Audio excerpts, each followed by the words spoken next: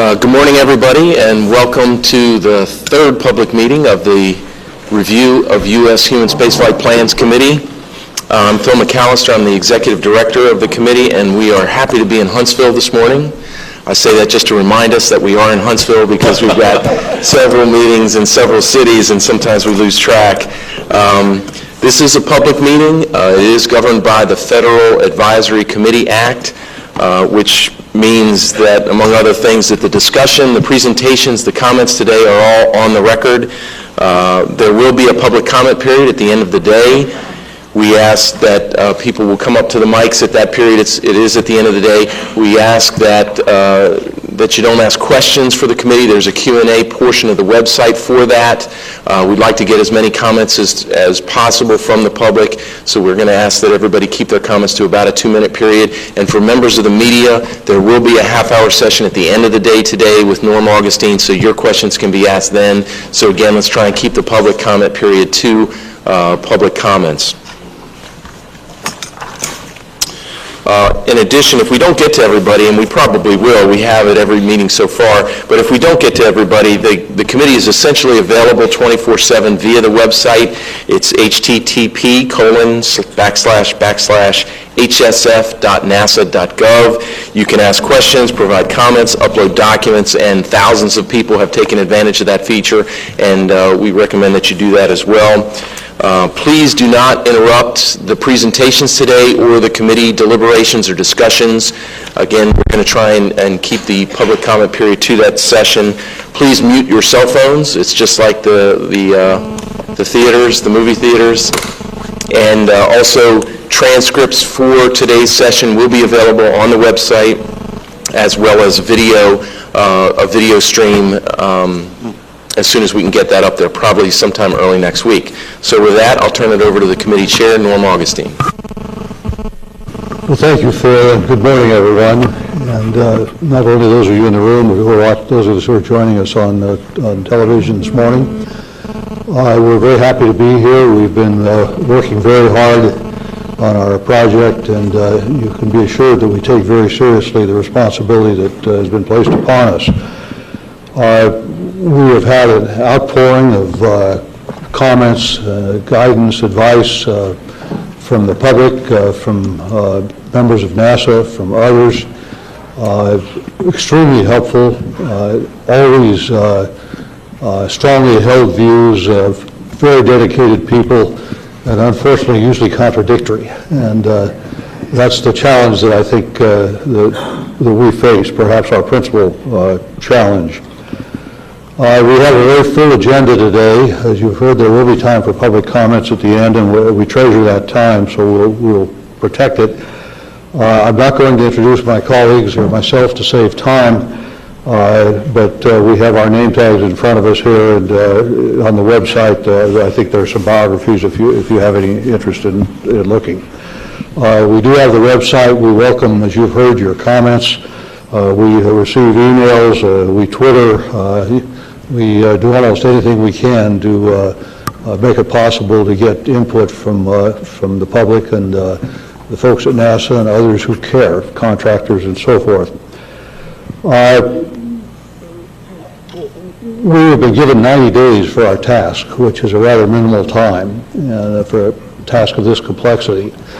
The reason for the 90 days is that the White House would like to match the budget schedule, and in order to do that, we have to be finished by August 31st, which means I would remind my colleagues that we now have 34 days left to work. Yesterday, you recall, it was 35, not surprisingly.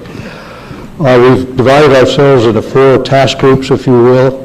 The first task group is addressing issues associated with the current systems, namely the shuttle and the ISS. That task group under Sally Ride reported to us yesterday, and today we'll hear from 2 other task groups. The other 3 task groups that we have, I should say, one is dealing with transportation from Earth to low Earth orbit, which of course is one of the major cost drivers of whatever we do in space.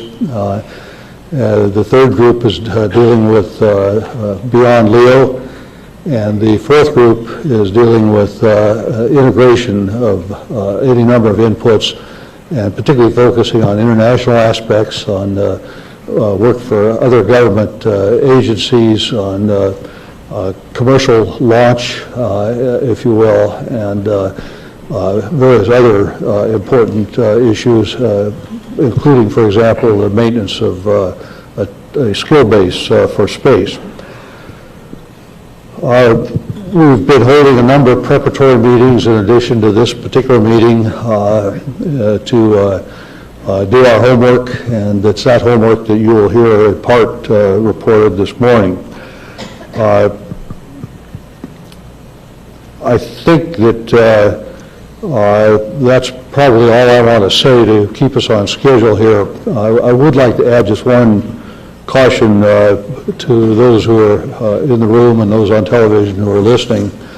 That is that our group style is to ask difficult questions. We sometimes take a position we really don't believe in order to just draw out facts and test for the strength of various viewpoints. So please don't interpret anything we might say as suggesting a conclusion that any one of us might have drawn or that we might have drawn as a group. As a group, we've drawn no conclusions. We're precluded by law from doing that until later on. But I could also tell you that in the process of learning, even though many of us have been in this business for a few years, many of us are changing our views as we get more and more information. So please don't interpret anything you hear as a final view or as indicative of a final view, because you would be trying to read the minds of someone who hasn't made up their minds. And anyway, with that caution, again, thank you for your presence, your interest, and we will turn to the first item on the agenda. And I should warn my colleagues here, if you haven't heard, this is a push-to-talk system, so you're like the little boy with his finger in the dike. And the first thing that we do want to do is hear from Robert Lightfoot and get an update on the perspective of NASA here. And it's been my privilege to be here many years from time to time. Robert, you need no introduction, so we will just turn the floor to you. And panel members, and thank you for what you're doing for the country. I think this is an important endeavor, and having listened to some of the deliberations yesterday, you have quite a challenge on your hands, and maybe we'll help you with it. Maybe we'll add to your challenge. I don't know. We'll see how the day goes. Welcome to Huntsville. Welcome to North Alabama. We appreciate you guys coming back. Several of you were here with us last month and got to see the site. I was telling my wife this morning, this is kind of like a concert tour for a young guy, right, from my younger days. And you guys you need to sell shirts, right, as you go on this trip around the country. So we appreciate you making Alabama your second stop on your 3-day tour coming through here. So we'll see if you all are selling T-shirts afterwards. So that'll help us out.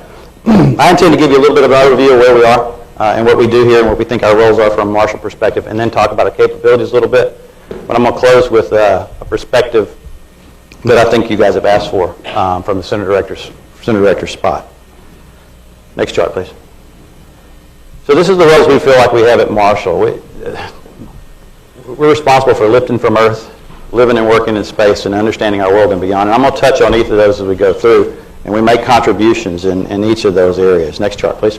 The legacy from Marshall, you can see, and most people know, you can see it hanging out here in the Davidson Center is with the Saturn V. We started back in the Apollo days. We're currently working the shuttle, as you guys know, and that is not that long bar that says shuttle. Recognize that there's been a lot of improvements and a lot of work done during that time, development activities, Block 1 engine, Block 2 engine, updates to the RSRM, and then our super lightweight tank efforts, and of course the foam efforts that we've been through after Columbia. We also spent a lot of time with, got ahead of me there. We also spent a lot of time on the future transportation systems development that you guys have probably seen a lot of the acronyms, as we call it. But those have actually provided us quite a bit of technology development as we've gone along, and we've factored all that in as we've gone forward. But that's most of the roles we've been playing. And then finally, of course, we're working Ares 1 and Ares 5, and you're going to hear more about that today from Steve and his team as we go forward. Next chart, please. The other thing that we do that probably isn't as obvious to the outside world, since most people think Rocket City, we do rockets, is we do a lot of living and working in space activities. And I think the important piece to know is that we started that kind of with Skylab. And all along we have been very big in the development of payloads and payload operations and payload racks. We did a lot with Spacelab, worked with them to do that. Today, for Space Station, we're supporting them with the oxygen generation system, the water recovery system that's up there now. And it allows us to get involved with how to live and work there. And I'll talk about that a little bit when we talk about the capabilities. Some of you saw our ECLIS system when you were here before, our ECLIS lab when you were here before. Those guys are doing some really interesting stuff that will allow us to kind of extend this venture past low Earth orbit.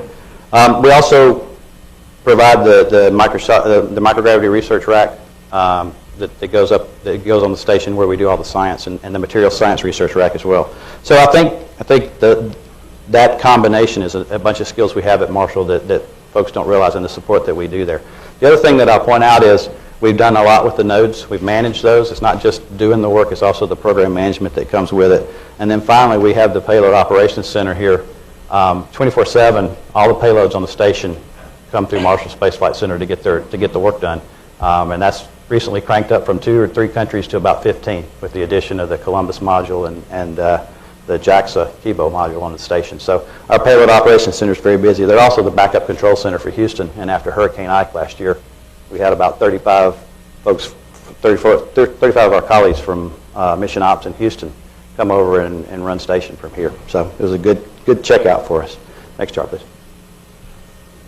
So the other piece of this that I won't spend a whole lot of time on, I just want to point out, is we do a lot of the work in science. A lot of folks don't realize we managed Hubble and Chandra, 2 of the greatest observatories, in my opinion, ever to go. But the important piece of this that I want to point out that relates to human spaceflight is, when you look at Hinode and the Lunar Precursor Robotics Program, this is how science can work to help human spaceflight. Hinode is helping us understand the sun. It's a Japanese mission, but we have a principal investigator here. And the things that we're learning about the sun will help us as we get out past low Earth orbit and start dealing with the effects of the radiation from the sun on the humans. And then the Lunar Precursor Robotics Program, the 2 missions that Ames and Goddard have put together, are going to help us understand where we might want to go on the moon when we go there. So that's what those guys are doing. Next chart. So that's kind of our roles, and those roles lead to what we consider a set of capabilities. So I'm going to talk about each of these a little bit. The lifting from Earth, of course, that means we have to develop the transportation and propulsion systems and the development of the integration of large complex systems for living and working in space, and then, of course, the science side of it, understanding our world and beyond. Next chart, please. So for the transportation and propulsion systems, I think the important thing here is that these capabilities that we have here, they start at the program project management level. That's critical. I mean, we can't do anything if we're not managing the projects appropriately. Systems engineering and integration, if you look at every one of these systems is a complex system. You've got to have the integration piece, and we do that here very well. I think we have an organization dedicated to that in our engineering department, and then we have an integration group in each of our project offices that we have here that are responsible for that. The propulsion systems and components work we do, if you look at our propulsion lab in engineering, it's a group of folks that goes all the way from the valves, the lines and ducts, all the way to the turbo machinery, combustion devices, and the full-up system. And when you look at propellant management and delivery, we have teams that do tankage, they do main propulsion system work, and have been doing it for years. And they're the folks that do most of this for NASA in terms of getting that ready to go. The other piece that's important is modeling and simulation. You saw some of that, I think. Those of you that visited with us before, when we went to our Cedar room, where we talked about how the modeling and simulation plays into the design process, and how those tools have become very helpful in the design process to kind of give us some early warning of some issues we may have. And then finally, in the manufacturing area, we're doing a lot of things related to that are pushing that envelope on manufacturing, at least for space materials. And the guys, I think several of you saw it, it's not just the manufacturing and materials pieces, it's the processes that go with it, laying out the manufacturing flow, the things that we've got to do on the shop floor to actually put these things together in the right way. And I think you saw some of that with the friction stir weld work, and also with the work on the common bulkhead that we showed you when you were here before. Those are the kind of things that are going to push us to the next level. Next chart, please. So in the large complex systems, again, it's the program project management area that we've got, and systems integration and engineering. Those could go across everything. The other piece that we do is the regenerative ecologists. If you look, you guys, some of you saw it, some of you actually drank the water from our system. Our team was really excited, by the way. I got to tell you that when you guys picked the water up and somebody started drinking it, they get it. So I laughed at Leroy because Leroy said I'd drink it if I had to, you know. So, but he didn't pick up a bottle. But anyway, the team was very excited to show you what they do. And right now, they've gotten to the point where we've got a water recovery system on orbit, an oxygen generation system as well. That's part of the pieces that allowed us to go to 6 crew on station. We had to have that to be able to do that. So the team put that together. That lab, the work they're doing now will certainly, you know, be something we can morph toward any surface systems or any habitation work we want to do down the road. That's what we've got to have. The advanced concepts work that we do in architectures, you guys, some of you have had Reggie Alexander and his team brief you. That team does an awesome job kind of taking any scenario you can throw at them and putting the trappings around it, and they have some good tools and ability to model that out. And then one of the bigger things that we have is this tremendous testing capability that we have at Marshall. We showed some of you the stuff we were doing for thrust oscillation related to lock stamping in one of our structural test facilities. Those are the kind of things that you have to have. This is software integration lab where we do all the full-up hardware in the loop. Software integration is other stuff that's very important for us to be able to get through this. And then the propulsion testing and the big dynamics testing that we do will allow us to, it's just capability we have here that is hard to match. We're also working technology maturation stuff. We're working with ETDP from ESMD. We're doing some things related to the descent engine technologies for a lander. And our teams are working that, plus some rad hardening for the electronics that got to get out into space. Next chart, please. Then on the science side, again, this is just kind of a list of some of the science stuff we do. The one thing I'll point out that I think is important for the human spaceflight piece is the bullet next to the bottom there is the in-space propulsion or propellant propulsion and surface systems power or surface power systems. We do a lot of work with Glenn Research Center in this area. With the surface power systems, we've got some nuclear capability out here that allows us, or simulation, nuclear, I shouldn't say nuclear capability, simulated nuclear capability that allows us to test potential systems that allow us to be to survive on the moon. We also are doing some in-space propulsion work with Glenn, and then the cryogenic fluid management and things that we're going to have to do on orbit once we get to that point is an area we've been working on for years here. Next chart.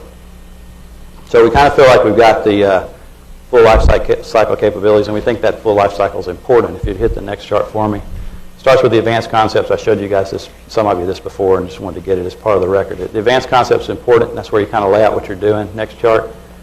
Then you go into technology development, where you take okay, what am I going to need? Where are my technology items? And that's the area that we do here, especially in the manufacturing arena. Next chart.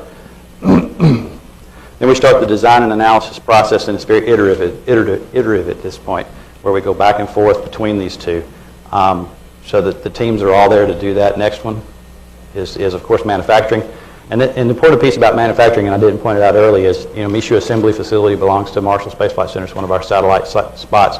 A couple of you went down there with us to see that site. What we do here at Marshall is we kind of develop the one-offs and how we're going to make these things work, and we send them to Michoud as part of the production and part of the to start begin to integrate what we learn here down there. And I think when you guys saw the friction stir welding that we did for one of the domes, you recognize that the Boeing guys were there, the Michoud guys were there, everybody was there that was going to take that down. Next chart. Of course, you've got to integrate all this into an assembly and test it. We've got the capability to do that. We have a software integration lab. We have full-up ISTA, an integrated systems test article that's going to have the upper stage and the J2 tested for the first time. That'll all be done on test stands that are sitting here left over from the Apollo days. And then, of course, the last piece is the operations and sustainment. I think it's really important to recognize that you have to kind of be tied into the operations piece to know what to fix in the design cycle. So Marshall's got that, and that's what we think the systems engineering does for us. But I'll tell you, we don't do this alone. This is not something that just Marshall does by itself. We're just a key part of the agency with these capabilities that allows us to bring to bear what we bring to the human spaceflight story. Next chart. And what I want to touch on here a little bit is, because you guys ask about this or have it in your charter, is the industrial base. You know, I think a lot of people, when we talk industrial base, they get just a commercial or an industry piece of that. And I think when you look at Marshall and Kennedy and Johnson and Stennis from a human spaceflight perspective, we are part of that industrial base. We're part of the national capability. We have a lot of agreements in place, as you see, 70-plus Space Act agreements, and these are agreements where people come in and use our capabilities, our people, our facilities to do things that they might not be able to do in their own company, and I think that's an important thing to recognize. We're not the only ones that do this, by the way. Most of the centers do this. And I think we have a history of sharing those capabilities with the industry, and I'm going to talk about that a little bit when I give my perspective, because I think that's an important piece. So when you guys think industrial base, I hope you recognize that the NASA sites are part of that industrial base that allows us to do human spaceflight. So that's kind of what I wanted to show you from a next chart, please. From a perspective of the capabilities at a real high level, of course, and the intent of that was just to kind of give you an idea that the extent of the human spaceflight capabilities here, but also the fact that they are part of a much larger capability that the agency has, and frankly that the country has, from an industrial base perspective. It's a little bit of a I don't know. You got kind of it's not an exciting presentation, right? Not any videos. They asked me earlier if I had embedded videos. I'm going, oh God, no, I can't do that. Only my buddy Steve can do that. But what I want to point out is, from my perspective, is that this is not a time to be passive about our future. Okay? I think, from my place, and you've asked for the Center Director's perspective, and from that perspective, I think we're kind of at a crossroads for human spaceflight. I think it hangs in the balance a little bit, and I think that if I sat here and just gave you that pitch you just saw, it would almost be as if I was silent or indifferent to what you guys have on your plate and what you have in front of you. And I wouldn't be representing my team at Marshall or this community that's probably invested most of their time in human spaceflight or their careers. So you asked for challenges. We got a bunch of challenges. There's a lot of challenges. We'll always have technical. We'll always have workforce. We'll always have infrastructure and resources. Those will always be there. This is part of this business. Anybody that's been in it for a while, I don't think I've ever had a budget that was good enough. Okay? I mean, that's the way it's been since I've been here. That said, for me, the biggest challenge is maintaining the capabilities that we need for the future during this gap. I heard you guys talk about the gap yesterday. We've gone through a really strong process to establish what constellation needs that we have today that shuttles carrying. And so I think we got a good feel on the what. The question is the when. Do they need it? And that's when it sometimes becomes problematic, because they may not need it for 3 or 4 years. And so what do we do? And that kicks off a whole other process for us. So that's a big challenge. But I want to be really clear. It's not the facilities and the infrastructure that I'm worried about. It's the people, because the people we have is where our intellectual capability is. And the folks that work at Marshall, Johnson, and Kennedy, they are a national asset, period. And I hope you guys take that away. So I think that's probably the biggest challenge. There's a lot of challenges, but I think that's the biggest one. I didn't want to load your plate. I heard you talk yesterday, and I think you know some of the other challenges that are out there. As for a perspective on human spaceflight, perhaps the events of the past week summed it up for me the best with the 40th anniversary of Apollo. The focus last week was on the people. And I think if you all take a little bit of time and think about human spaceflight, think about the images you have kind of etched in your brain when it comes to human spaceflight. For me, it's obviously Neil Armstrong and Buzz Aldrin walking on the moon. It's John Young pumping his arms when he's walking around the Columbia after the first landing. So excited about what we've done. It's John Grunsfeld hanging on the end of the robotic arm, silhouetted against the Hubble Space Telescope. The best example of human spaceflight and science together.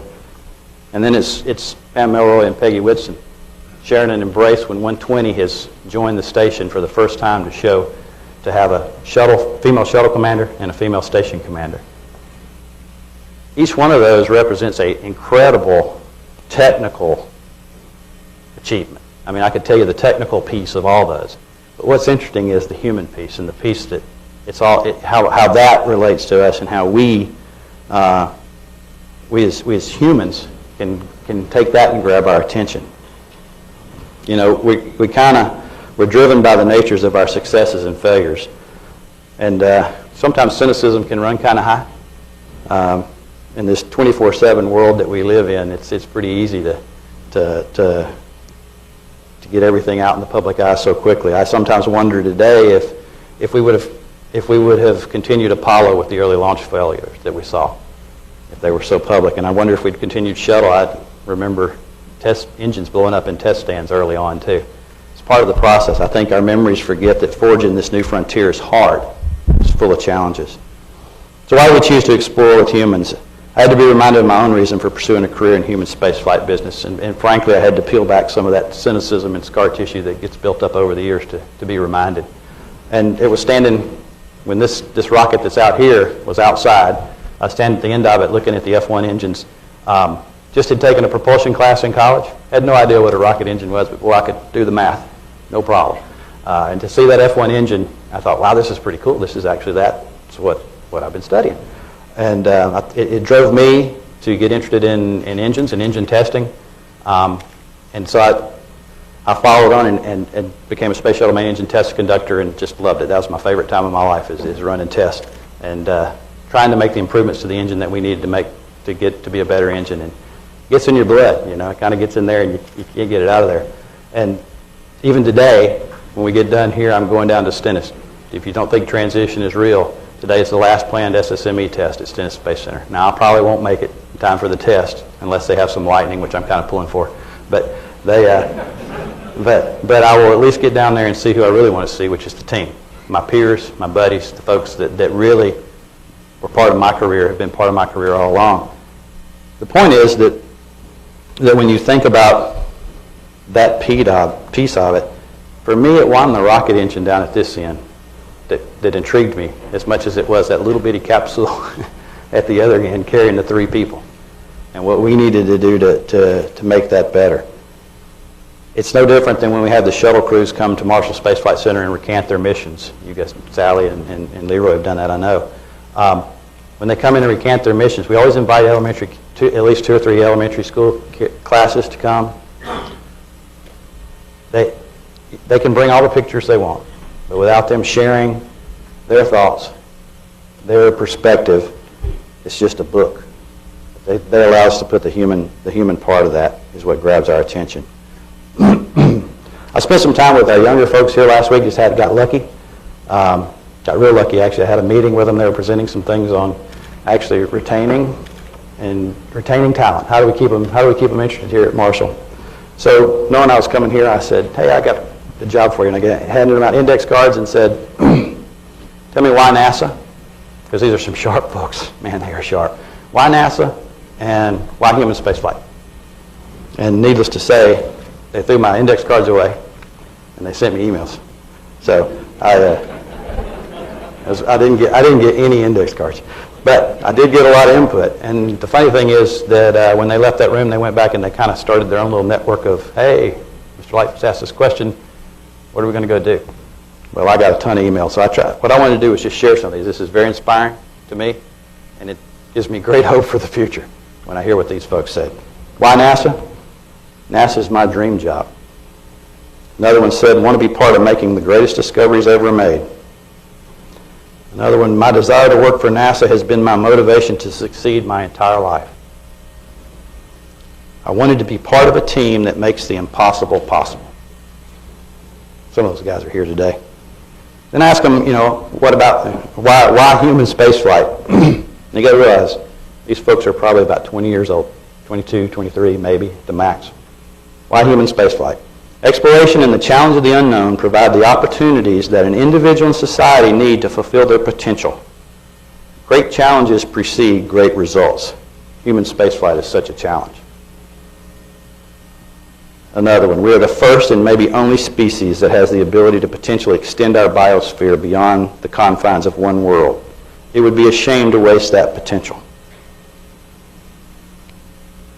When we left Earth's orbit, we crossed a line and there's no going back. Stopping now would be like Christopher Columbus stopping in the middle of the Atlantic.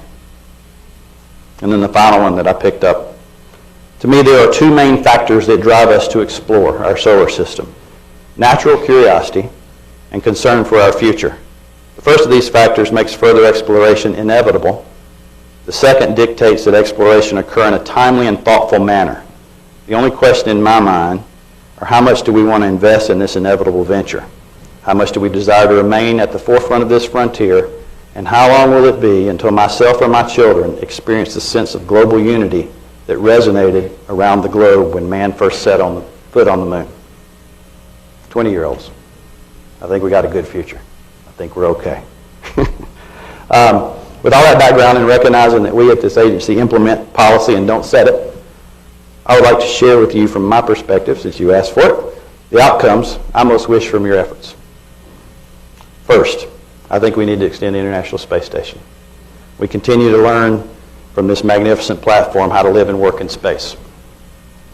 Whether it's studying the effects of long-term exposure on the human body, or whether it's just learning how to fix a carbon dioxide removal assembly that we did this weekend. You know, that's what we're learning. That will all help us to go longer distances and spend longer time in space. Second, we need to get out of low Earth orbit. I believe the constellation architecture is one of the possibilities to do this, and making progress every day. You're going to see that later. But however you frame it, we need a heavy lift capability. And no matter what options, I had recommendations there, but I was reminded you were making options, not recommendations. But whatever options you provide, I certainly hope that you will set an expectation that there are going to be bumps along the road, and there's going to be surprises. That's the nature of this business. I think third, as you think about, as you read through all the way back to your 1990 commission, all the way up through the one that just came out from General Lyles, there's a common theme in there that no matter what policy comes out of the options you guys present, I certainly hope that we will be reminded that that you will remind them that the policy has to come with the resources to get the job done.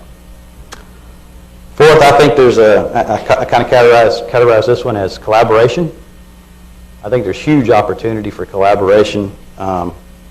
We have fallen, in my opinion, into the trap of the tyranny of the or versus the power of the and. We have made it commercial or NASA instead of commercial and NASA. We have made it, that's something we got to fix. Because when you look at the capabilities I presented, and you look at the Space Act agreements, and you look at the things that we can do sharing the capabilities, to me that's an important thing to do. And that's not just commercial, that's us working with the international partners. I sat in the HTV review last week for the Japanese transfer vehicle, and it was one of the neatest reviews I've ever been in, because you had the Canadian Space Agency, you had JAXA, and you had the U.S. side talking about how we're going to actually capture this free flyer called HTV, and we're going to use the Canadian arm and go grab it. We wouldn't be doing this, right? We wouldn't be doing this if it wasn't for that opportunity. And that international collaboration is really important, and they do bring things to the table that we can use, no doubt. And then the final piece of the collaboration that I'll talk about is between, and I think General Lyles has this as his sub-team, so I'll just pile on that the collaboration between us and other government agencies is something that I think we can take advantage of. Today we do it in little bitty pieces. We're helping the Air Force with the RS-68. They're using our propulsion engineers in some of our facilities to do some improvements on the main injector that they're looking at for RS-68. Okay, that's the one way. We use the Army here locally, not as much as we should, but we use the Army locally to help us with some of our solid motors that they pour for us, some of the smaller solids that we use, and then we test them over on the Marshall side. So I think there's room there to go do that, and frankly it is the power of and, not the tyranny of or. And when you're in a resource-driven world like we are, I think that's what you got to look for as ways to get there. Finally, I guess I would hope that each of you kind of step back and think what got you interested in human spaceflight. Did just for a minute, I know you can't do this very long, step away from the architectures, the scenarios, the resources, and ask yourself why human spaceflight. I believe a section in your report dedicated to why human spaceflight, not assuming that people believe in it, but a section in your report dedicated to human spaceflight and why, presented to the President from this board, his chosen board and a very respected group in our industry, highly respected group in our industry, would be a powerful message indeed. A lot of us grounded explorers live our experiences of human spaceflight through folks like Dr. Wright and Dr. Chow. And while we can't share those same feelings, I think we can share the sense of accomplishment, of turning that impossible into the possible. It will inspire the next generation. I think you've heard what our folks said, and I didn't even bring 10% of what I got. It provides a place of leadership for this country. And you know, we've given that away in a lot of areas. It does provide us that leadership. And it also provides technical and economic benefits that I can't even begin to predict. Everybody's asked me, all I know is that if we don't do it, we won't get those benefits. We won't learn. So I believe we do stand at a crossroads for human spaceflight, and I think you have direction from the most powerful man in the world, President of the United States, to provide guidance for the future, for our endeavor. You've asked for input from a lot of folks, including me, small town kid who didn't know what an engineer was when he went off to school, and certainly never thought I'd be standing here talking to a presidential commission on human spaceflight. But my input's pretty simple for you guys. And I'll tell you what I told my folks when the commission was first formed. Recognizing that I'm from the University of Alabama and it's almost football season, so football kind of comes into play here. I told everybody the Augustine team's going to throw a pass. They're going to throw it to this new administrator, or the new administration and our new administrator. And our new administrator's ready to catch it. If you hadn't noticed, he's pretty passionate about this stuff. He's ready to catch it. And all I ask is that you throw a pass that they can run with. And when you do, this team at Marshall Space Flight Center and this community is ready to support in any way that we can to continue this endeavor of human spaceflight. Thank you. Take questions if you got any. Well, thank you very much. Your comments are not only very informative, but also very inspiring.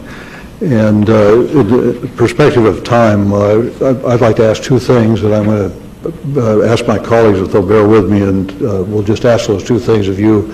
We'll have chances to visit with you at other times. The first is that you thank the people on your staff who arrange all the logistics for us. They've done a terrific job.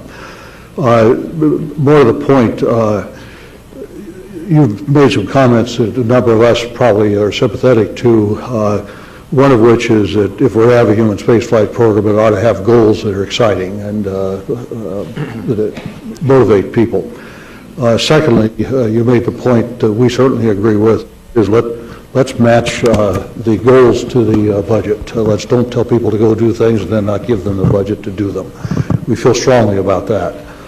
But when you put those two things together and look at you can see where I'm headed at the national budget challenges, there's a danger that the decision maker, whoever that might be, may just say, okay, we take you at your word, we're going to have to shut down. We can't do this. And are you prepared to take that kind of a risk? I think that personally, I worry about a program that isn't, if we have a program that is not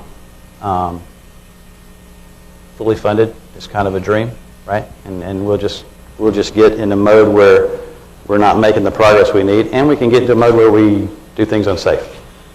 Personal opinion. Okay. I think Mike Coates said it yesterday. He said there are no shortcuts, and I recognize the challenge. Don't get me wrong. I certainly recognize it. I heard it loud and clear yesterday, and I kind of knew it beforehand. But you guys presented some data that actually I had not seen yet. But I believe that if the country's going to do it, we need to do it. And I told some of my staff the other day, I said, this is kind of one of those big toe or all in. So I don't think we can get by with just putting our big toe in the water. I think we got to go all in.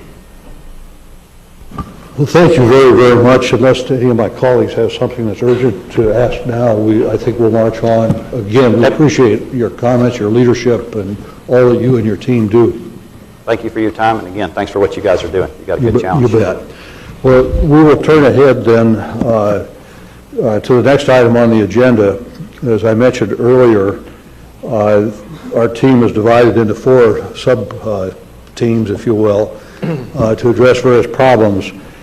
Today, we will, as I mentioned, hear from 2 of them. The first will be the one that's been dealing with the issue of access to LEO, which is a major cost driver, has a lot of complexities, and that group has not had a chance to debrief all of us, so you will be hearing, along with us for the first time, the findings of that group, and we'll be talking about it.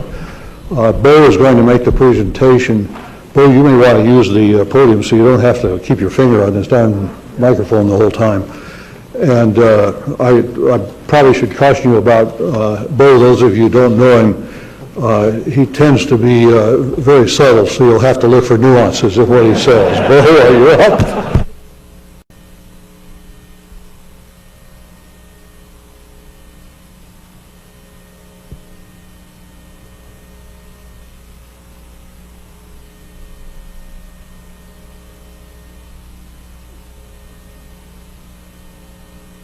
Qualities. Thank you very much.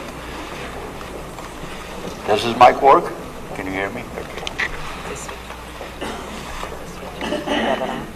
Oh, good morning.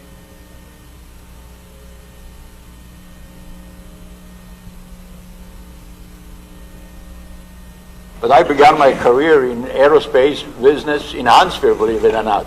I was a Rockwell guy assigned to... Sorry, you're not turned on. There you go. How is this? Is this better?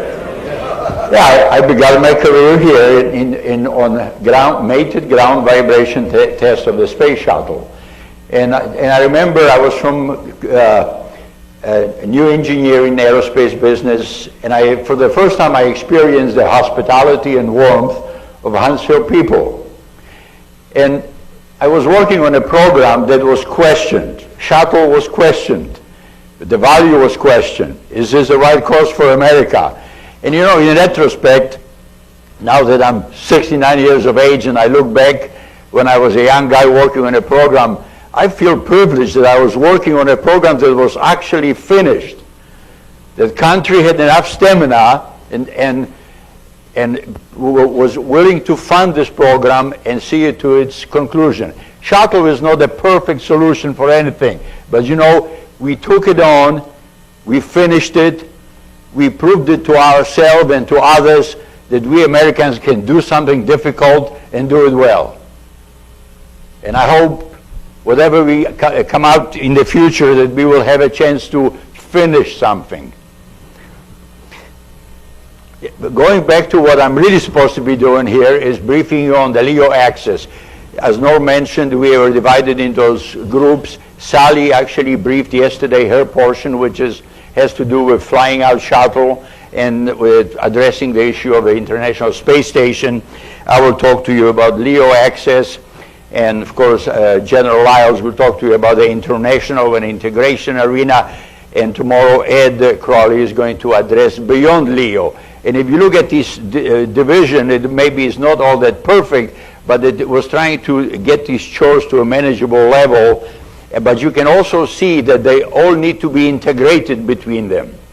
You cannot do LEO access without addressing beyond LEO. You can't do LEO access without addressing station and shuttle questions.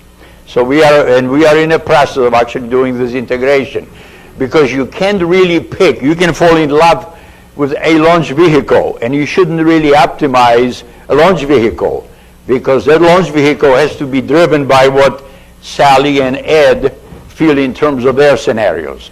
So what you will see today is how far we got so far, and that job isn't finished because there is still that element of integration between the other two teams. So let's see, how do I change charts here? I'm sure there is something I press. Oh, thank you.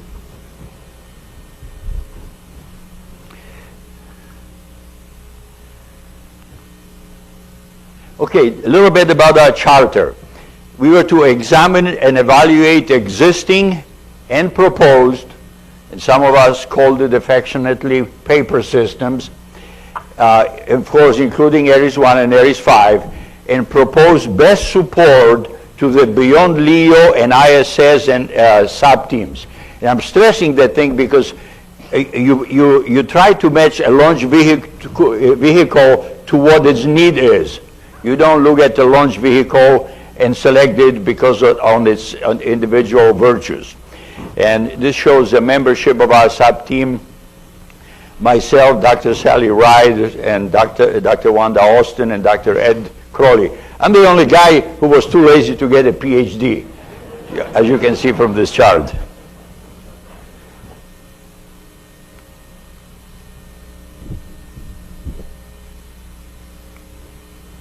Okay, so our approach has been to identify the broad range of these government and commercial launch vehicles, and to make the chore sort of a little bit organized, we have, and I'll show you how we have done it, we have segregated it into the classes by their launch capability.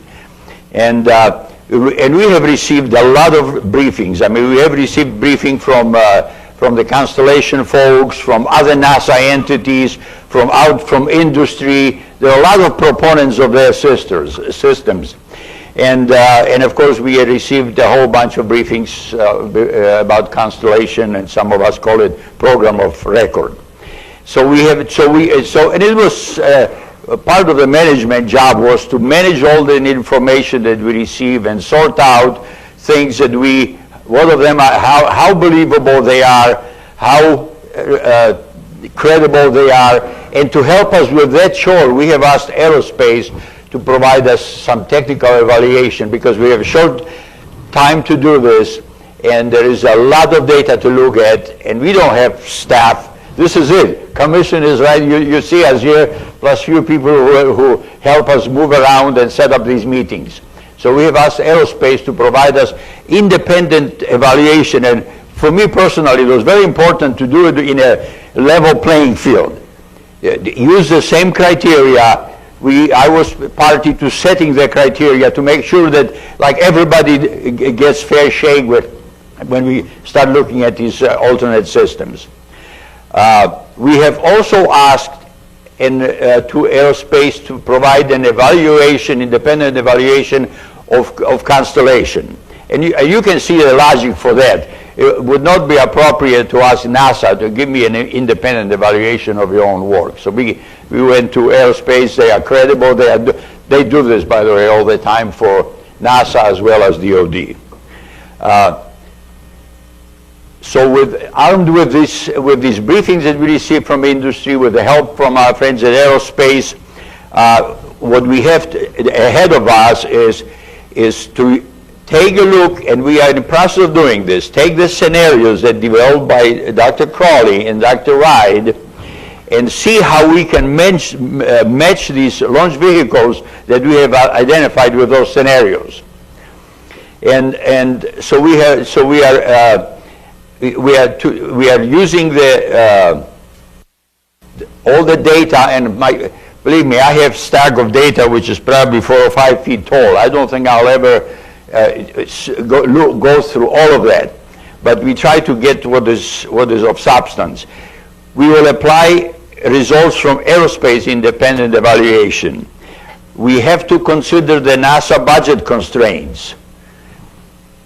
And of course, safety and human rating will be an important driver. So I'm just trying to present to you a little bit of the logic of how we are going to arrive at proposing the launch vehicle which will best match the scenarios that Sally and Ed will coming up with.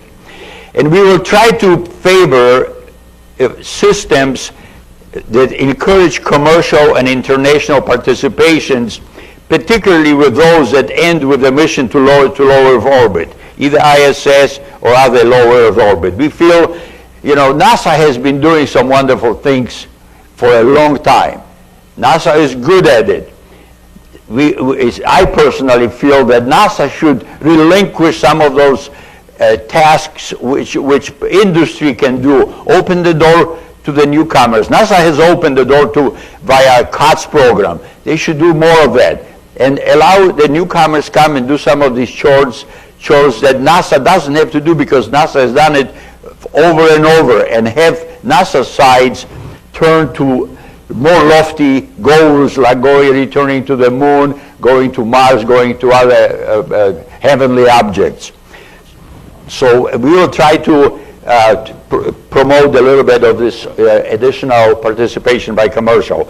And when we are through with this integration using these criteria, I will be prepared to present recommendation of the launch vehicle selection that best fit their scenarios in the DC open meeting that is coming up. Yeah, that should just show you a little bit of these classes of launch vehicle. You can see that we were not discriminating, from little tiny rockets to your Ares 5, and those are, by the way, numbers of equivalent capability to low Earth orbit. And you can see that there is a huge range of things. And one thing that I've learned over my lengthy, rather lengthy career, try to find the right tool for the job.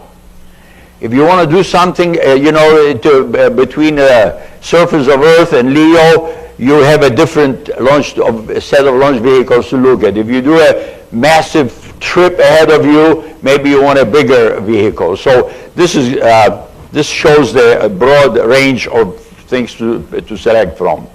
This is a little bit about logic, how we select. Committee has set of goals. They are very broad goals, and you can see the two teams, the Sally's on the left and Ed's on the right. And those two people and their team will select the scenarios that fit the overall goals. My job is to take the scenarios, and this dashed line essentially, I call it filters because I wasn't sure how else to call it. But it's a means of segregating or picking the best launch vehicles that match those scenarios. And again, we will use the briefings that we have received, aerospace evaluation results, and our own judgment.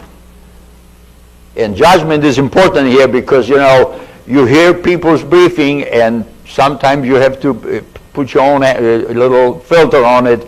And by the way, we are not on this committee, I hope, only because of our good looks. So hopefully we bring something that we can call judgment, So that's, and what I'll do now, I'll turn it over to my colleague from aerospace, Gary Podium. I can't see because lights are in my eyes. He's here. And he's to walk you through a couple of their products. One was this launch system independent evaluation. We look at a broad range of the systems from Ares 1, Ares 5 to little Taurus, and using the presentation that we have received and data that they have received from these, promoters of these systems, he will give you independent approach how we arriving at this independent evaluation. He will also give you the cost schedule and technical evaluation of Constellation.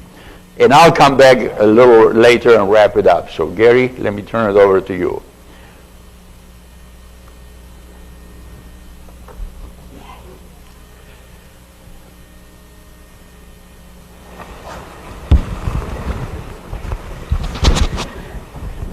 And I'm told that unless I stand next to you, you need this.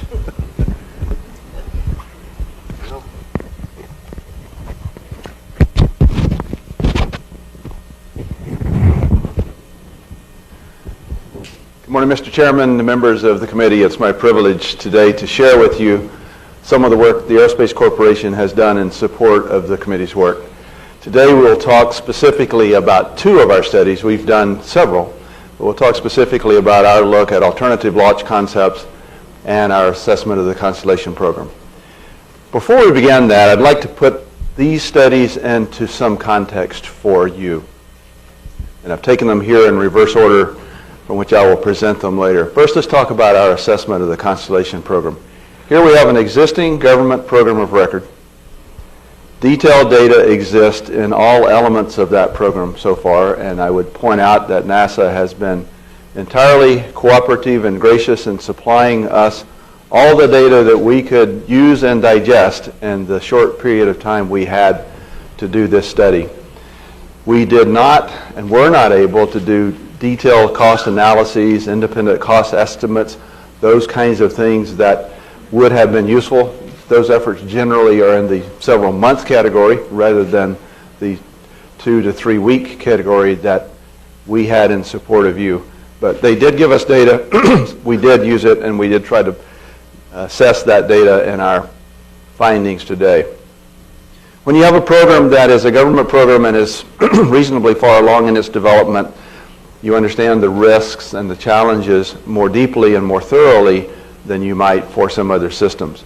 And we'll talk more in a few moments about how we looked at those risks, but that's an important factor. And importantly, for a government program of record, it either conforms to or doesn't conform to the existing funding profiles that that agency has. And I'll show you in a moment how important that element is. But all of these kinds of things go into an assessment of a government program of record. So it is as detailed as time allows and as the program has to date with its own progress. Then secondarily, you look at our request to assess alternative launch concepts. And note the differences here. Here we have systems that are at various levels of maturity from, as Bo said, design studies to vehicles and systems that are attempting to get into test flight, to systems that have flown in other configurations perhaps than the one that would be required for Constellation. Believe it or not, we find that when you look at purely commercial systems with the limited historical data we have, that getting to a full, mature, reliable initial operational capability might even in fact take longer than a government program. So those things have to be considered in a historical context. We realize that for these systems, limited data exists. More data on some programs than others, but in all cases, more limited for our purposes in our evaluation than that which we got from the Constellation program. We know that challenges exist with these programs, so when a provider suggests that he might be able to accomplish a part of the Constellation mission, many other questions must be asked. Are you going to integrate the Orion? Are you going to integrate the EDS? What are you doing about Altair and other configurations? Have you contemplated in your proposals of when you can get your launch vehicle ready, have you contemplated these integrations? Do you understand those challenges? And even for some programs who say, I'm not going to use those elements of the existing architecture, I will develop my own, then that brings a whole new set of challenges too. Many of those, at least to us, are reasonably, or at least comparatively, unknown with regard to the kind of things we see in the Constellation program. We recognize the importance of COTS. We recognize that progress is being made there. We congratulate NASA and the providers for that. We wish them success, and it accomplishes an important mission, but it is a complement to exploration. It doesn't accomplish the exploration mission in terms of the medium lift vehicle and the heavy lift vehicle and getting out of low Earth orbit, as both speakers have said before me. And really importantly, we did not have time, and perhaps it's not knowable at this point, what the conformance would be to budget profiles. And that's critically important. Someone might say that they can develop a program in a certain period of time for a certain amount of money, but a lot of detailed work has to be done before you would see how that fits into the funds that are available to that program.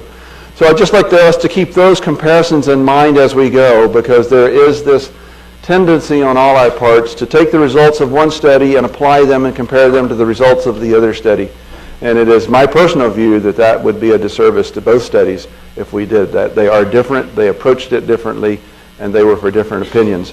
In fact, my view of our assessment of alternative launch concepts was, as Bo said, to provide a level playing field for comparison among those systems in that class of vehicles. Which ones of these guys look better or worse, and who's trying to do what mission?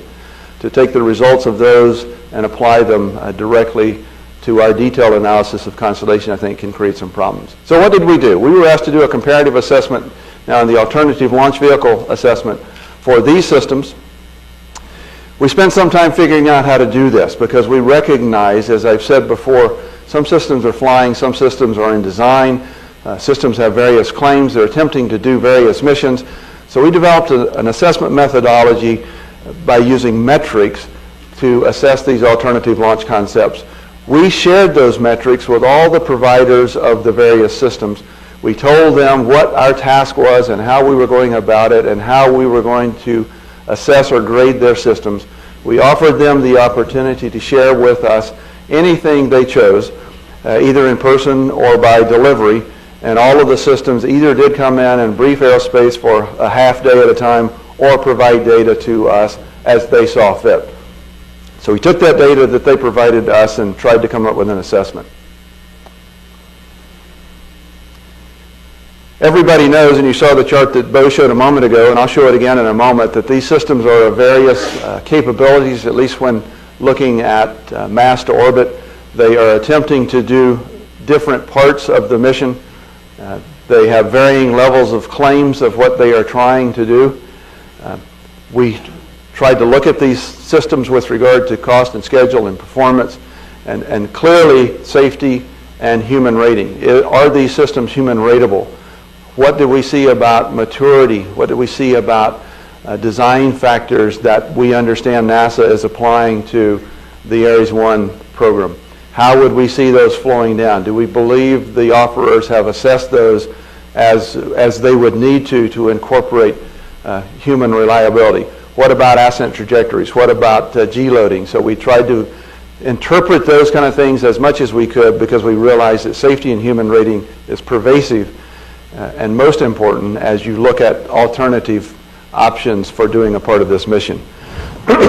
In looking at the Constellation mission, we categorized these offerers into these four classes, as you can see here: crew to ISS and cargo to ISS, and then crew and cargo to the Earth orbit lunar rendezvous point, by attempting to show who is attempting to do what. It was important for us to set up a metric process where a person who is claiming and offering to take humans to ISS and lunar rendezvous orbit is not penalized because he can't do the heavy cargo mission. So we had to find a way to give, as Bo requested of us, a level playing field against what these systems are proposing to do and claiming to do, and how that fits into the system.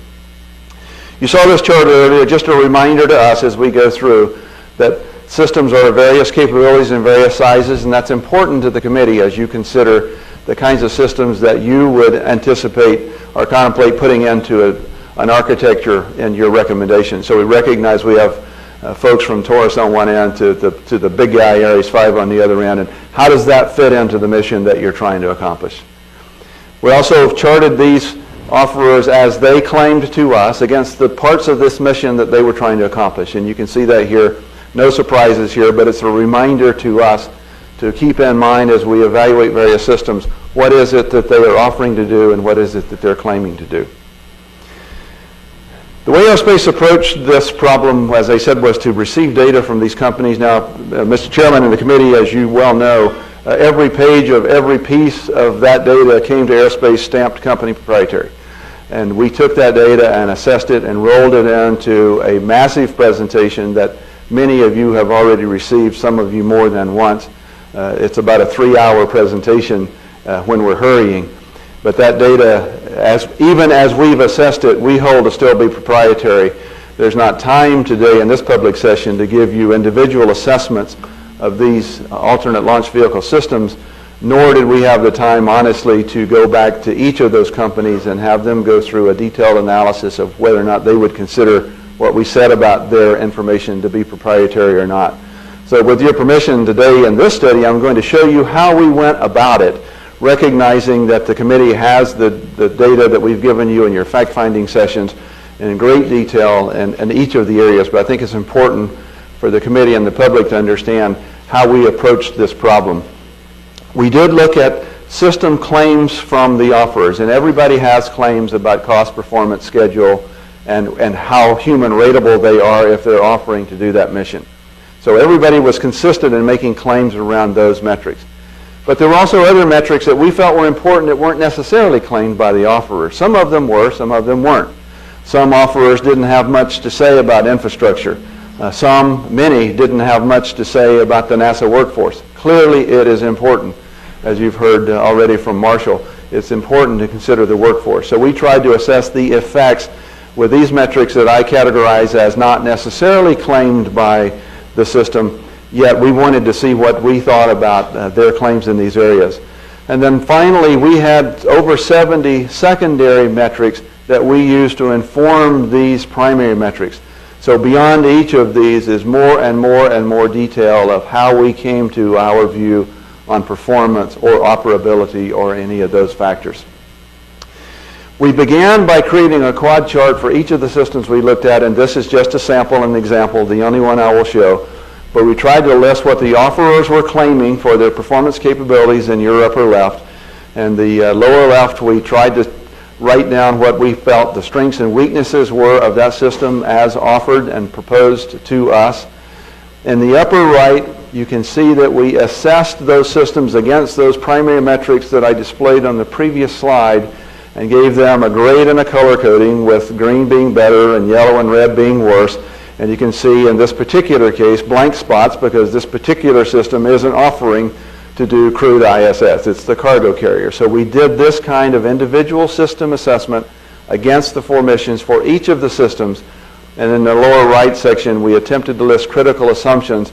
Those in the top dark blue box, those are the critical assumptions as given to us by the offerers. Things that they understand are important to the success of their program. And then the light bluer section is Aerospace's independent thoughts about this system and those critical assessments. So the committee has that detail at the proprietary level for each one of these systems. Next chart, please. Then we rolled all these data up by these 4 mission classes as I've described to you, and gave a ranking against each metric for each class of system for each one of the systems. And here I've been required to make more generic the top labels for, I've called them System 1 through System N. These would be the individual offerers across the top of that, so you can get a snapshot. If you're concentrating on crude ISS, you can get in this snapshot how we looked at each of those systems. We did 2 ratings here because it was important for us to do that. We gave a rating of how we felt and our assessment was of the offer made by this particular system against this particular mission, and then we felt obliged to give it an uncertainty rating.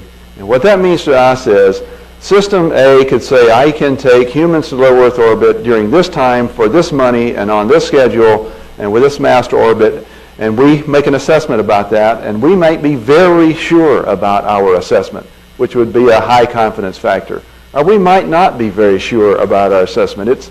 There's just not enough data for us to know. So the committee, as many of you already know, have to look at what Aerospace said about it and how certain we were about what we said about it. And we apologize for that fuzziness, but in the time we had, we felt it was only honorable for us to make that statement to you that in some cases we are surer of our statements than in other cases. The next thing we did, which we thought would be important to Bo's work and the committee's work, was to make a comparative assessment, again, against these mission classes. Given a mission class and all of the offerers, who appears to be the best of class, who appears to be the worst of class, and who's in the middle? So you get the assessment of each individual system, you get the assessment of all systems against the mission, and then you get an assessment that shows how do we see them ranking among each other as we go through the various assessments by mission. Now we turn to what do we say, how do we approach for the committee our view of claims of cost and schedule, which are so dramatically important. Well, every offerer made some claim about cost and schedule. And we represent those in this generic chart as a green ball. This is what they are claiming to us they can do. In this period of time, the best product Aerospace could produce in this regard was to bound those claims in our best knowledge of historical evidence. And that you see by the blue bars and the red bars. So depending on what the system is offering, we could apply a historical factor that says, we understand how this is done, and it's normally been done pretty quickly. Maybe it's a modified vehicle, or in some of the other bars, perhaps it's a brand new vehicle, and that applies a different set of historical data. So Aerospace pulled together for these bars every piece of historical information we have in the history of the company, and every piece of historical information we could get our hands on in order to give you some sense of, simply with regard to history, what does the claim the offerer is making look like with regard to history? Again, I would point out that while informative to the committee, I trust, this is still a very different assessment than looking at a program of record and going specifically to the thousands of program elements and making assessments about those. So it is what we did for cost, and the committee has that data, again, for each system at the proprietary level. Please. Same thing with schedule. We did the same technique. We took their schedule claims, we bounded them by history. You'll notice just by example in the first one, if you're talking about a medium launch vehicle capability system, you might have an existing system, a new system, or a modified system, and those all bring with them various historical perspective as well. So we did that in the schedule part for each system. We tried to show you whether we felt it was a new development or a modification, or in fact an existing system that was already being built to those kind of performance parameters, what that historical bound looks like, what the offerer is claiming for cost, and what our view is of an initial launch capability and an initial operating capability, and the committee gets some perspective simply with regard to history, what these claims, how these claims are falling into that spectrum. So to complete the view of our look at the alternative launch vehicle assessment summary, again, I'll reiterate that the COTS providers are moving along, they're progressing. This is an important element of Constellation and the overall mission it's doing. But when one looks at the COTS, and we have done other studies for the committee about the importance of COTS to station resupply and how that fits with ATV and HTV, and we all recognize the importance of that program. But it still isn't a plug-and-play change for the kinds of missions that NASA has as its direction right now. We recognize in that chart that showed you the various capabilities of mission offerings with regard to capability to orbit, that if as was said previously, you need to get out of low Earth orbit and you need a big rocket to do that, that you've got to get up into that heavy, super heavy lift capability among these offerers to be able to accomplish what NASA maintains is this two launch solution to get that kind of capability out of low Earth orbit. Obviously, not all systems satisfy all system requirements. That was not a problem, and we hope that our methodology gave you a way of looking at that so that no one is penalized at all if they can do one mission but cannot do another or not offering to do another. So we recognize that right up front. We will point out that there are options for each of these classes of missions among these offerers. The determination now becomes what do we know about those systems? How much more detail would we need to know before we would begin to hold that as a true alternative to the program of record? I'll point out once again that certainty gets greater the farther along a program is. And certainty is certainly greater for programs of record than it is for programs where the offerer says, I can do this in these months for this amount of dollars, and we're trying to put some historical assessment around that. We recognize that some systems omitted things from their offering to us that we felt were critical. Some folks didn't think enough about the infrastructure in our view. Some folks didn't think enough about what it really takes to get a reliable, mature, human-rated system in our view. So we recognize that folks are making offerings, but they might not have considered in their offer what the government and what NASA would consider to be important in terms of an overall architecture. Aerospace did not make architecture assessments in this study, but we hope that our work will inform the architecture work that does need to go forward. We intended our work with Bo's direction as we started to be a guide to the committee. We intended this work to give you some view of how these systems are progressing, where they are in their development, how one might look at them with regard to performance or schedule or cost on a level comparative basis, and we hope and believe we've done that. It is our view, and I don't know how this plays in the reality of time, but it would be our view that as the committee deliberates these alternative options and determines that some of them are more desirable or interesting than others, that more detailed work needs to be done to find out what's really in those programs and where they are and what their budget profiles would look like and what their real detailed design scheme is for human rating or to accomplish these missions. So we're proud to have done this work. It was fast, in about 3 weeks. We hope that it's useful to the committee as we've delivered it to you so far, and that summarizes that part of it.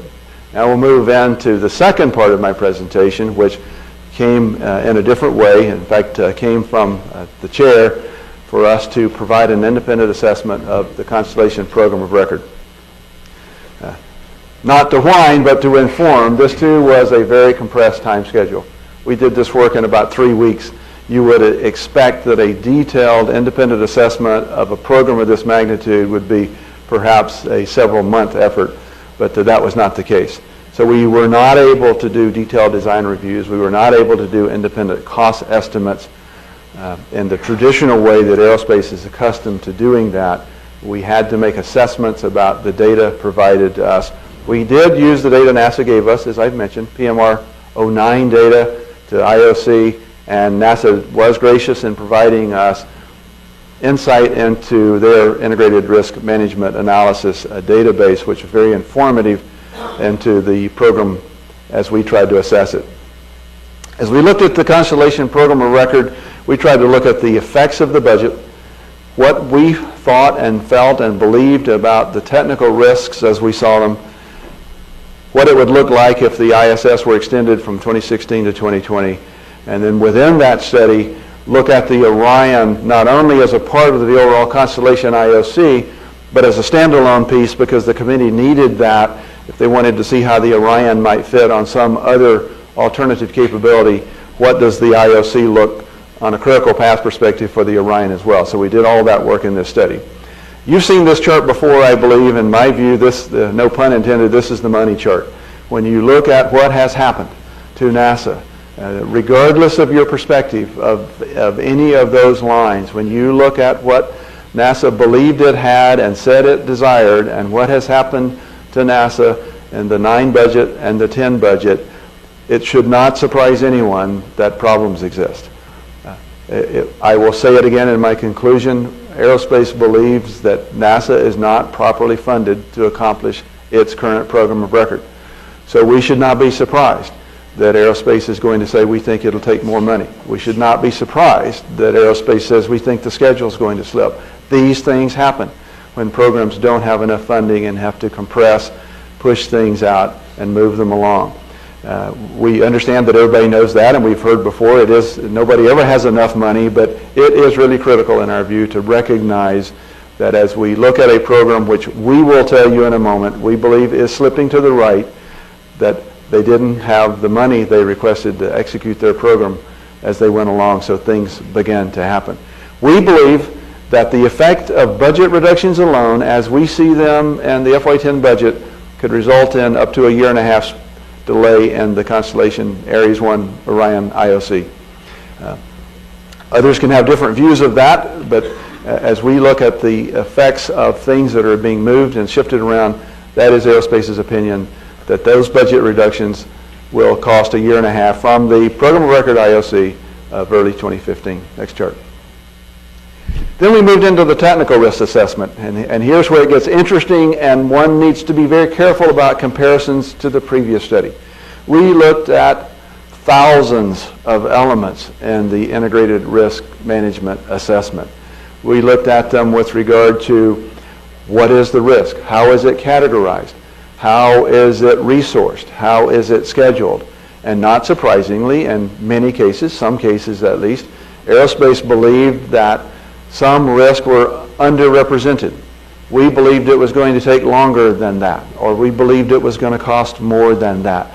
So when you began to look at thousands of these risks and you winnow them down to the few hundred that you think are really important, and you have assessments about many of these, and they began to aggregate up in a collective way to an increased schedule. So that shouldn't surprise anyone. We looked at mitigation plans. We made assessments, as the committee asked us to do, about whether those mitigation plans were reasonable and thorough and complex enough, and whether, again, there was enough schedule against them and cost against them as we saw them. We noticed that the risks were more detailed when you looked at the phase of system you're in now, and the risks were a bit less detailed as you looked farther out. Not surprising.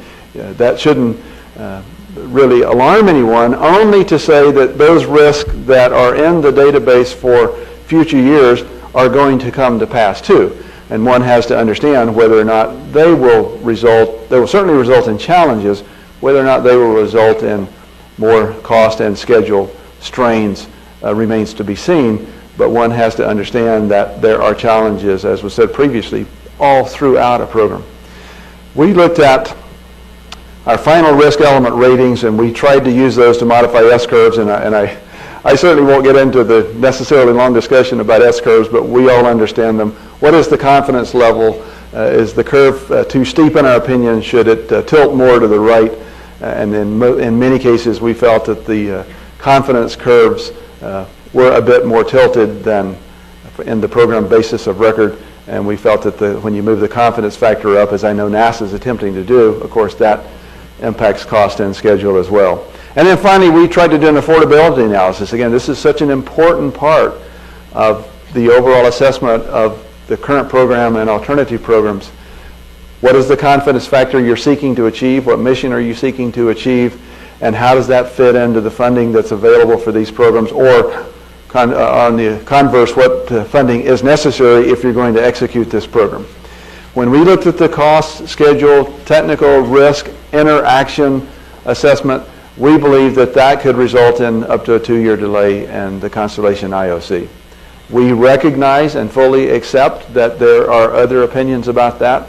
We recognize that this was a fast look at airspace. We stand behind the rationale that brought us to this conclusion. We recognize that the risk can be mitigated and worked through without a schedule delay. We realize that the interaction of schedule and cost can be mitigated by funding returns or more robustness in the funding. But we didn't caveat all those things. We simply said, as we see the risk and as we roll up these hundreds, maybe thousands of risk elements, we see those collecting up to as much as a 2-year delay in the program. Inside this assessment, in fact, it began after we had started the Constellation program assessment. We were asked about a weekend to do this individual Orion assessment, primarily with regard to critical path elements, meaning if we need to look at this, we presume that the Orion IOC assessment is umbrellaed in the Constellation assessment, and that is the case. But if we needed to look at Orion as a standalone thing and an architecture with another system, what would that look like? So we did a quick assessment of Orion looking at critical path schedule, and we did notice that the schedule appears to be a bit back-end loaded. That should not be a surprise, and again, the program manager can tell us his opinion about that as well. But as funding is not as robust as one might think, sometimes things slide a bit to the right. Sometimes they get a bit more compressed. And we noticed that there was some compression going on. The critical path still works, but in our opinion, there was not a lot of slack in it. And as things happen, then that often results in schedule change as well. We tried to look at the technical risk around these uncertainties, again, in this particular assessment with regard to how they might affect things on the critical path, thereby affecting the end of the program. And again, we tried to envelop this in an historical perspective, and I'll give you a couple of examples of that here, some of which are more informative than others, honestly, but these are the data we had. So you can see two bar charts here as we tried to compare Orion development to other human spaceflight mission development programs. The top one, PDR through system start, and then the bottom one, system start through launch. Well, you get varying levels of information out of this. You can see in the bottom one that Orion is decently on par with Apollo, but half the time of shuttle, and everybody would have an opinion about why that is the case. The national will behind one program, the inherent difficulties and starts perhaps in the other. But so there's not a lot of data to inform this, but nevertheless, that's how the Orion schedule fits into that historical perspective. We said, well, let's then look at something more recent. So we looked at, in comparison to a recent study Aerospace had done of 77 non-human spaceflight missions, and we noticed that the Orion development was a bit shy of those developments, even for non-human spaceflight programs. So when you take the two of those together, you can make some assessment on the committee's behalf of whether or not the historical evidence of the development of a vehicle such as this fits within historical perspectives or perhaps is a little aggressive given the program of record IOC of 2015 and whether what our view is of the confidence of that. We also took a look at the extension of the ISS and the effects on human lunar return, ISS extension from 2016 to 2020. We believe just from a perspective of needing to keep the station flying and in the presence of the budget profiles that was our baseline, and that is the FY10 budget. We believe the extension of ISS to 2010 would result in another 6 months delay. Now, one could say we're not going to do it that way. We're going to make sure that Ares 1 and Orion don't suffer that. Well, then something else has got to give, and that was outside our purview. But within the exploration budget, if you keep the station running and it consumes more budget during those years, then that has a negative effect on the funding capability for Orion and Ares 1.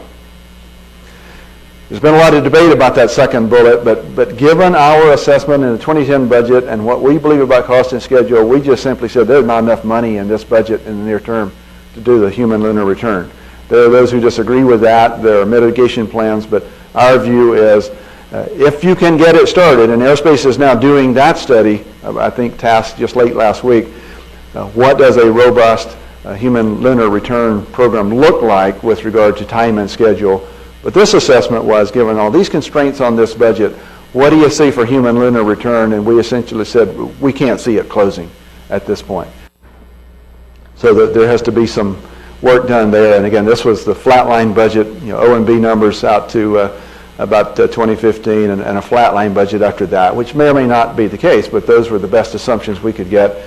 And we did not attempt to do content reduction. We recognize that there are things the agency can do to conform better to the budget it has and the mission given it. We were not asked to do those trades of can you do something different with the Ares 1? Can you do an incremental bill with the Ares 5? Can you get humans to ISS sooner with a capability that will be improved along the way? We did not do those studies. We recognize that they're there. We simply were assessing the program of record. And again, we believe that the FY10 budget, just as a standalone document, requires a real relook at the human lunar program to see where that money is and when it gets started, and then you have a better idea of when you might be able to get that program. So this rolls all that up for you. The top bar simply says that Aerospace's view of just the budget effects without having gone into our technical risk analysis indicates almost a 1.5-year slip, just solely due to budget reductions. But the more important bar is the bottom one, and this is the depiction of what I've said before. We see the budget as costing about 1.5 years. We see technical risk as up to 2 more years, and then if you extended ISS, we see that as another 6 months. So there's where that Aerospace statement of 3.5 to 4 years comes from. I will point out, however, that not all of these things have to happen. The committee could be influential in helping NASA restore some of that budget. That red bar would diminish dramatically in our view. NASA can be successful, more so than our assessment predicted, on the management mitigation buy down of those technical risks. We hope they are, but our assessment was, as you see here. So it's important to note that when Aerospace gives this overall number, which the committee asked us to do, that it does comprise these 3 elements, each of which can be managed and mitigated separately to help this program come in more closely to its program IOC as it stands now.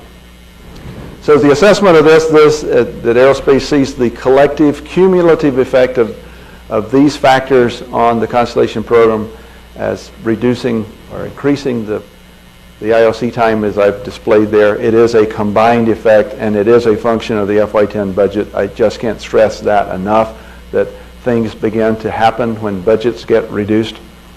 Our Orion quick look says that on a critical path, we believe that Orion could slip up to 18 months based again on schedule and critical path and things that we believe are probable, have a probability of occurring in the later, more compressed part of the program schedule. Again, we hope and believe that NASA will have mitigation plans against those that are successful in the future. And then finally, as I tried to make sense of both our studies for the committee and attempted to take this podium to tell you what I think they mean. When we look back at history and you look at the inception of the Constellation program, it was doable. It was within what we see as historical bounds, and it was off and running. As I said in my public session to the committee last time, it is an architecture. It behaves like an architecture.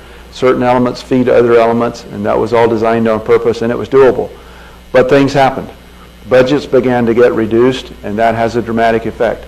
Technical challenges occur, but they always do. So we're certainly not naive enough to believe that in order to be successful, you don't have technical challenges which may stretch your budget. We understand those, and we understand they happen in every program. But when you start reducing budgets and start creating cascading effects, things get moved, risk perhaps are not managed as thoroughly as you would have liked had you more money, and things begin to ripple, and you get into our assessment of a program that looks like it's stretching as a result of these things. As I've said before, and I'll say finally here, we don't think there's enough money in this program to execute, in the budget to execute this program as it is currently formulated with these capabilities and these IOCs. We don't think that can happen. I will then go on to say that there might not be enough money in this NASA budget to execute any of these programs. We don't know that because we haven't done the kind of detailed analysis of all these alternative offerers to find out what's really in there. So before we take anybody's suggestion that I can do this within the budget, again, we think analysis and details are required there to make sure we don't trade one insufficiently funded program for another insufficiently funded program. And then finally, realizing it's provocative, but there may not be a commercial solution to this whole thing. One may decide that a government program designed the way it is, that is on its way and is experiencing the kind of challenges that programs experience, is the right way to go. COTS is important and should be continued, and I agree with Bo. We need to stimulate commercial and international corporations. But as I talk to colleagues at NASA and as I talk to my own colleagues at Aerospace, when you contemplate putting humans on a completely commercially developed launch vehicle and capsule, that's a big change. And we need to really, really understand that. It is dramatic. All the way to, do we understand maturity and reliability and operability, to what do we know about these systems when something goes wrong and we get into the necessary position of needing to repair and redesign and fix, and then you find yourself beginning to think about government program oversight again. So I would just suggest to all of us as we hear folks who say, I can take humans earlier, just requires a very careful look about what it means to move in that direction. Mr. Chairman, that completes my quick overview of these two studies that Aerospace has done for the committee. As I said, many, many hours of detail exist, much of which has been briefed to Bo and Dr. Wright's committee, and we stand ready to continue to provide that detailed information as the committee desires. Bo, before we take questions, Yeah, let me just wrap it up. I've got only like 3 charts. Okay.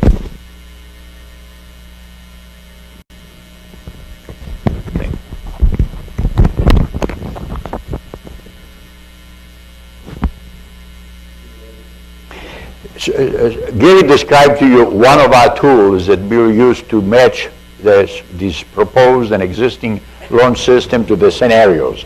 Remember I mentioned to you, we got a bunch of materials, briefings, data, and talking of which, this is a very small team, so I'm grateful to NASA guys, Jeff, your team, Ralph Rowe's team, who is, I don't see Ralph, were very instrumental to us getting knowledge, getting up to speed quickly, so I'm grateful for that. One chart that Gary showed to you that showed this potential impacts to IOC from 3 different areas. One was insufficient budget. That probably is not in your control, Jeff. Somebody higher salary level at NASA or beyond has to work that. There was another one, ISS extension. That also may not be on your plate to decide. But there was one area that was very significant, and that's technical risks. That one is on your plate, Jeff. So, but that's the one that you can exercise most of control. And that's the one that is your ability to control those risks were not necessarily affected in Gary's pitch, because he just sees, here is the risks, that's what they mean statistically to your IOC, but you can improve that one. So let me quickly go, and like I say, we still have one more briefing from Ed to go tomorrow, which will paint those beyond LEO scenarios. But trying to get ready for him, we have done a little bit of a looking at, say, how would you match 1 or 2 launch vehicles so that they can start serving his scenarios and I have some idea where he's heading. So, for example, you look at the program of record, Aries 1 and Aries 5, and comments that I don't want to say. I really could have had budget/cost. I could have had budget. Budget problem created you a cost problem. The second one is a potential is this dual launch that most of you guys heard of, and this is something of order of Aries 5 Lite. Some people affectionately call it, and that causes you a problem for ISS. So now you will have to look, can we put together a set of launch vehicles from the commercial arena that will serve the ISS.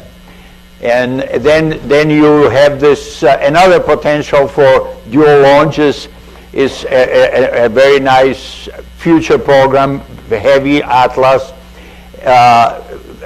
Phase 2 a heavy lifter. Now that one might have a lower cost, but then you have a marginal performance. The one thing I have learned over this lengthy, laborious career of mine, get margin. See, don't set yourself on a path with almost no margin, because that's the lowest cost, and then you spend the rest of your career laboring, trying to unbury yourself. So this is why I'm talking robustness, margin. Those are virtue of a good management, believe it or not. And sometimes you learn about it too late in your career. And the last one is, which, to be honest with you, as an American, I'm not sure I'm all that warm to. Don't build any big launch vehicles. Use as HLV or commercial mid-sized vehicles. Stimulate commercial. It creates a mission complexity for this beyond LEO mission success, because you are talking about massive amount of logistics trying to send a lot of smaller vehicles to low Earth orbit, so you can, and some of our colleagues are warm to the idea. I've got a little bit of a difficulty to think that this is the best way for the country. So let me just give you, we are not through.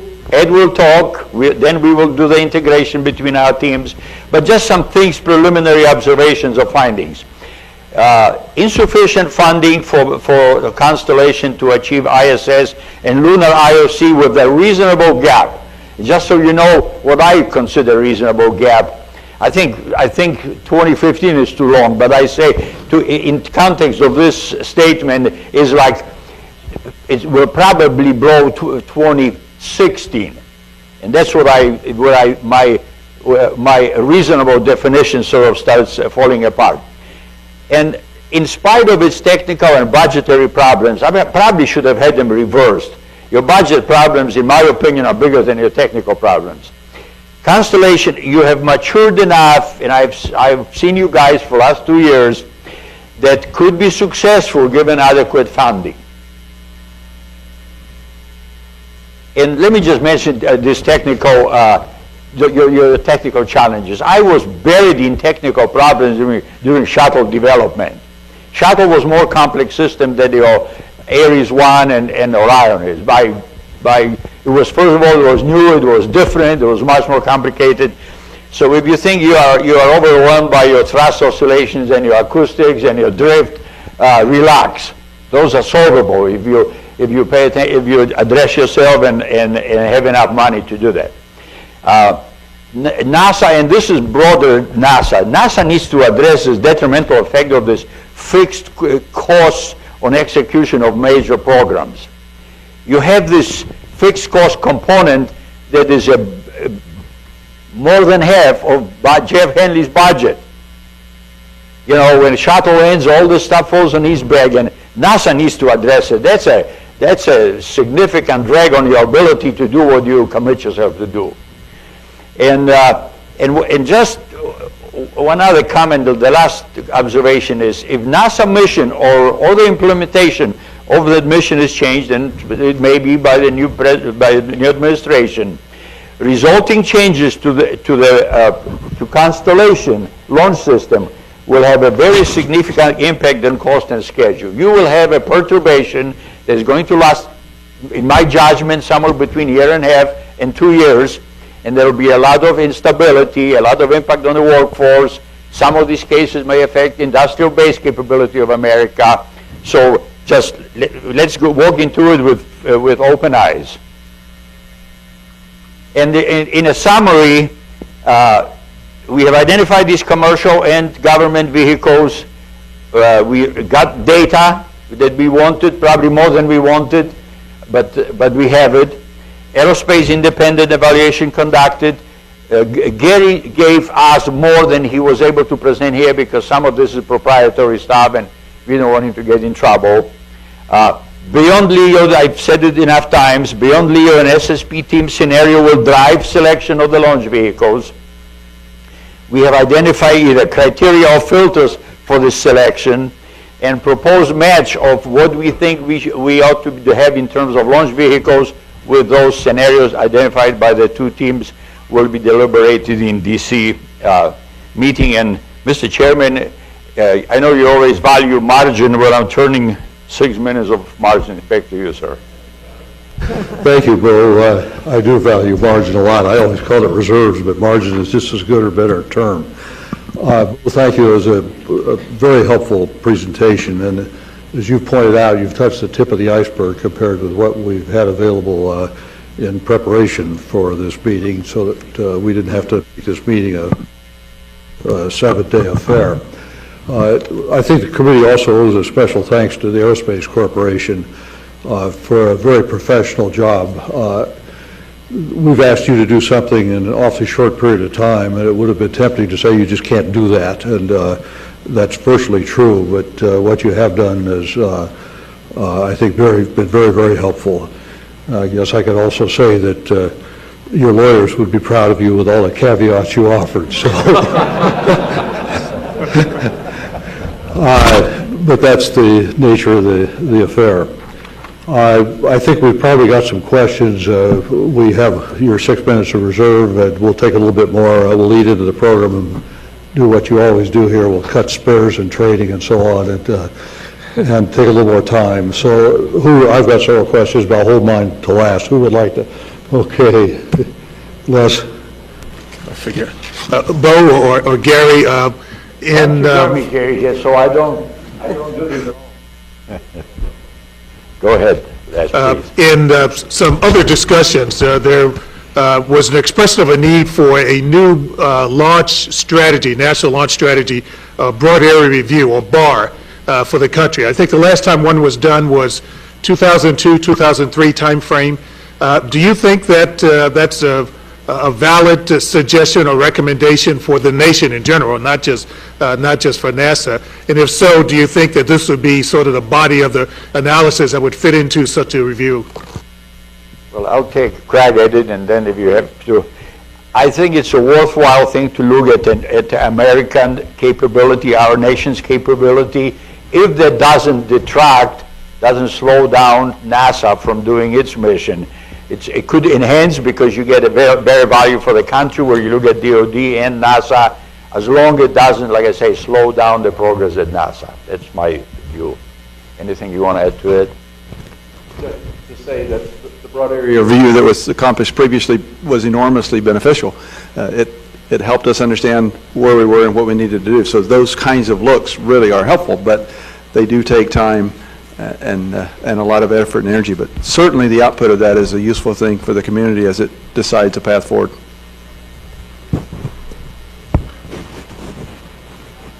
Any questions from anyone? Yes, I have a question. Bo, in your charts, you indicated that using the commercial marketplace for human lift is a drastic change. And, you know, the circumstance that we find ourselves in is that if we keep doing what we've always done, we'll continue to get what we always got. So it would suggest that it's... You know what, I got to get closer. I'm sorry, the That's okay. acoustics, I hope, is better in the room, in the audience, than it is on this side of the room. Yeah. Go ahead. The bottom line of the question is, if we need to do something different, what do we need to do to inspire the commercial marketplace so that they are in a place where we can put humans on the top of the commercial rockets? Great question, Wanda. I gave it some thought. I actually talked to some people from previous NASA programs. They says, how would you be able to stimulate competition in such a way that small providers have an opportunity to come and compete? And the interesting answer was, if you divide the business, you know, NASA frequently acquires huge, acquires in big pieces from large contractors. And believe me, I loved it when I was a Rockwell guy.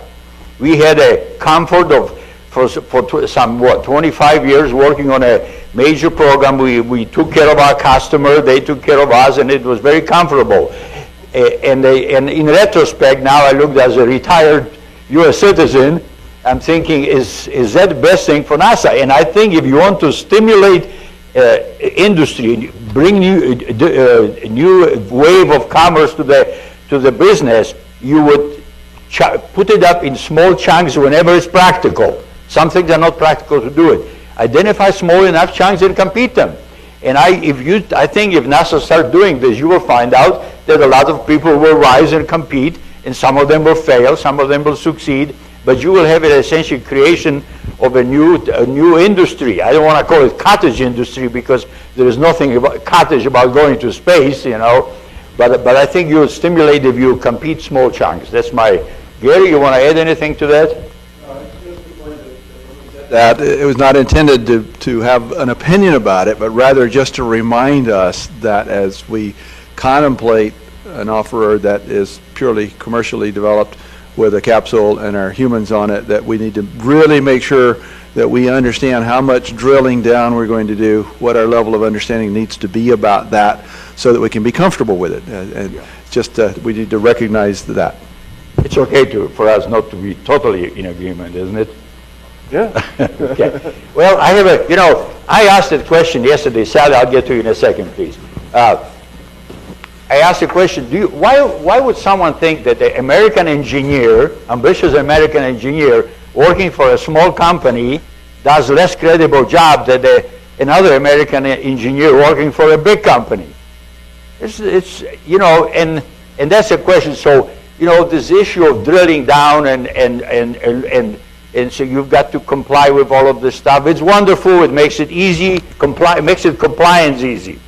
But I think we ought to trust that people who want to get in the business, they are just as good as the rest of us, or they will be like the rest of us, and we ought to give them a chance.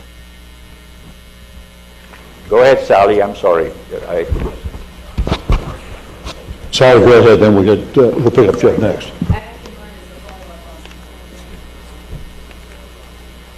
My question's a follow-up on Wanda's.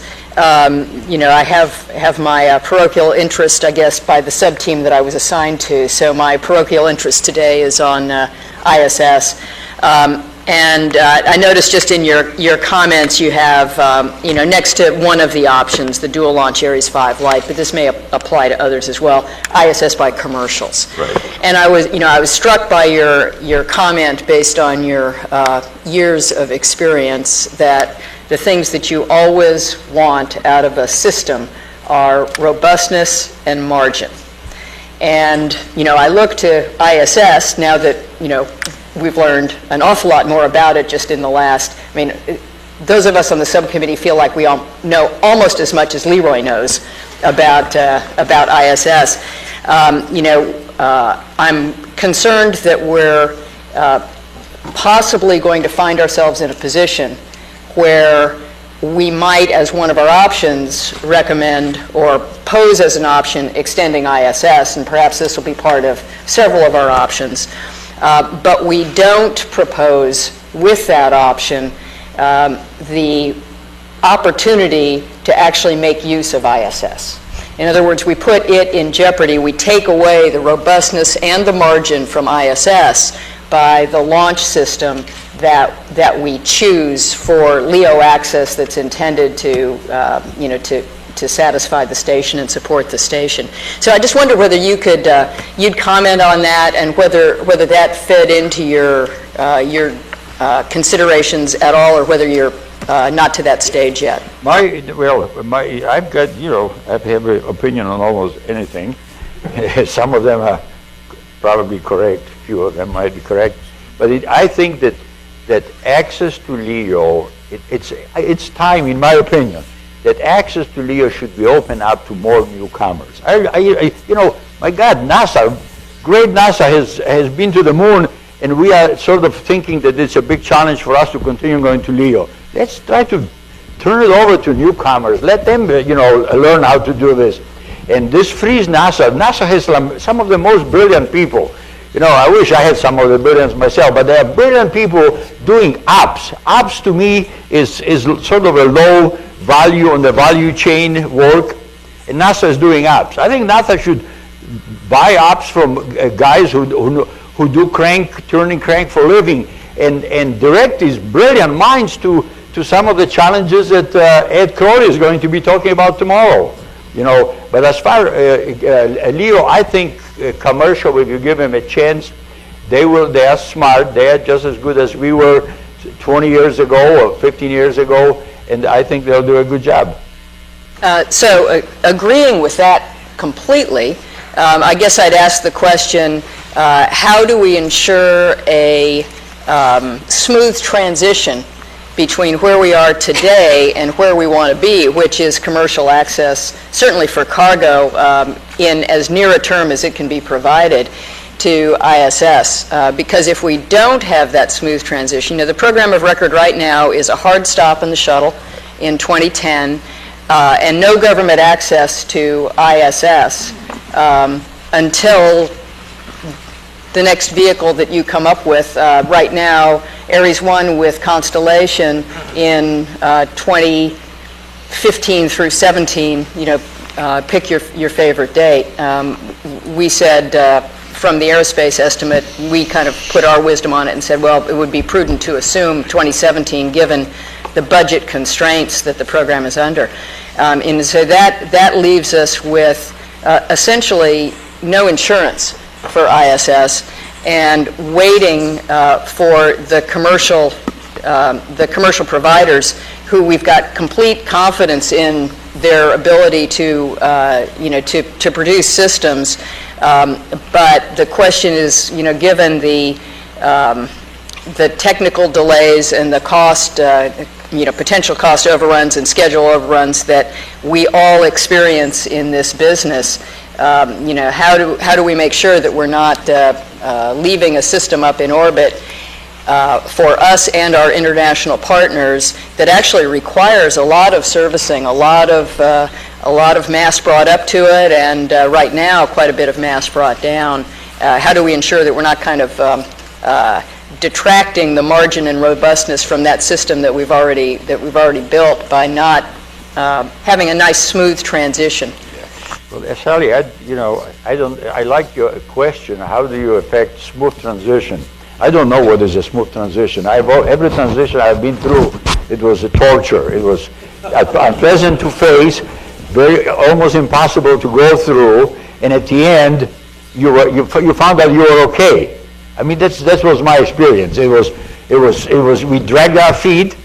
It was unpleasant to go through, and we were okay in the end. So I don't know if I have any more wisdom, Sally, and I'm not making light of it, but every transition is difficult. On the last bullet on my chart was, hey, you agitate program of effort. You're facing yourself through a lot of torment, and it's in terms of feelings, people, jobs, families, not to mention cost and schedule. All of it is, I don't know how to design smooth transition. Somebody smarter than me will have to try to figure that one out. And a difficult transition is fine when your program is the one that's being affected by that difficult transition. But when your international partners and a different program are the ones that are being affected by that very difficult transition, that's when I think you need to step back and think just a little bit about whether there's something that you can do to kind of soften the impact of the transition. Well, Sally, this on the chart that you are looking at, the one that I showed a while ago, we do show some system that would affect somewhat easier transition, like some of the shuttle-derived version, obviously, because there is some synergy. You could make an argument if you pick a very much of a shuttle-derived vehicle, not loosely shuttle-derived vehicle, you could perhaps couple it synergistically with some level of extension of shuttle. And this is obviously one of the potentials here. And the question is that the right course of action? And the answer is still ahead of us, frankly. I need to regain control of the meeting here. I saw Jeff, and then I saw Charlie. Well, since we're allowed to deliberate now, this is exactly the topic I want to talk on. We're all in favor of commercial, but, when we talk about the risks that the commercial entrants are facing, let's realize what we are asking them to do. We're asking if we put up maybe 20-25% of all the development money and no guarantee of any kind, just a hope that there'll be a market there for them someday, will they please come in and solve the nation's problem for us? And they might, which is a very pleasant thing to see. But, if you want insurance, buy some. There are several more providers out there. They're not all small companies that are very interested in doing some kind of crew taxi. We've heard from many of them in fact-finding missions. And, the costs of turning on one or two more of those as parallel paths is a rounding error in the cost of some of the other programs that we're sustaining. Furthermore, the spectrum is not, well, we'll be glad to use them when they show up on one end, and NASA will design every nut and bolt of the vehicle on the other end. There's a huge spectrum in between, one of which might include, that I think we need to strongly think about, is some kind of government-furnished equipment, small human-rated booster. Because a very large risk element in these programs is the question of whether or not new entrants with new spacecraft who are also developing new boosters can assure NASA that their astronauts will be safe to fly on these things early in their flight history. But that's not the only option. We have the option for a very small amount of money to think about human rating something already in the marketplace today that has already got NRO payloads on it and already has government insight and oversight, and then offering that as a service to people who want to do crew taxis. And that's a huge risk reduction element. And now you're looking at the question of, something I got to say about commercials, very briefly. The commercial guys do have more problems than the government guys because we're always struggling for little tiny amounts of money, which means a lot of us are going to fail. But the way that you get success out of commercial efforts is you don't just bet on one horse. You bet on the field and you pick the horse that wins. And if you want that to work, you got to have a lot of horses. Charlie. There we go. This whole discussion has prompted a reflection on my part that I think might be an important task for us on the integration part of the committee, General Lyles. As I listen to this whole discussion, whether NASA should be aggressive technically and move beyond LEO and so forth, I reached the conclusion myself that for cargo access to LEO, the most important technology is no longer engineering, it's policy. Whether or not you want to stimulate a commercial market, how you're going to deal with the fact that there will be a sort of an international maritime fleet competing or cooperating with our commercial capacity, the role of government-furnished equipment in the transition, the possibility that other elements of the United States government will be interested in a sort of a resupply capacity to LEO, suggests to me that the most important thing that the government can do beyond NASA to stimulate the commercial market is to straighten out the ground rules for COTS, the degree of government investment therein, make specific the role that government-furnished equipment will play during the transition, how we would propose to deal with the boundary, with a new international set of suppliers that includes not only the Russians with whom we know how to work, but now in addition spacefaring nations such as Japan and Europe, and how we will deal with our international interests in competition, if you will, or at least in the interface with our commercial interests. And so I think the most important thing that can happen, and this, you wouldn't think of making a new policy if you thought that IOC were just going to be 3 or 4 years away, but now we're looking at 2017, looking at 7 to 9 years. We're looking at a whole decade's provision for a whole decade.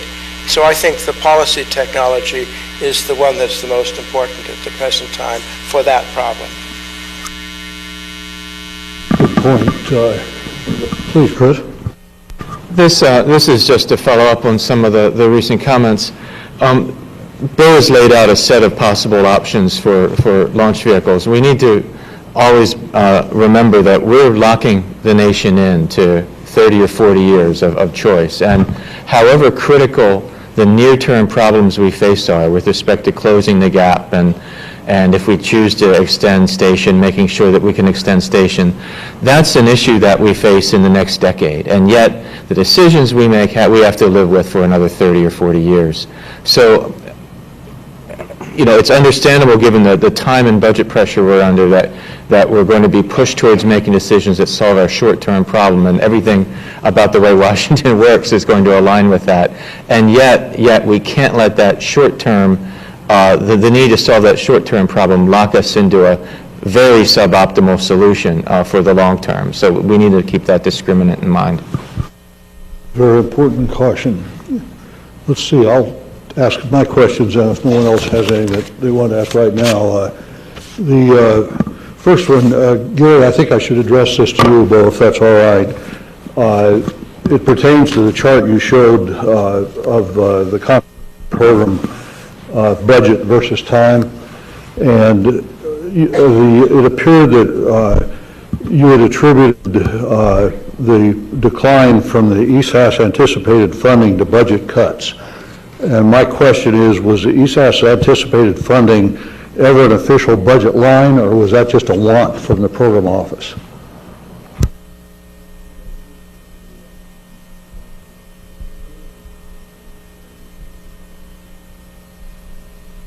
We see where we are today, but I mean, honestly, our attribution of the time is as reflected just in the bottom line from the original program record, and I would actually have to get back to the committee on, you know, what the earliest congressionally approved profile was and how close that was to the ESAS line. I'll be happy to provide that. I'm sure Jeff knows I don't have that with me, but it was mostly a function of where we are today with regard to the stated IOC.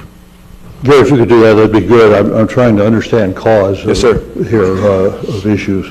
My second question comes back to human rating, and for the older guys in the room and gals in the room, I think back that we did human rate Titans and Atlases, which were designed probably with nowhere near the reliability in mind that the COTS vehicles are being designed today. And I guess I'd like, you said that it's a very tough thing to human rate, and I agree with that.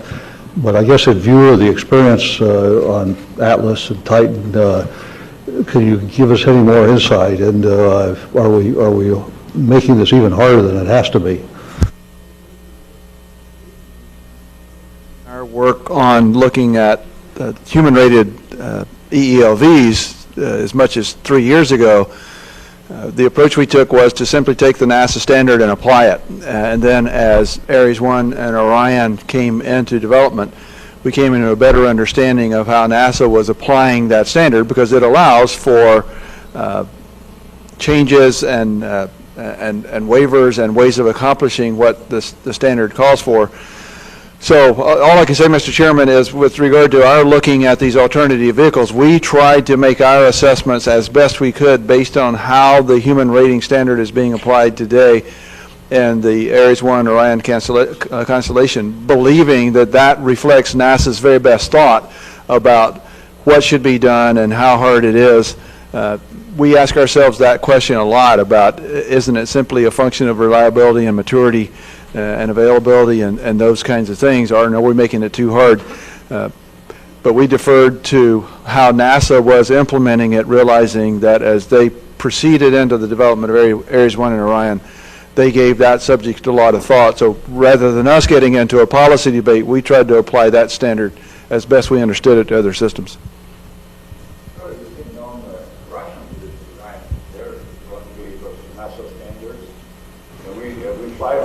You know, a lot of it has to do with, you know, Leroy, you always stated how comfortable you're applying on Sawyers. It's NASA standards is a very nice plateau for some things that we wrote down from, you know, from our experience. But it's all about good engineering. You want to have a little structural safety factor greater than 125 to get yourself comfortable. Redundancy is important so you don't fail. And if you fail a launch vehicle or launch a satellites, and I've done that, you know, it costs you increased insurance rates. You know, in this case, it's a tragedy for the nation. So you have to be a little more prudent. You have to automate how you shut down liquid propulsion. You know, in a satellite launching, you go until you fail because there is no other. You know, there is no cause for aborting. Of course, if you fly humans, so there are things that you do as a good engineer, and yes, by the way, most of them coincide with NASA standard. You know, and in fact, recently, NASA, I think, did something smart, is relative to the fault tolerance. Says, how about looking at the system reliability by looking at the component reliability and let that drive you the fault tolerance rather than simply declare too fault tolerant like we did on shuttle. We are a little smarter today. So I think you can take the document and design to it, or you can use good engineering judgment and you will be equally safe. That's my thought. Thank you. I guess we'll take two last words quickly, but on this topic, Leroy, I wanted to ask you, you're the one who's lived with this kind of thing, particularly Russian launch vehicles and human rating. You have any insights you want to share with us? Well, I agree with Bo, and I think everyone would agree that, you know, foreign launchers aren't necessarily designed to the same standards, or they're just designed to different standards. And I have to admit that in the very beginning of working with the Russians, I was a little skeptical, but as I went over there and learned their processes, got to actually meet the people working on the vehicles, went to watch the vehicles being made and the care that was being put into it, got to learn their systems and their engineering. I became extremely confident in their system because the engineering that Bo's talking about, very simple, pragmatic system, very, very robust, high-quality control where it counted. So I agree with Bo. It's not just a matter of designing to a document. And in fact, some of the debriefs that I came back with after station, talking about some of the things we do, not with launchers, but with just how we operate the station, you know, we stick to the letter of the law instead of sometimes looking back and using judgment and saying, okay, the letter of the law doesn't really make sense. We're wasting a lot of resources and time doing things to the letter of the law rather than to the intent.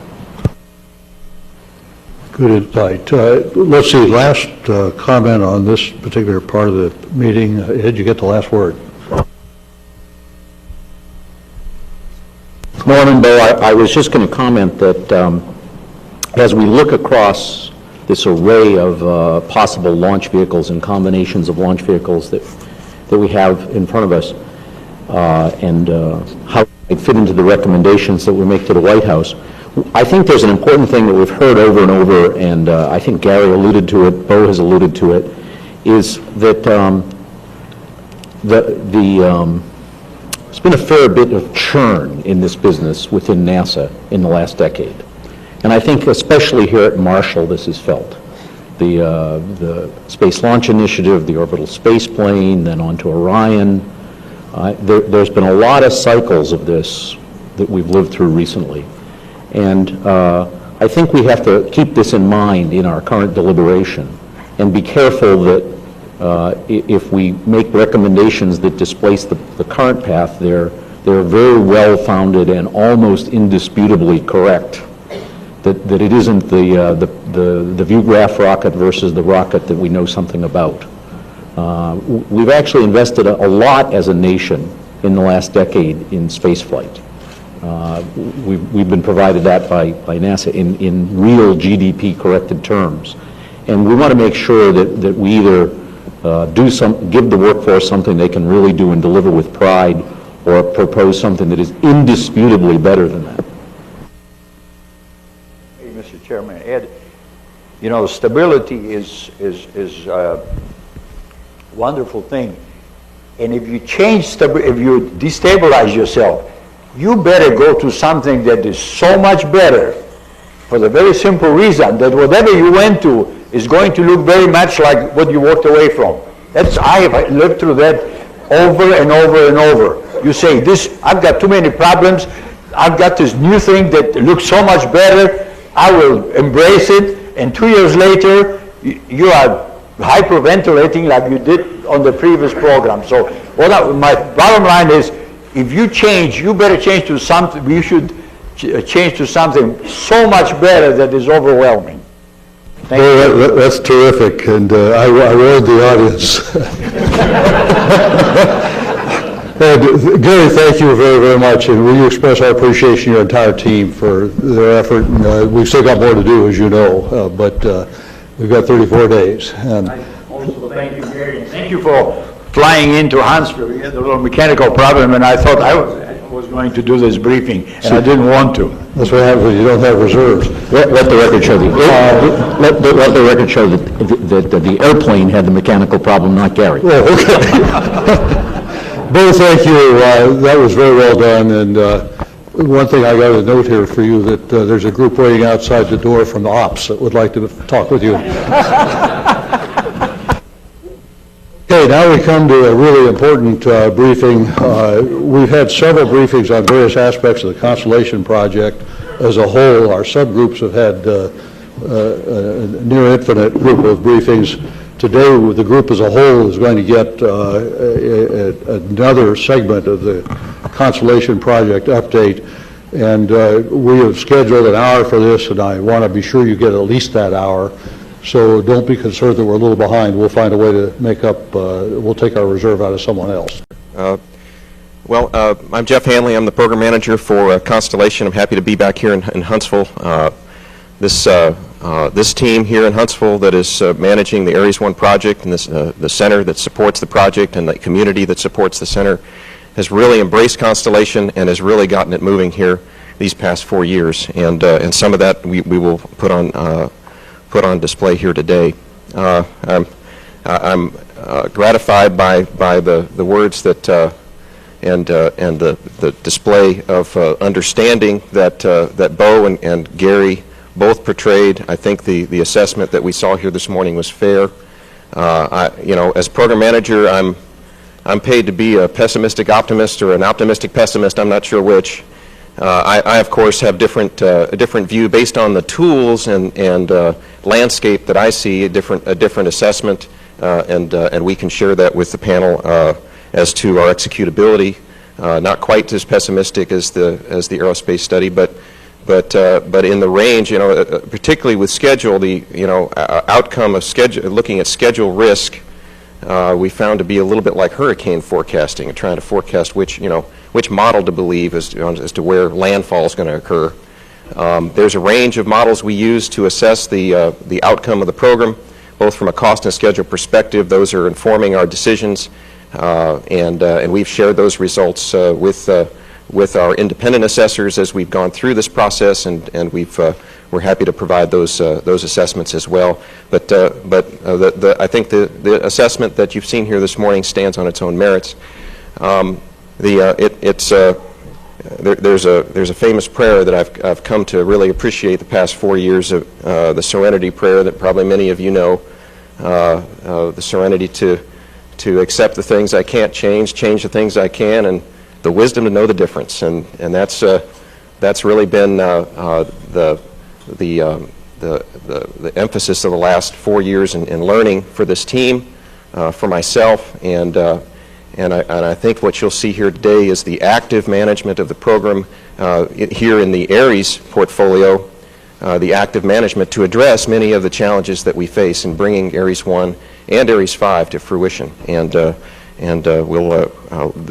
So let me hand it then to Steve Cook, the project manager here at the Marshall Space Flight Center for Project Ares.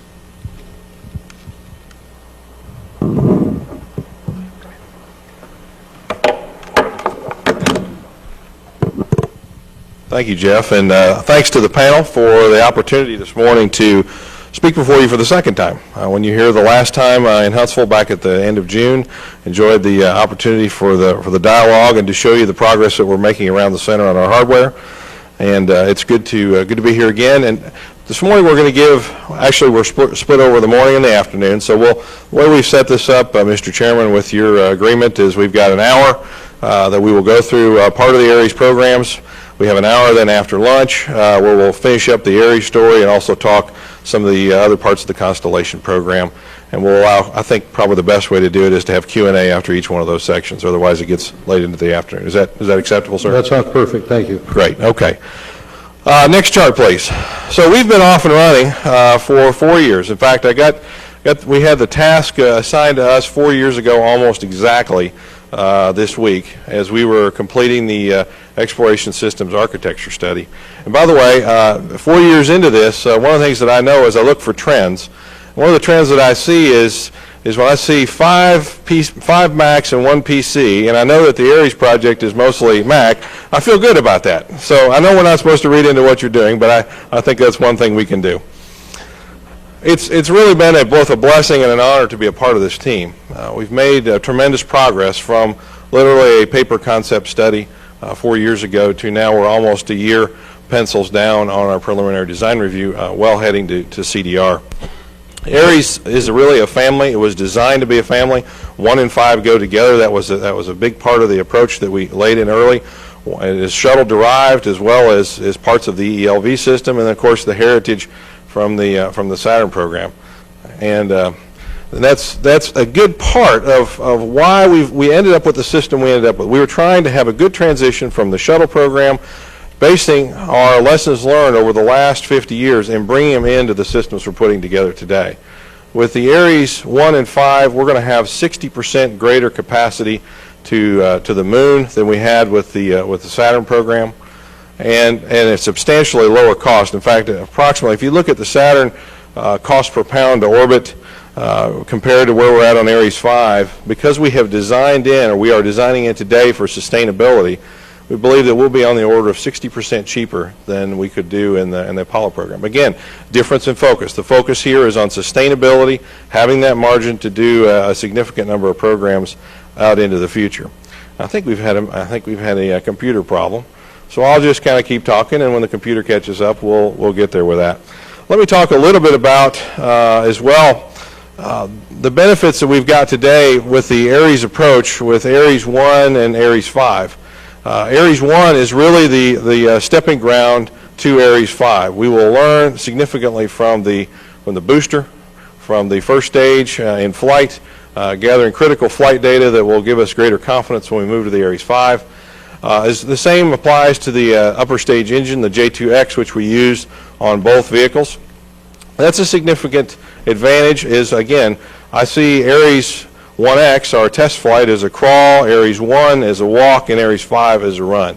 When we haven't done something like this in our industry in over 3 decades, I think it's important that we take it in a stepwise approach. And so we and our industry partners are learning as we put this whole program together as we are successful. If we look at ARES 1 itself, when we look at the benefits of the ARES 1 and what it brings, from a top-down perspective, it is important to look at some of the characteristics that we believe that we get out of this approach. Number one, top down, is that commonality that I've already talked about between ARES 1 and 5. So you can crawl before you walk, before you run. From a bottoms up perspective, though, what we get is, because we're using a first stage system that is the most reliable propulsion system today that is flying, Soyuz is just slightly behind it, a system derived from the solid rocket booster on the space shuttle. We believe that will give us a much greater chance of having both a reliable and a safe system. And Dr. Joe Fagola will follow me and walk you through our safety story and our safety approach and how we have designed in from day one into the overall ARES family. We believe that based on our analysis that we'll get at least a factor of 10 better than the space shuttle today and a factor of 2 better than other systems. Why don't you go forward, please, if it'll work. All right, next chart, please. Next chart. Thank you. Thirdly off, if we look at risk reduction, Ares 1 is, again, allows us to, much like the Saturn 1B, flesh out the issues on the Orion system, both in ascent, and then because we get it to orbit, orbital environment and reentry, on the smaller vehicle, on the cheaper vehicle up front. It is that stepping stone from one point to the other. It also allows us to transition our shuttle workforce from one program to the next. When we talk about heritage and we talk about heritage systems, we tend to focus on the hardware.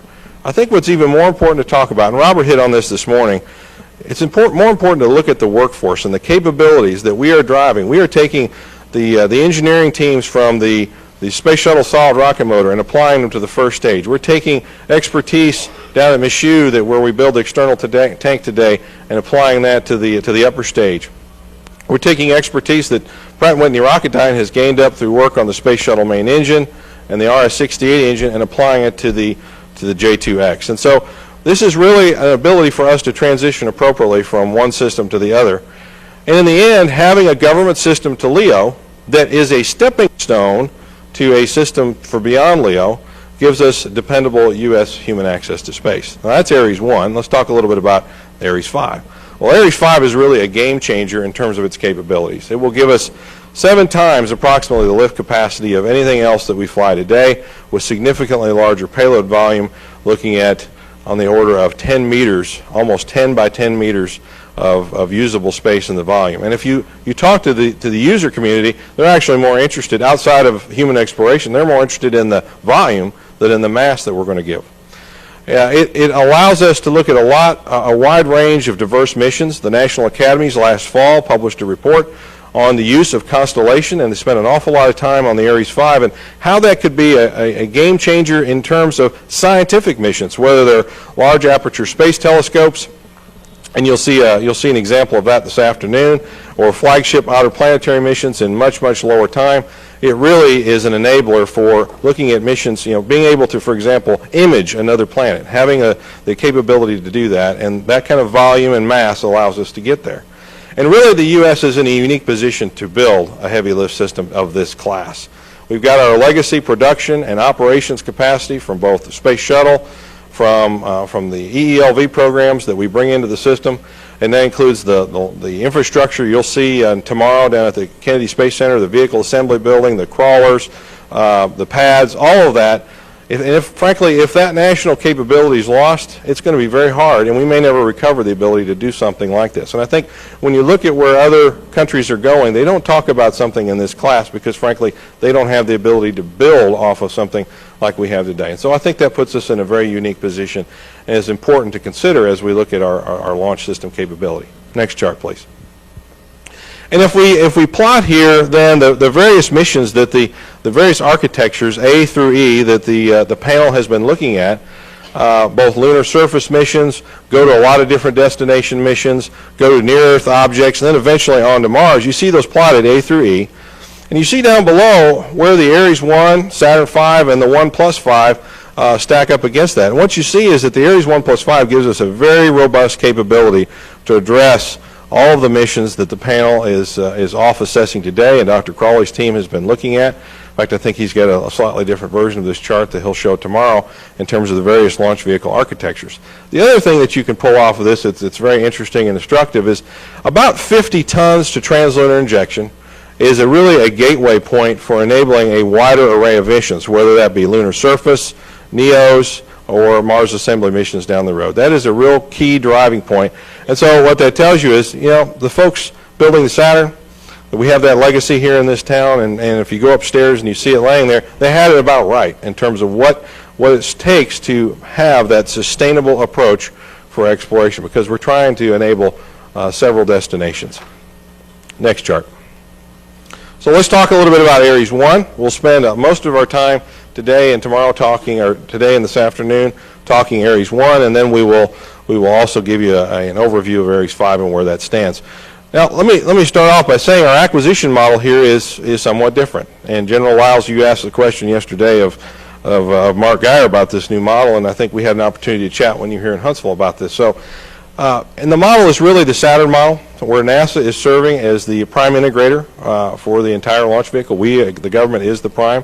We have key contractor partners, obviously, in this. The first stage is being developed by ATK Launch Systems, the upper stage engine by Pratt & Whitney Rocketdyne. You see the relative current contract values. That is for DDT&E only. And then we have the instrument unit and the upper stage, where we have another unique model, again very similar to parts of the Saturn, where NASA is leading the design, and we brought on Boeing about 6 months prior to PDR in order to help us build a more producible design and then to produce that. And as we are moving now through the design cycle, Boeing will take on larger and larger chunks of that work, because the sustaining engineering, by the time we get to the design certification review, will be the responsibility of Boeing. So we're in that handoff stage. As we move from PDR to CDR, Boeing takes more and more responsibility. Now, the reasons we chose this model early on was, first off, this is a multi-generational program, and we haven't done something like this in a long period of time. And it's going to be here for a long period of time. I think there's some lessons learned from the space shuttle in terms of intellectual property and where the intellect lies for solving problems 20 and 30 years into a project's life. We applied, when we started this program, there were some pretty critical reviews coming out on space acquisition in general. One of my favorites is Mr. Tom Young's report on space acquisition that came out in 2004, and a couple of key recommendations there was that the government was losing some fundamental internal systems engineering capability, and hand in hand with that is our capability to manage large projects. And so this was a means to start ensuring that we take the core capability that we have in the government and rebuild that capability. It's not the intent that we would pursue this model to this degree once we move into Ares 5. In fact, we know that we can't, because we frankly are at capacity in working on Ares 1 with this model. But now we've got a lot of smarter buyers within the project management realm, safety and mission assurance, and engineering that have gotten their hands dirty. And I think, as you saw on the tour here the last time, there's a lot of folks getting their hands dirty every day. And that's going to make us better when we go build the largest launch system ever developed, the Ares 5, and put that into place. So we believe that in this phase, this is an appropriate transition into a longer-term model where the government still has much more active role, but it won't be to this extreme as we move into Ares 5, but we do believe this marries the best of industry skills and NASA skills for the Ares 1. Next chart. Here's the team we've got today. We've got over 4,000 folks nationwide, over 324 organizations across 38 states. It takes a nation to put together a system like this, and we've got small businesses ranging from up in Oregon to Minnesota down to South Alabama that are helping to put this project together and make it successful. This is really about the people, and so we've gone from basically employee 1 4 years ago this week to about 4,000 folks on board, which you would expect as we're heading into the critical design review phase. Next chart. Here's our schedule. This is just a top-level summary view. You can see the blue line there in the middle. Kind of shows a demarcation of what's been completed over the last 4 years. We've completed over 200 design reviews to date, ranging from components through subsystem elements and full-up systems. Of course, we've completed the preliminary design review for the stack itself and all of its associated elements, and we actually completed last November the critical design review for the upper stage engine, the J2X, and now we're into manufacturing for the first development engine to put that system in place. We've got a lot of milestones, a lot of runway behind us. We're about a third of the way through the development from an overall dollar standpoint in terms of executing the project. And we've got some pretty key milestones up ahead, and you see it right there later on in about a month, on August the 25th. We've got development motor number 1 for the first stage, which is our first 5-segment motor firing that is set up for the Ares 1 and Ares 5. So that's our next really key milestone, followed by Halloween. We hope to not make that a trick-or-treat. On Halloween to have Ares 1X flying, which is going to be a really key part of our strategy, because that's something else that's different, is since Apollo we hadn't had a development flight test where we could actually have engineers in a relatively short cycle from start to finish, just a little over 3 years, go through a full development cycle on a test rocket. One, the learning for that workforce has been enormous, and the lessons we've learned have been almost immediately transferred over into the mainline Ares 1 and Ares 5 projects. But we have over 900 pieces of data, 900 channels of information that we will get off of this this system that will allow us to validate a lot of the design work we've already done to date. And we were doing it sufficiently ahead of critical design review that if we find some things that aren't working like we thought they were, and I know that will happen, that we can inform our design. And that's a critical part of the risk reduction path. And we'll talk about Ares 1X and what it does for us later on this afternoon. Next chart. The other thing that I think is important is that we have to earn our value every day in what we do. And so we've brought in rigorous earned value metric management throughout this project. This is our latest June-July report. You can see our CPIs and SPIs up there. I won't walk through those. By the way, those always look green. All right, that's where we're at today, and that's one of the, we use this tool to help us manage, to put focus on where we have problem areas as we go through the development of this project. I'm proud to say that our team won the NASA EVM Award of Excellence just a little over a month ago for the implementation of EVM on in-house projects. You know, our contractor partners, in large part, are very used to working EVM in developments. We had not done that on the government side, and so we're well into to working through that process. Next chart. I mentioned the people. We talk about hardware a lot. We're going to talk. You're going to see a lot of progress on the hardware front as I bring up some of the key leadership for the Ares team. But it really comes down to the people. And so, how do we ensure that we're getting a quality product? Well, we've met our milestones. So, from that growth standpoint, we believe that we're meeting our norms. And you see up there on the screen, what are the norms that we live by? And the number one norm we live by is that the team members have got to have fun. This is a tough job. Hasn't been done in a long period of time, and frankly, if we're not enjoying what we're doing, putting this together, this once-in-a-lifetime opportunity that we're really, blessed to have, then we're not going to get the most out of the workforce to make it happen. So that the managers have to walk the walk and talk the talk. We've got to encourage openness and diversity in ideas. I think we have done that. Constant communication is important, whether that be, and by the way, in my mind, email is not a form of communication. It's get into the room, have a conversation, work things out. And frankly, we were given a pretty straightforward mission. Go get this rocket built and get it done as soon as we can. Some of the challenges in doing that is we're taking a culture that's largely an operational culture, had been, and technology culture, and honing overseers into producers. Now, that's been a challenge, but it's been also a great opportunity, because when we started this project, if we look at the history of what had led up to this, throughout the 90s, we were in a very much a stop-start mode. We probably had 2 or 3 year cycles, and direction would change, and we'd head off down another path. We've got 4 years under our belts on this one, and I think the folks really want to fly this rocket and make it successful. And knowing that, we've got to do that confidently, but with humility, because the hardware is going to teach us a lot as we get into test and we put these things together. The other key aspect of this I think is very important is that training all of our engineers and our managers to think as a systems engineer. You're not focused on just reviewing one discipline or one subsystem. What are the impacts across the board? And so how do we inculcate that into the culture has been a very critical aspect. In addition to, how can we do this leaner? All right, we brought lean thinking in and lean practices in over 2 years ago. We've had, I don't know, well over 100, I'm sure, lean events across the project to really focus on value-added items, and where it doesn't make sense, let's push back on a requirement. Let's do that wherever we can to make this successful.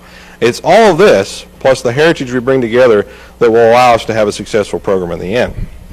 Now, let me start turning it over to some of the folks, next chart, that are going to talk you through some more of the details. We'll come up after the morning session, and we'll all be available for questions. I want to first introduce Dr. Joe Fragola. Many of you know him.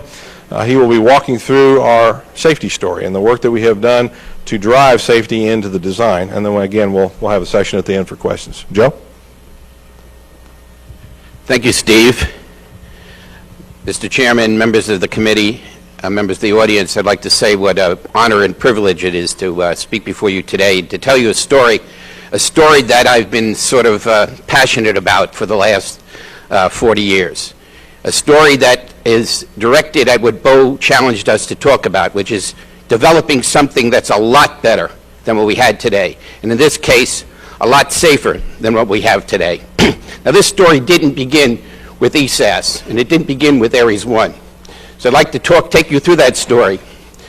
The story was enhanced, it was started with the Challenger effort, the post-Challenger effort, and it was enhanced by the Columbia Accident Investigation Board, asking us that in the next build of a vehicle to replace the space shuttle, that we give overriding priority to crew safety.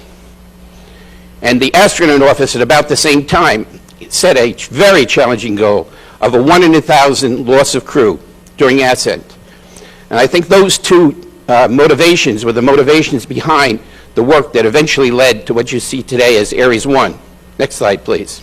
Going through the history a little bit, after the Challenger accident, we had the Rogers Commission report and the Slay report. That motivated people to concentrate on revisiting safety and try to understand in the shuttle vehicle how we could enhance the safety significantly. The crew office under Brian O'Connor investigated ways to escape from the shuttle system. Despite all the efforts that were done, we recognized that everything that we did was going to increase the mass of the shuttle and decrease the payload to the shuttle, so that for the ISS missions, the payload decrease was such that the number of missions that had to be flown to bring the payload to the station would be increased to the point where the overall integrated risk would actually go up rather than down by the number of missions increased.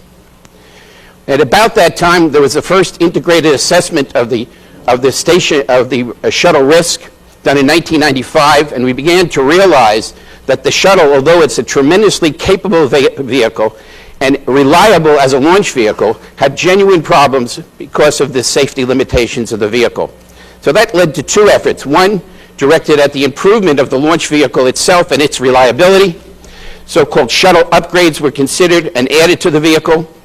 And then to consider alternatives to the shuttle is launch vehicles that included abort. The reason for that is very clear, that we saw with the shuttle, since escape was not possible without degrading the payload significantly, and the upgrades only added incremental to the safety enhancement of the shuttle.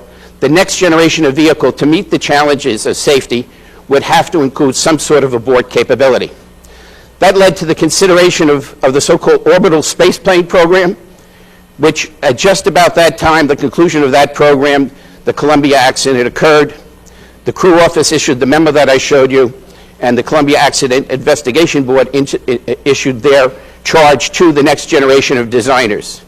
The orbital spaceplane considered alternatives that were wing-bodied, lifting bodies, and capsules. We found that in the descent and landing phase of the mission, both the wing body and the lifting body had advantages from a safety perspective. But those advantages were overwhelmed by the disadvantages in the ability to sustain a loss of mission, a loss of vehicle accident in ascent, which led us to the capsule concept, which we felt was more robust. At that time, the search was for a launch vehicle to allow us to incorporate the more robust and what we thought safer concept of capsule. We investigated at that time the full spectrum of available launch vehicles and proposed launch vehicles. Safest by far were those launch vehicles that included a single core and a single engine. But the problem was the payload capability of the single core, single engine vehicles was incompatible with the size of the capsules we were talking about. So that left us with a dilemma. And the crew office came up with a possible solution to that dilemma. And that was to consider a safe, solid first stage as opposed to a liquid first stage. With the enhanced 2.5 million pounds of thrust, it might be possible to incorporate with the newly designed second stage a vehicle that would incorporate the safety features of an abort system and also allow us the payload capabilities. That led us to the beginning of the so-called ESAS report, where we again investigated the full spectrum of launch vehicles and saw quite quickly that the alternatives that allowed for payload enhancement required us to go beyond a single-core vehicle to a so-called heavy vehicle, which increased the complexity of the system, and you'll see in a moment the reliability was decreased. Next slide, please. This is my favorite slide. It's not a very elegant slide, but I come from the era of the slide rule, the nomograph, and the carpet plot. And this is my favorite from that standpoint. It explains very simply how one converts from launch vehicle reliability to crew safety. What it says is that the conditional probability given an abort condition is important in establishing the overall safety of the vehicle. What that means is, even if you had a shuttle with extremely high launch reliability, if it has no abort capability, there's no way to handle the conditional probability of failure given an abort requirement.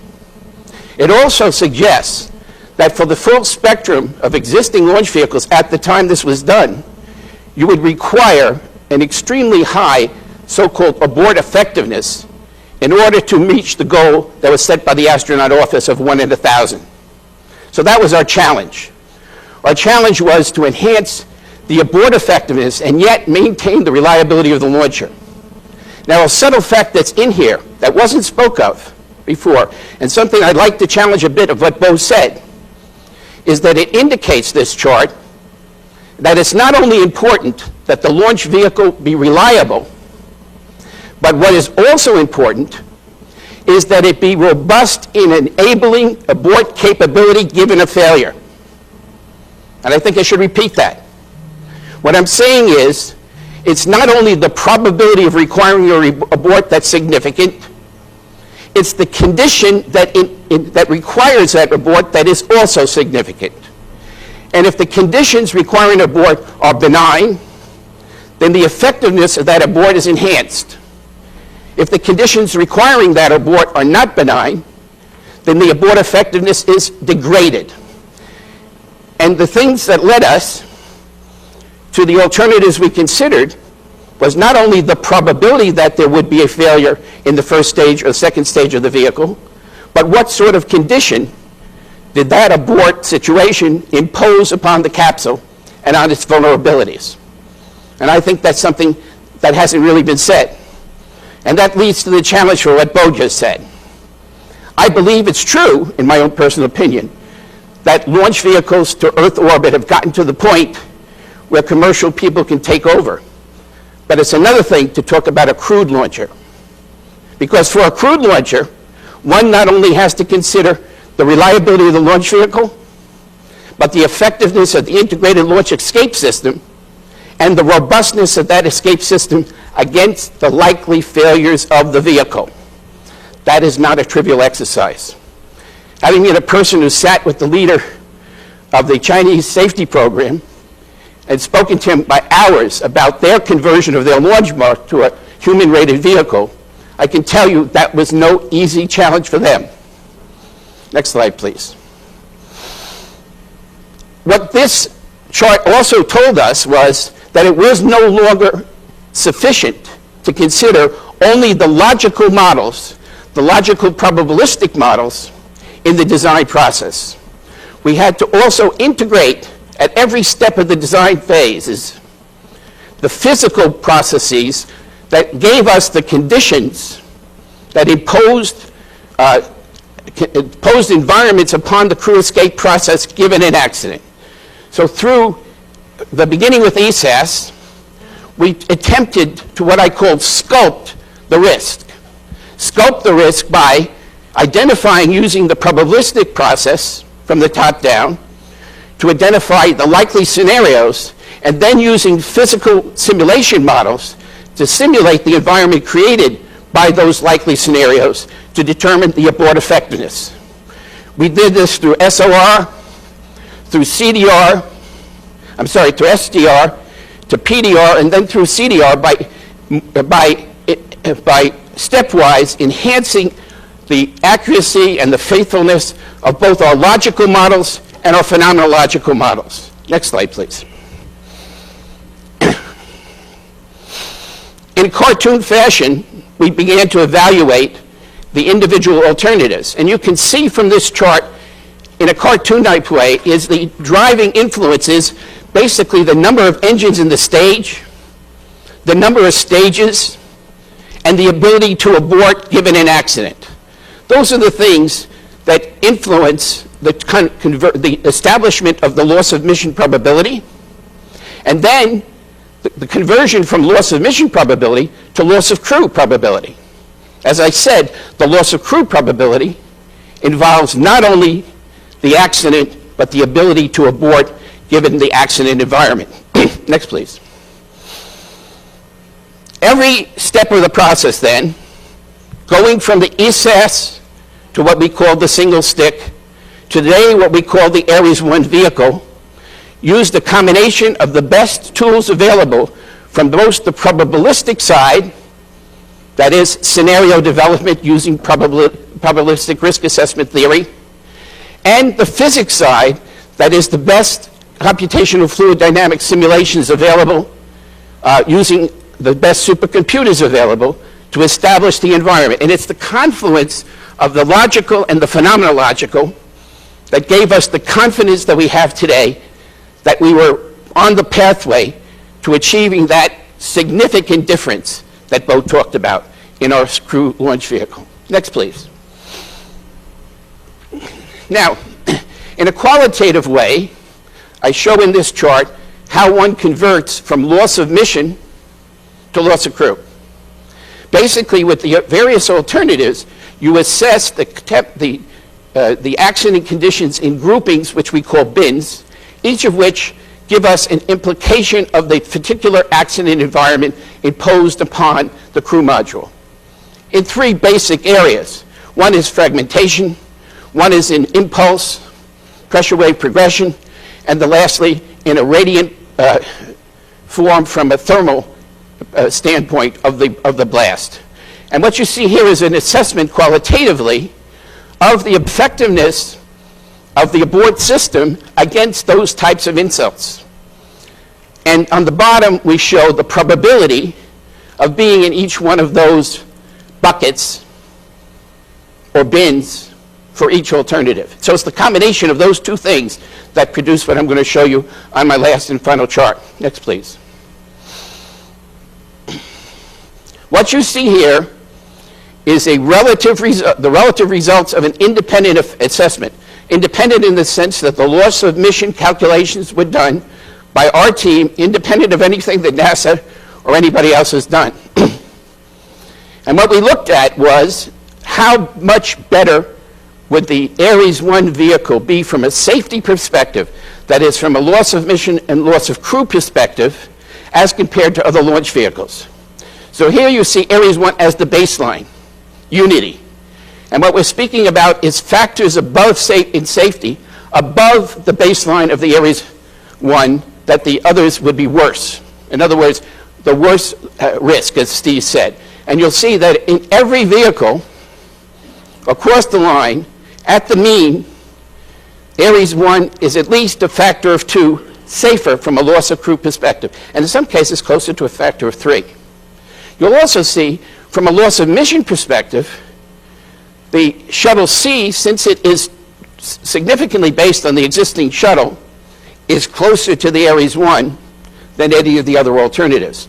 And it's the fact is that the conversion from loss of mission to loss of crew on the side mount, which makes the side mount as a factor of 3 worse from a loss of crew perspective. So there you have it. It's something that we've tried to do to address the goal that Bo talked about. Getting something not just a little bit better, but generationally better and safer from a crew standpoint. Thank you very much. I'd like to now introduce Alex.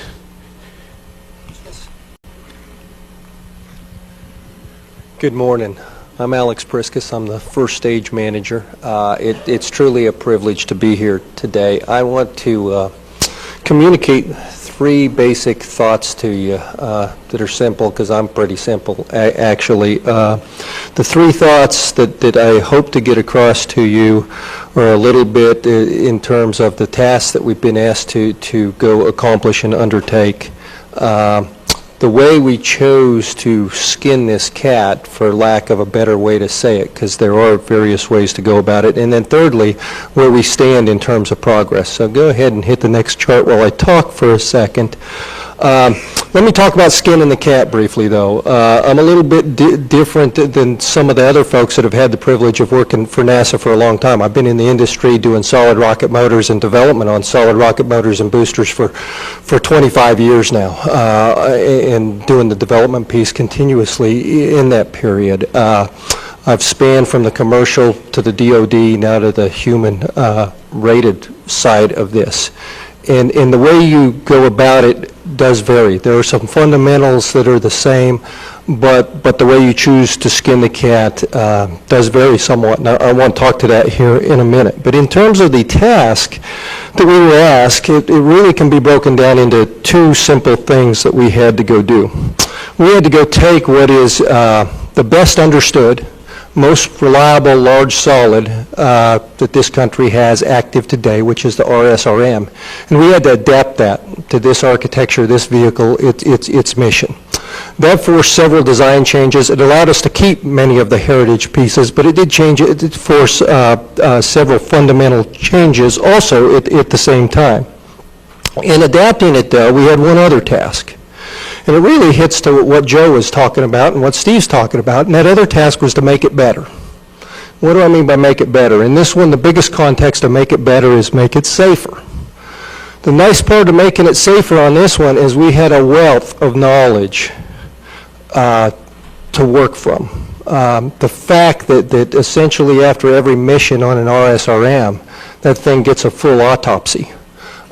We not only know the strengths, but we know the weaknesses inside and outside of that vehicle. So in terms of making the mission and adapting this, the first thing we did was we went to a 5-segment to add more total impulse.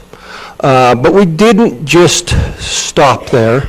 Other than opening the throat up and changing the burn rate so that we could utilize the same case, we also took lessons learned from RSRM and lessons learned from Titan 4B SRMU to enhance the grain geometry. We added different radii, we added different features in that grain so that we could mitigate the risks of bore choking and other things that we have learned over the years. So there's a whole lot of knowledge that goes in to making this better and safer. I will mention a couple of other things that we specifically did as a result of our knowledge on RSRM, and that is we made some significant changes that we are trying to achieve relative to the nozzle. We actually are carrying 2 designs on the exit cone right now. One will be tested in DM1, another one will be tested in DM2. The purpose of that is to test out some objectives that will eliminate the consequence that we know of ply lifting or delamination that can sometimes occur, although it's not critical, it's not good. The other thing that we have done is we've made some modifications to the TVC. This was a recognized issue on shuttle. As a matter of fact, this TVC system is shared between the booster and the orbiter. The orbiter made some improvements to the shaft seals on the fuel pump some time ago. The booster, for various reasons, was still in the process of making those when it was decided to bring the program to culmination, and so they didn't go ahead and adopt those changes. We have adopted those here. Notionally, what that has resulted in from a reliability sense, and you got to look at this thing relatively because these are probabilities, but it's about a 20% increased improvement of reliability on this booster is what is forecasted. We had a requirement of 1 in 1670 going into this program, and we believe we're a little better than 1 in 2130 right now. So those are some of the things that we did to actually customize or adapt this to the current mission. We've also added new electronics, new forward structures. As Bo mentioned earlier, I absolutely believe in some of his lessons learned in terms of robustness. And one of the places that our team took advantage of that was on the frustum. And it is a composite frustum, and you'd say, well, why the robustness there? Well, as it turns out, for the same mass properties and about the same cost, we could increase our buckling margins by 40%. And with a new vehicle where you know loads are going to change, that turned out to be a critical place and one of the places where we tried to anticipate where we may need robustness, and we incorporated that. Next page. like to talk a little bit about the uniqueness of this team, because this team has had an opportunity to fully engage not only in the Ares 1 main vehicle program, but also 1X. We are delivering the first stage for the 1X test flight that's coming up here at the end of October. The rail cars you see are the deliveries of the motors going down to Kennedy here last summer. On the left, you see a stage separation test that we enacted for 1X that had applicability. And one of the things I'd like to talk about is the interactions between the two programs, because sometimes that's underestimated. There are so many. On that that separation test, we learned interactions between the parachutes in the pyro charges that are invaluable and will feed into the Ares 1 program. We have learned a lot going both ways back and forth in terms of thrust oscillation. You know, Ares 1 was ahead of the power curve in terms of thrust oscillations and understanding what it meant to primary structures. Interestingly enough, Ares 1X is actually learning more lessons about the 2L modes and what it means to secondary structures. And so there is so much learning going back and forth. Thirdly, the little movie that you see running here are the new parachutes that we're developing. We are developing those for Ares 1, but they will be used for their first time on Ares 1X. They are in the stack. They're ready to go. We've had a very, very successful development program and testing program on the chutes to date. Next chart. A little more in terms of where we are up in the top left-hand corner or avionics boxes for first stage. We have 6 avionics boxes.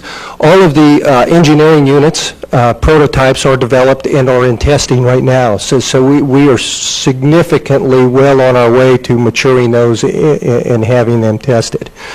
I'll tell you, up on the top right is a photograph of one of the solutions that we've come up with to deal with the coupled dynamic response of thrust oscillation in this vehicle. And in 25 years, this is the first time I get a chance to really work this. We've seen the issues and solved it up at payloads on various vehicles different ways in the past, but this was truly a unique opportunity. You know, it's very similar to other development programs. As has been mentioned several times, there's not a real significant development program that you come into that you don't run into issues. That's just a standard part of this business. This is one of 3 solutions that we actually engineered, developed, prototyped, and have tested. This one's an isolation system shown on the top right. The other 2 are more thrust dampeners. Again, development will come with problems. This team, I believe, has very quickly responded and shown that they can formulate, fabricate, and test those solutions expeditiously. Lastly, right now, what you see on the bottom right-hand clip that is running is the assembly of DM1. DM1 is our first 5-segment full-scale motor test. You see it being put into the stand. There it is in the stand. We're less than 30 days out from that test. That motor is ready to go. It's ready to fire. We're in the final throes of putting instrumentation in it, and really excited to get the results. In the lower left is some tests that were done on the DM1 igniter. One of the reasons we wanted to retest the igniter is, like the motor, we have updated some of the subsystems in these. In both of these cases, we have removed asbestos from any of the insulation systems to make them safer and more environmentally friendly. So both the motor that we are testing and the igniter will be asbestos-free in this upcoming test. And then thirdly, on the next chart, please. There is DM1 in the test stand. We're ready to go. But furthermore, DM2 is right behind it. As a matter of fact, I mentioned we have 2 different nozzle designs. That nozzle for DM2 is already fabricated. It's ready to go. The motors, the cases are insulated, ready to go. I have held up casting only so that we can get the data from DM1 to make sure we don't want to make any alterations before we go on. But that's kind of where we are. DM1 is in the test stand. DM2 is chomping at the bit right behind it. I I guess what I'd like to leave you with is the understanding of how far we are and the progress we've made, because when you think about these kind of major tests for those who have been around it, these are some of the biggest gates that we'll end up going through. There's still a lot of work in front of us, but these are some of the higher mountains that we'll have to climb. So with that, thank you, and I'd like to turn the time over to Upper Stage Danny Davis. Thank you, Alex. How about those solids? First of all, just a pleasure to present our upper stage progress and status to the panel today. Robert showed you an engineering wheel that we are moving through. We are an in-house design activity at the Marshall Space Flight Center. We're supported by many other centers, the Glenn Research Center, Langley, and KSC. Also at Ames, we have some work. We are finalizing our design and manufacturing and operations baselines based on the learning we had at our PDR scrub, and we're heading right toward potting our information so that we can take this engineering and implement it. First slide, please. We have a very solid flow down of requirements, needs, objectives from the Constellation program, and our design is responsive to those. We have a safe design first. The performance is as it should be for the mission that we've been given, and we feel like our design will be affordable. Our design team we're actually doing two designs at one time. The design of the flight hardware, the configuration of the hardware, and the manufacturing system that goes with it. What this allows us to do is avoid any surprises in manufacturing that could be significant cost drivers later on. Our design is informed by a lot of heritage work that went on before us. Our structures are large aluminum lithium aerospace structures with friction stir welding. We have good experience with these processes. Now we've had to learn some new tricks so that we can, for instance, use friction stir welding throughout the design as opposed to just linear applications. We have, of course, a main propulsion system that provides loading and conditioning of propellants, and then we supply those propellants, liquid oxygen, liquid hydrogen, to the engine just as the engine prefers them. They're very picky about their propellants. We have a pressurization system that we've optimized to do that with as little risk as possible during the staging event. We went after those risks early on, and we feel like we've mitigated that risk. Our thrust vector control system is a hydraulic system driven by a turbo pump that's energized from gases off the engine. Very straightforward, very practical system for this application. The reaction control system has some heritage brought into it. Our roll control system has 600-pound thrusters on it, and that's a little bit of a challenge. It's a large thruster. But in this case and in all of our subsystems, any place we perceived a risk early on, we implemented advanced development programs, and we'll show you in a little bit that we've had great success in developing and firing these thrusters for our application. We have a composite interstage. We have a lot of flexibility there, as Alex mentioned, in the tailoring of the composite materials to our loads application. Our other selling motors, again, this is an in-house design of a small solid rocket motor, 4,000, 5,000 pounds, 4-second burn time. We've built these in advanced development programs and fired them and learned a lot from it. And you can see our baseball card there with our masses and all. Let me go to the next slide, please. This is where we discuss our avionics. We do in-house development of the avionics system, the architecture, the specifications for the components, and then the coding of the software. This has been a good challenge for us, and I think we've made great progress there. We're responsible for guidance, nav, and control, command and data handling, pre-flight checkout. We also do power distribution, instrumentation, all of the usual suspects in an avionics system. Our systems, our boxes, and cabling are naturally distributed throughout the stage. We understand where all of these boxes go, what their functions are, and in what environments they have to be able to survive. Next slide, please. As I mentioned, the NASA design team has been working very closely with the production team so that we understand what the design needs to do to support production and the operation.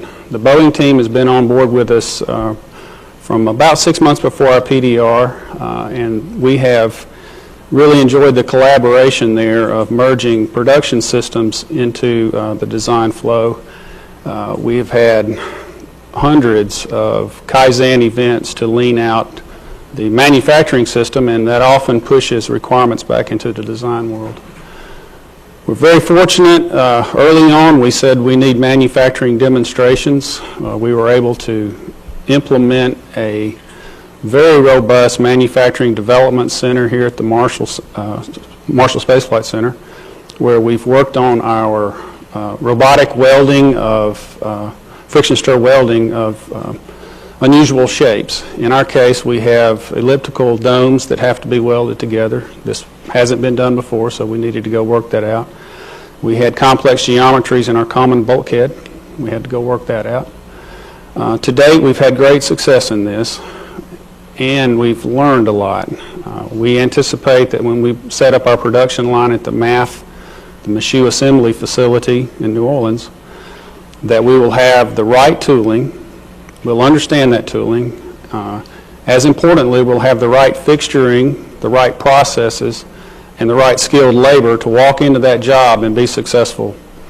One thing that the lab here at Marshall really provides us is if we're in production, on the production line, and we have issues, we've got a laboratory to go work those out, and that's very much important to us. You can see our friction stir welding, our large tooling, and the human intellect that's watching this, watching these developments. They're learning the hard way on some of these lessons, and it's our NASA design team and our Boeing team shoulder to shoulder developing these systems. Next slide, please. So we are invading MAF. The shuttle program has been able to clear a large section of the very large facility down there for us so that we can begin to put our tooling in. We're very mature with our large welding tools, some of our vertical tools, and we're ready to start installing those.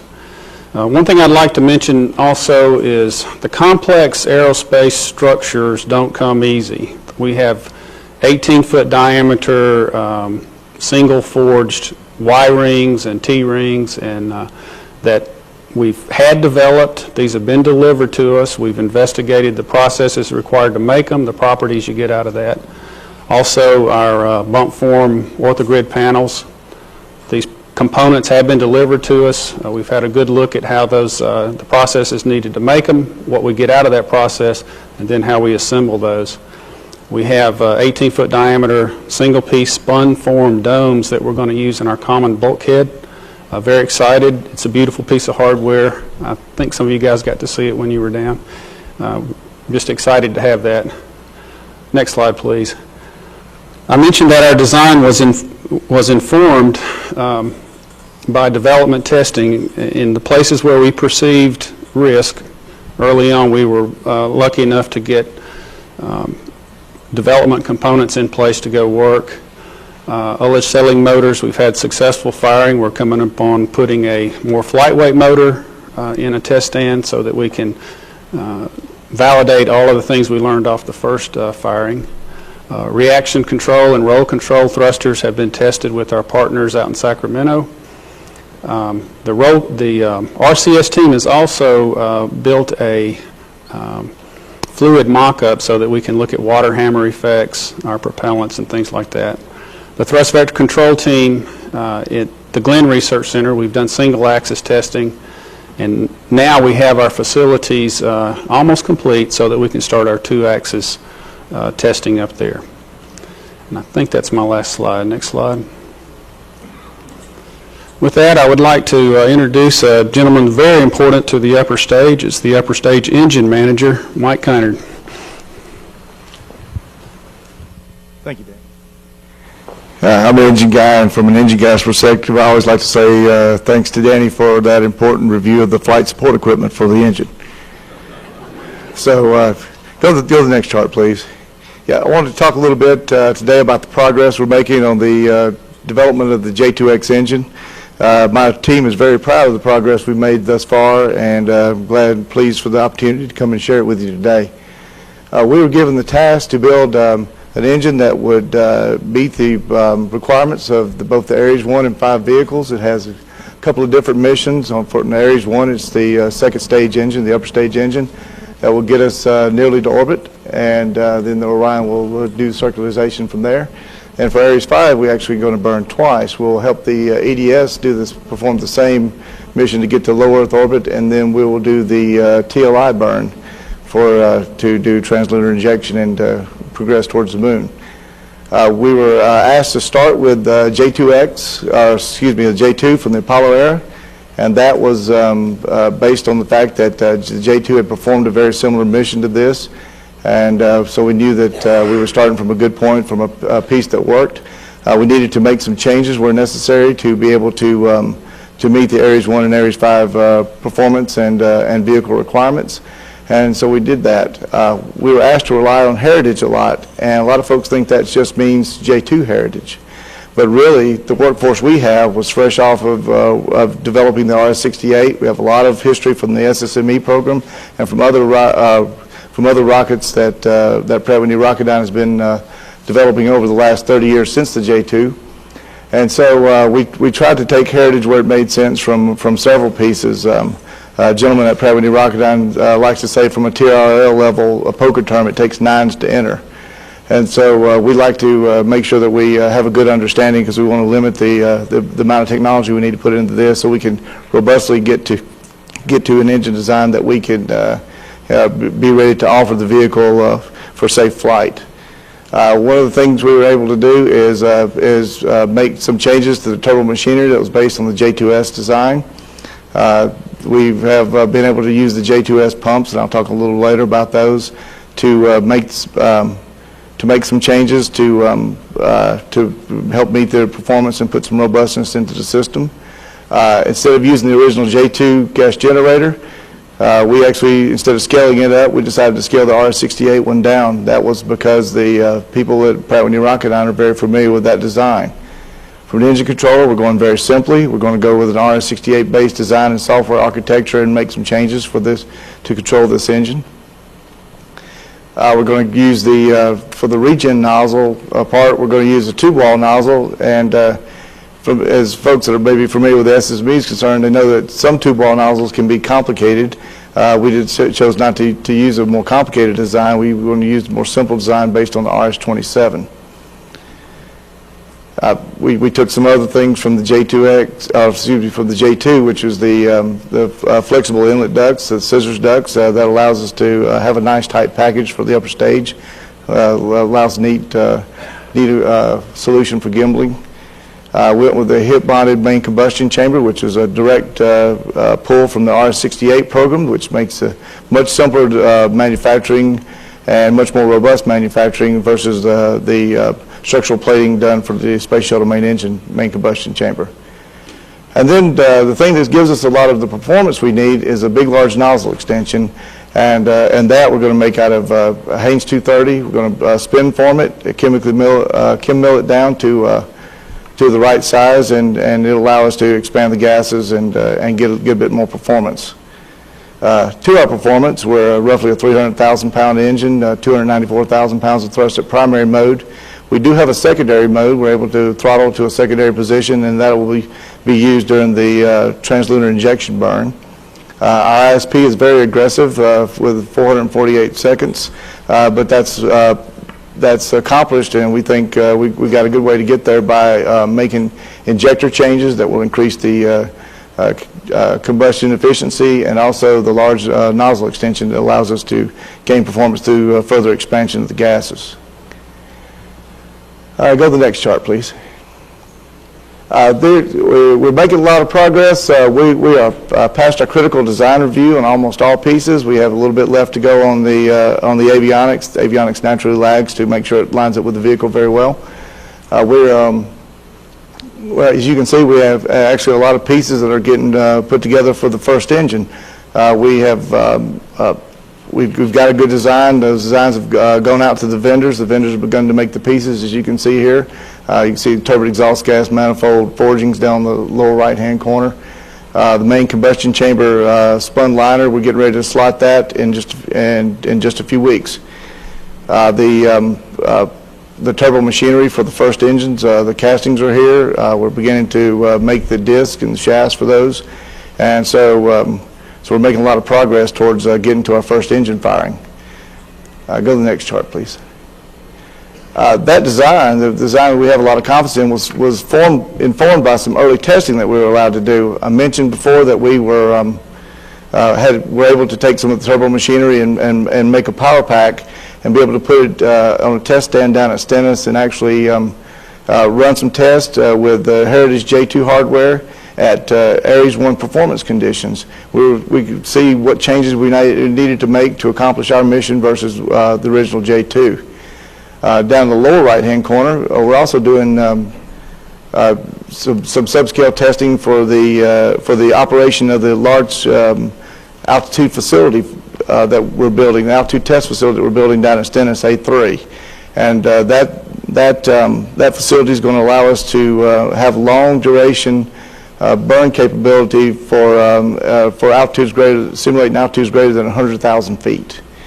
And so we want to make sure that that the facility and the engine come together at the same time, and we understand how to operate that facility. So we built subscale diffusers. We're running lots of tests there, and going to make sure that we can robustly run that facility to support the test campaign. Next chart, please.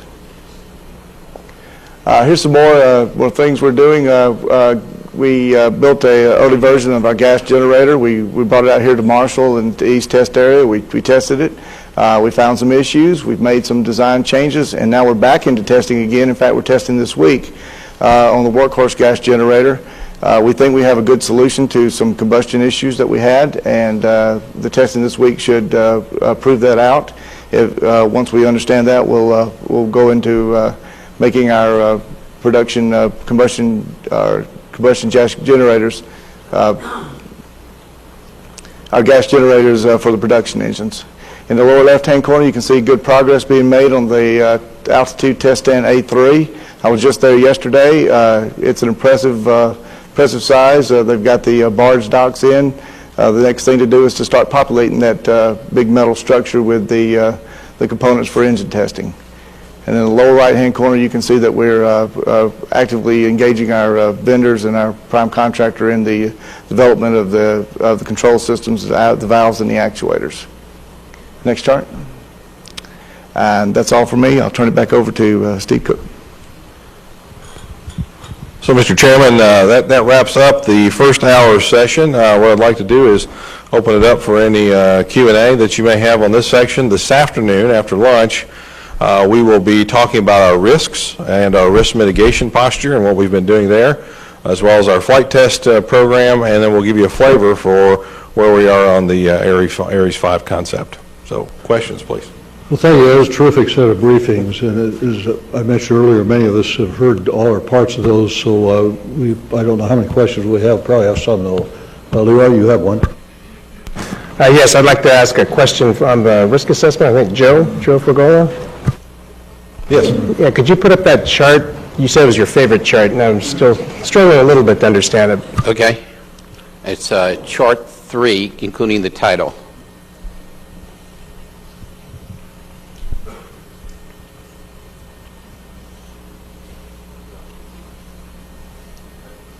So while they're finding it, first of all, I just wanted to ask a general question. Where did you get all your numbers? Oh, okay. Those of one more. One, two, next one.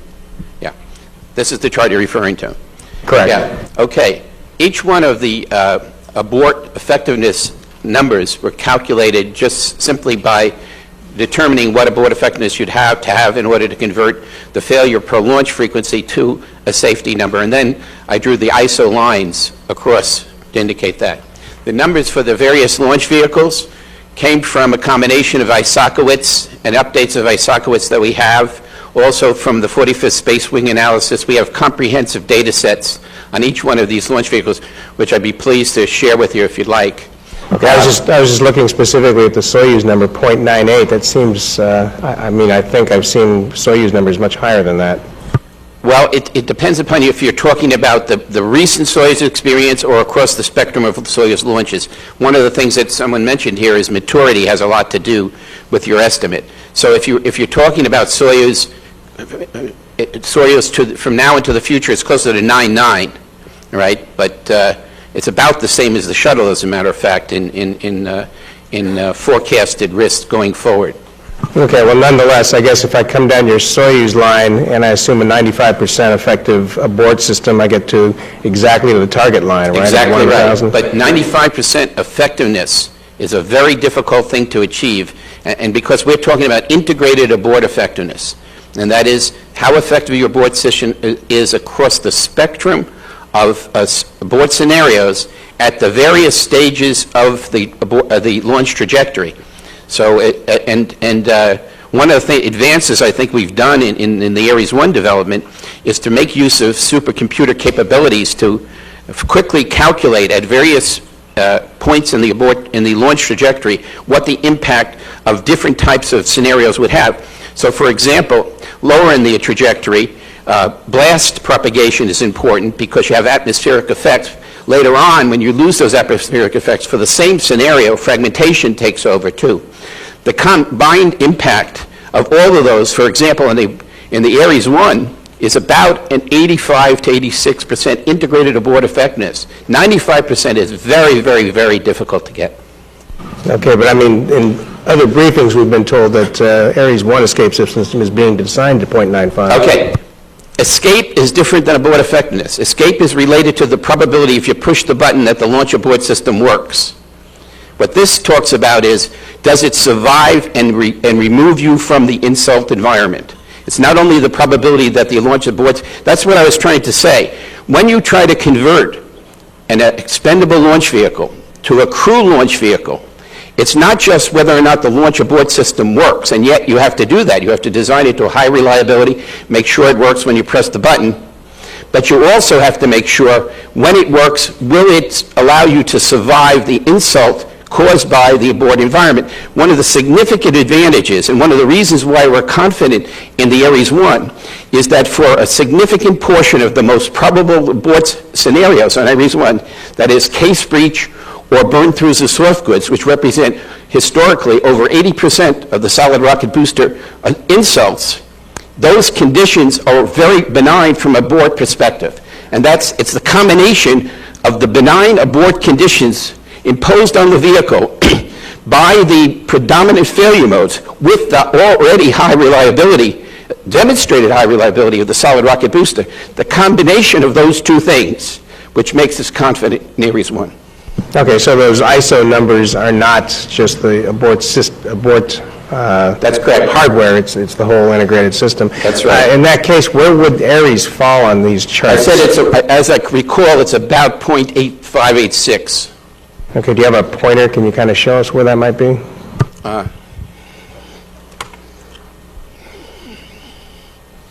It's about, this is 0.8, so 0.85 is approximately around in here. If you talk about a 1 in 200 or to 1 in 400 launch vehicle, you're talking about the Ares being up in this area. And that is rather significant.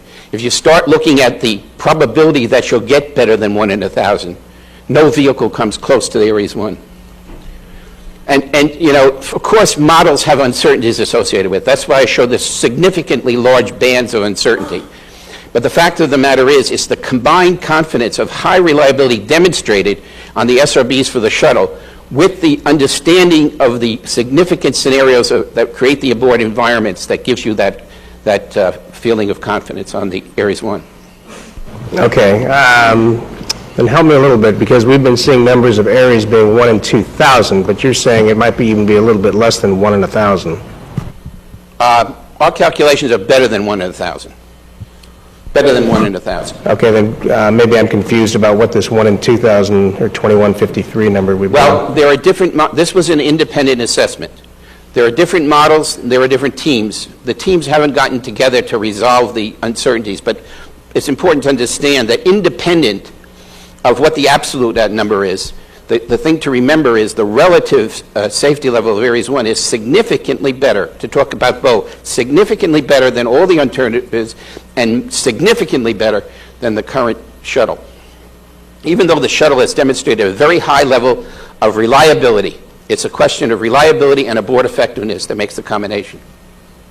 Okay, thank you. If I might, I've got a question on the same topic. Does anyone else have the same topic? You do. Go ahead, Jeff. There's something that I think we've come to understand as we've heard a lot of fact-finding briefings, but I want to get on the record because people who are listening to these briefings may not have been through all of that process, which is you really have to be careful about comparing the probabilistic risk assessment of an as-yet unflown vehicle to the demonstrated reliability of flown vehicles. Probabilistic risk assessments look at hardware-driven random failures, and then you have a very sophisticated methodology in which you do your very best to look at what that effect is on the system failure. But in round terms, historically, about 10% of the failures of launch vehicles are driven by those kinds of random effects.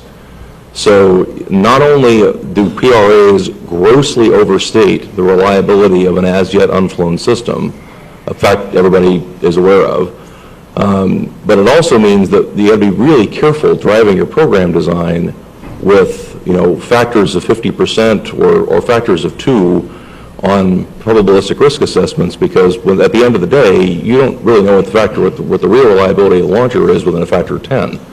So there's nothing wrong with using PRA to guide your decisions, but you've got to use the numbers with great caution. I think that is a very important point, and it's one of the strengths of the Ares 1, because the demonstrated reliability of the SRB is solid, and in more ways than one.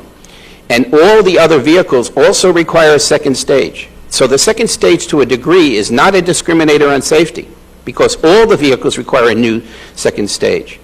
The first stage of all the vehicle alternatives, with the exception of the Shuttle C, the demonstrated reliability and the demonstrated risk is much, much better for the Ares 1. From that perspective, the Ares 1 is far superior from all the other alternatives. If you look at the Delta IV Heavy, for example, we've only had 9 Delta IV launches and only, I guess, 2 Heavy launches. And in the first launch, there was a discrepancy. Okay? So from precisely the perspective you're speaking, that's one of the strengths of the Ares 1. But let me add that your history you're taking a big risk by assuming in that statement that future new launch vehicles, however derived, will not also experience early anomalies, because that is the history of launch vehicle development. Absolutely. If you look, it would take me a long time to go through the whole thing, but yes, absolutely. Where you look in the history of a launch vehicle is very important. How many test flights you have is very important.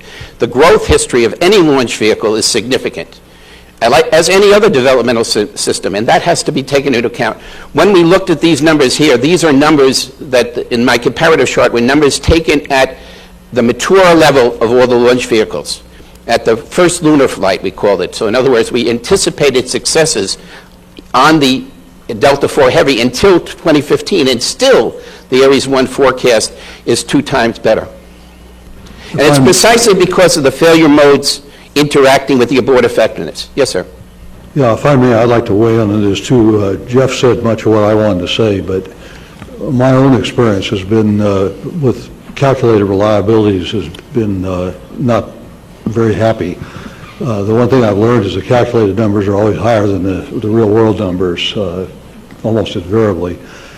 Over the years, I've kind of drawn the conclusion that the expendables are somewhere like 96% moving to 97, shuttle is like 98 moving to 99.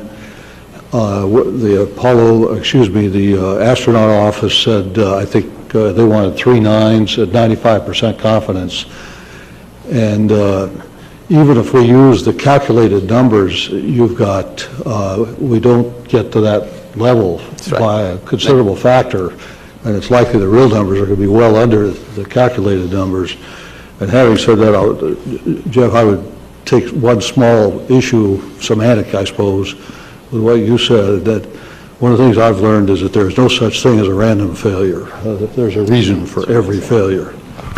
I think that's one of the reasons why we wanted to do a comparative assessment rather than an absolute assessment, for the very reason that you mentioned, and why we tried to focus on the historical demonstrated statistics rather than on forecasted bottom-up numbers. Les, you had a question. Yeah, a question to Alex, but before I do that, Steve, I'd like to compliment you and thank you for answering my acquisition management questions. My questions were not pejorative ones or critical ones, but they were also shaped by DoD lessons learned, as you noted on your chart, where we've gone the spectrum from LSI, lead system integrator, to the government being the total integrator, if you will, and have had problems on both sides. And it was the latter that we heard some comments, if you will, from some of the contractors, but they also said that the communication now is much, much improved, and they recognize that it was sort of the early lesson learned of going through the different changes in roles. So compliments to you and the way you and your team are doing this. I'm very, very impressed with the way you've tried to approach it. Thank you, sir. Okay. My question to Alex deals with the thrust oscillation mitigation approaches. You mentioned two, the isolation versus thrust dampeners, and I don't know if you've settled on any one of the two different schemes, and more importantly, are there design impacts or performance impacts on either that would weigh into your decision?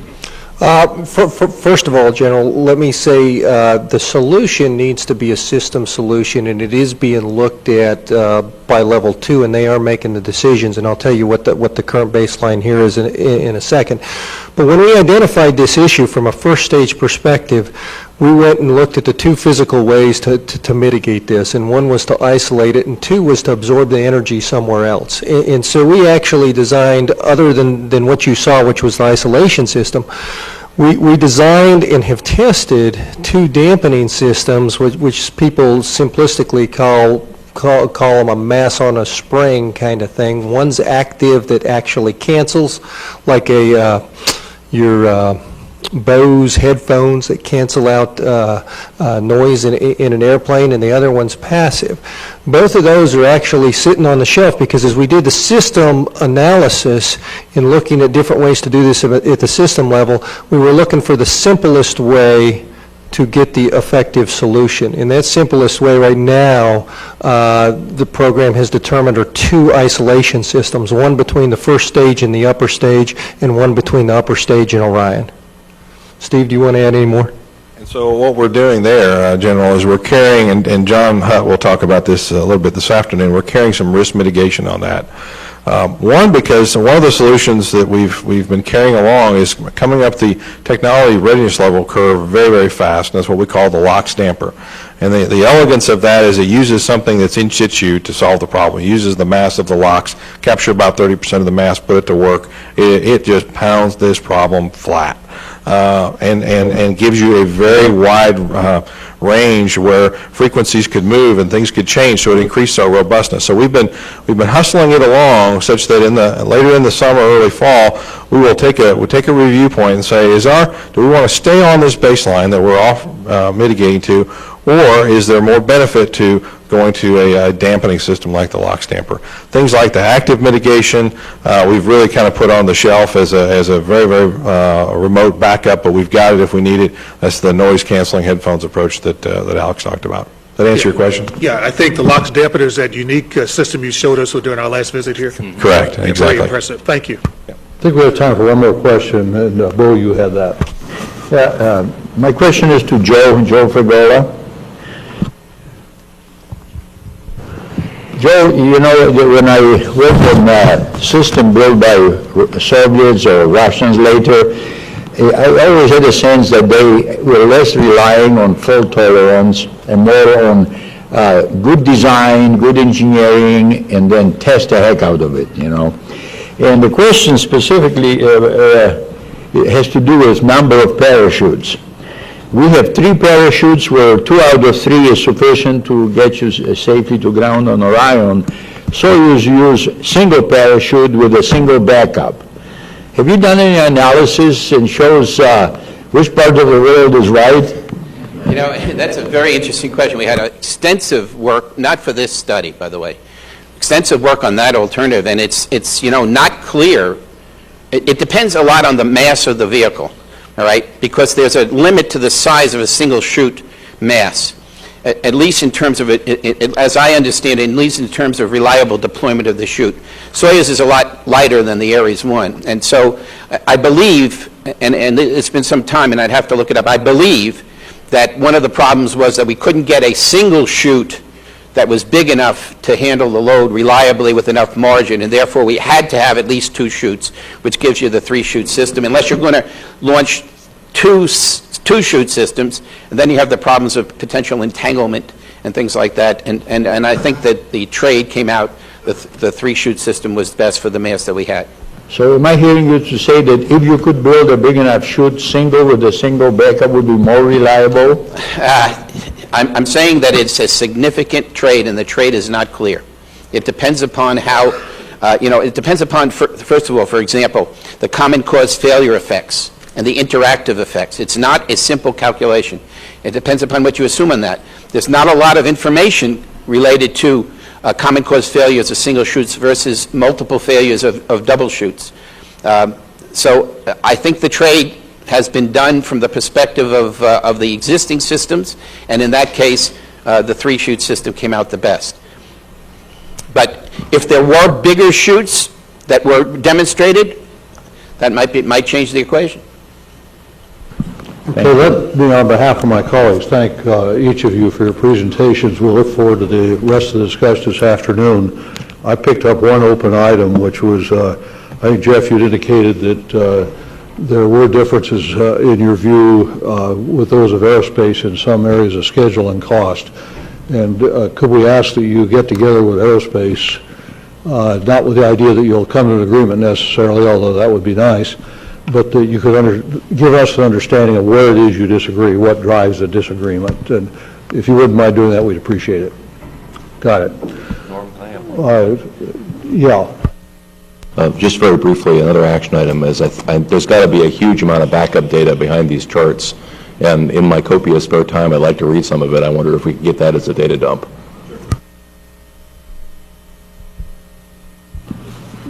We have received a number of comments from members of the Congress that we've been asked to share among our committee and with the group here today. Needless to say, our time has been very short, so we've had to somewhat limit this. I've talked to quite a number of the members in Washington, and the members also are voting. I think they're tied up in probably health care today. I would like to take a few moments before lunch to share with you messages we've received from 5 of principally local senators and representatives at their request that we read or display their videos, so I will do that now. The first one is from Senator Shelby, and it goes as follows. I want to thank you for visiting Huntsville and Decatur and for providing the opportunity for those directly involved with space as well as the general public to interact with the committee. The objectives that you're undertaking are both a challenge and an opportunity. You have a huge challenge before you and a critical responsibility in determining the options and direction of our nation's human spaceflight program. I appreciate your willingness to devote the time necessary to conduct this review. North Alabama, and specifically the Marshall Space Flight Center, has been at the forefront of human space activity since the beginning of our nation's space program. Today we meet in the shadow of the great achievements the people at NASA have accomplished. I hope that the enthusiasm that surrounds this area with its ties to human spaceflight has been evident to the committee. We have just celebrated the 40th anniversary of humans landing on the moon for the first time. It has been a time to reflect on what our nation is capable of when leadership, motivation, and perseverance come together with a goal that is defined and supported. Now we must move on and move forward, and this committee will provide options that will define the direction manned spaceflight will take in space for decades to come. There is a robust economy in Alabama and across this country with companies that can do everything from building rockets that will go to the far reaches of the universe to developing nanoparticles for stronger materials that withstand the rigors of space. No matter what has been needed, American ingenuity and combined with the capability and direction from NASA has brought an understanding of the universe that only a few generations ago would have been thought impossible to know. This would never have happened without NASA leading the way. NASA's manned space program, its astronauts, and its accomplishments are the inspiration that leads future generations to become our innovators, engineers, and scientists. The impact of human spaceflight reaches far beyond aerospace activities. It attracts people to scientific careers in the development of technologies that improve our lives in many ways. The inspiration provided by the human spaceflight program launched an entire generation that, while aspiring to be like astronauts that would go to space, would become the scientists and engineers that make our country the leader in science, technology, and innovation it is today. For us to maintain such leadership, the children of today need the same opportunities, dreams, and excitement to maintain our country's place as a leader in aerospace as well as in other scientific disciplines like physics, biology, and chemistry. I support manned space flight and see that it is relevant today as it was over 40 years ago. The benefits to our nation go far beyond NASA. Yet without clear direction and purpose, NASA will achieve less as it fights internal battles over what direction it should take. As the ranking member of the Senate Appropriations Subcommittee on Commerce, Justice, Science, and Related Activities, and as a senator from the state that is the home to the NASA Center that focuses on delivering humans to space, the funding and direction of the NASA space program is of great importance to me. History shows that when the nation has provided the necessary resources and called upon the people of Alabama to deliver humans to space, they have delivered. I wish to thank you and the rest of the members of the committee for their commitment to human spaceflight and to our nation, and it's signed by Senator Shelby. We also have a letter from Senator Sessions. It is my pleasure to welcome you to Huntsville, Alabama, and the Marshall Space Flight Center, the original home of NASA, as you continue your mission to ensure the nation pursues the best trajectory for human space flight. I note with great interest that the distinguished membership of this committee brings a wealth and broad range of experience to this analysis. I offer my congratulations to you all for your selection to participate in this important review. Given the groundbreaking work to propel our nation into orbit conducted at MSFC over the past 50 years, I can think of no better place to host your proceedings. As you know, MSFC has made tremendous contributions to our nation's space program since its establishment in 1960. When President Kennedy set forth the challenge of putting a man on the moon by 1970, it was the team at MSFC who made that challenge into a reality by building the Saturn V rocket. The drive, innovation, and spirit of achievement continues today at MSFC as the center supports NASA's portfolio of science, aeronautics, and exploration, including the development of the next generation of rockets that will provide transportation for future human space flight missions. As we look toward the future and seek to continue our nation's unparalleled legacy in space, it is clear that the Marshall team will continue to play a vital role in ensuring that the United States maintains the world's preeminent space program. I welcome you to Marshall, wish you all the best for a productive session, and thank you for continued service on behalf of our nation. Please do not hesitate to contact me or a member of my staff if I may be of any assistance. And that's signed by Senator Sessions. We have also letters from, or input from 3 congressmen, the first 2 in the form of pre-recorded tapes. And if we could we play Representative Griffith's tape first?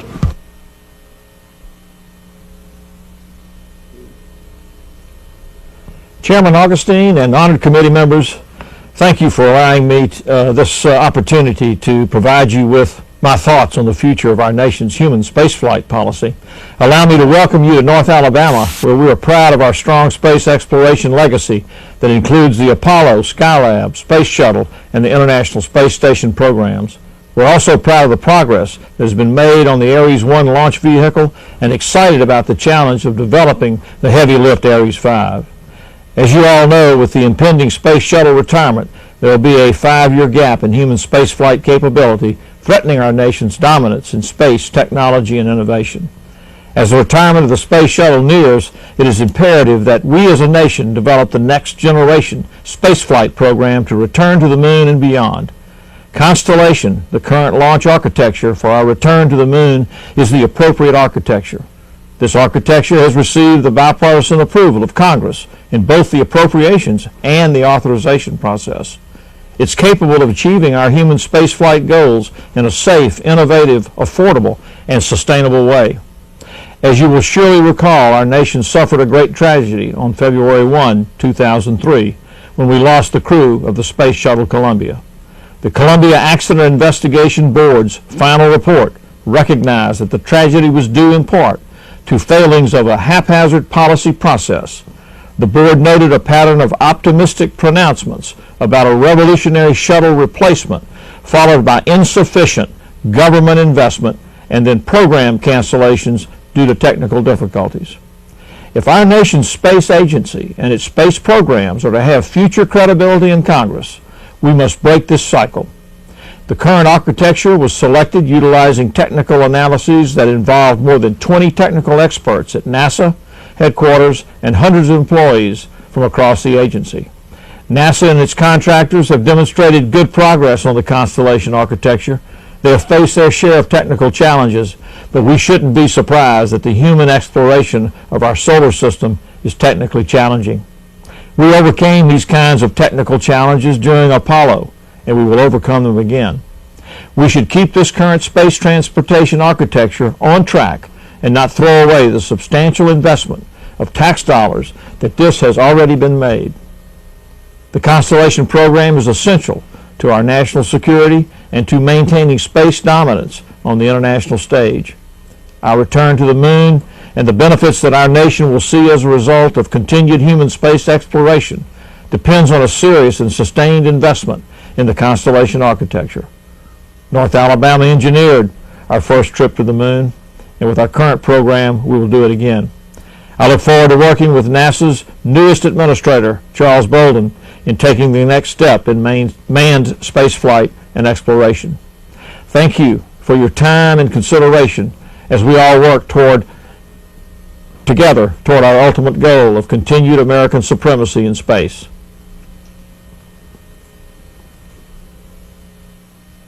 And we have a tape from Representative Aderholt as well. Could we play that? I want to thank the Augustine panel for an opportunity to comment on this very important issue. NASA has achieved great things, both in terms of pure science, inspiring the human spirit to great goals, and in terms of the many practical spin-off technologies and engineering achievements that would have never existed without NASA, and specifically without the exploration programs. I sincerely believe that exploration of space is not just a luxury.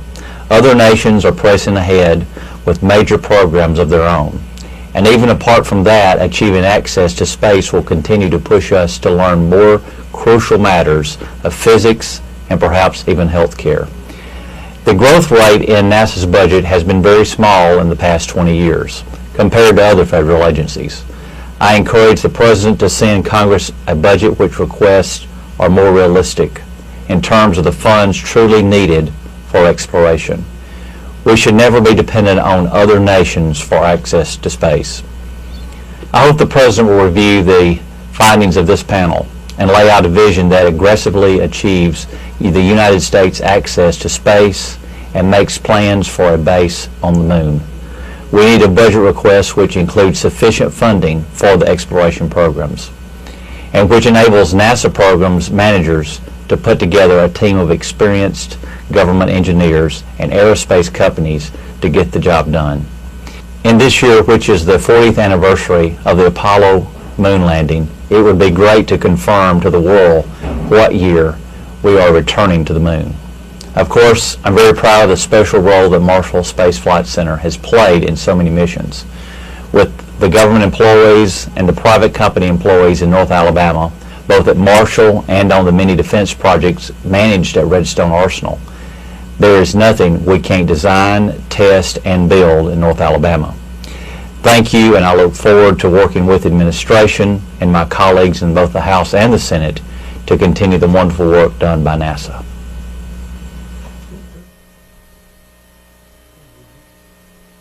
And we have a letter from Congressman Davis that I've been asked to read. As an Alabamian and as an American, I'm proud to support NASA and North Alabama's own Marshall Space Flight Center. Since the agency's inception in July of 1958, NASA has led the world to the far reaches of space, and in doing so has set new standards for scientific research and discovery. It is because of what scientists and engineers have accomplished here in North Alabama at the Marshall Space Center that America remains the undisputed world champion in space exploration. And our age in space has emboldened us, as John Kennedy said it would, to chart new paths in the fields of aviation, defense, technologies, telecommunications, medicine, and across every research discipline that requires human genius. Here in Alabama, our support of NASA has created a high-wage, high-tech job base that was once beyond our reach. A state that once languished and is now contributing to America the Ares 1 and Ares 5 and Orion space capsule projects that will assemble the International Space Station. To be designed and manufactured here in Alabama, these projects represent an essential component of America's next generation space fleet, and they deserve America's commitment. We must be mindful that in Washington we have had to constantly fend off proposed cuts to these investments. A country that dreams as boldly as we do simply cannot forego the investment in a marvel like the International Space Station. When it comes to space, you lose ground when you fail to move forward. Scaling back our standing as the global leader in space research and space defense systems would be a huge step in the wrong direction. When President Kennedy called on us to put a man on the moon at the time when freedom's survival was uncertain, we responded with an unprecedented investment in an unproven space program. The result was another testament to America's capability to bend even part of the universe to our will. Today, as the world shrinks and circumstances change rapidly, there should be a few simple truths about our will as it relates to the final frontier. We are not willing to cede our position on the cutting edge of aerospace technology. We are not willing to hand over our role as the leader in the sciences. We are not ready to choose retreat over another push toward the outer reaches of knowledge. I believe we are equal to the challenge that faces us in these times, so I urge the Augustine Commission to support full funding of NASA and the Marshall Space Center for continued progress in its current mission. And so let me thank each of those individuals for their input and for their support of this program. And we now have used up, we've got 5 minutes of negative slack in our program today. It shows poor management. And why don't we plan to meet, we'll cut lunch by 5 minutes and regain slack, and we'll plan to meet back here at exactly 1 o'clock. Is that right? Yeah, it is right. 1 o'clock here. Thank you.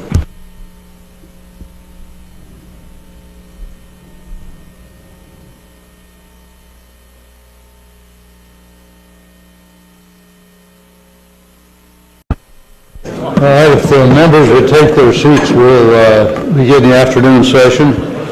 Apologize for being a little bit late getting back. We had a few things to take care of. We will pick up the afternoon then, continuing the discussion of Constellation. Who will be the first briefer this afternoon?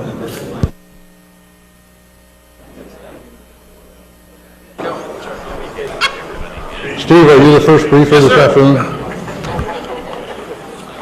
Okay, let's bring up first chart, please. Next chart. So we've got just a couple of wrap-up topics that I think are important for the panel to hear. We'll talk through progress that we've been making on our key risks, our risk mitigation activities. Dr. John Hutt, who's our chief engineer for overall vehicle integration, will walk you through that. We'll talk about our development flight test, Ares 1X. give you an overview of Ares 5, where we stand with that and its capabilities and some options, and then I'll wrap it up with a short summary. So with that, Dr. Hutt.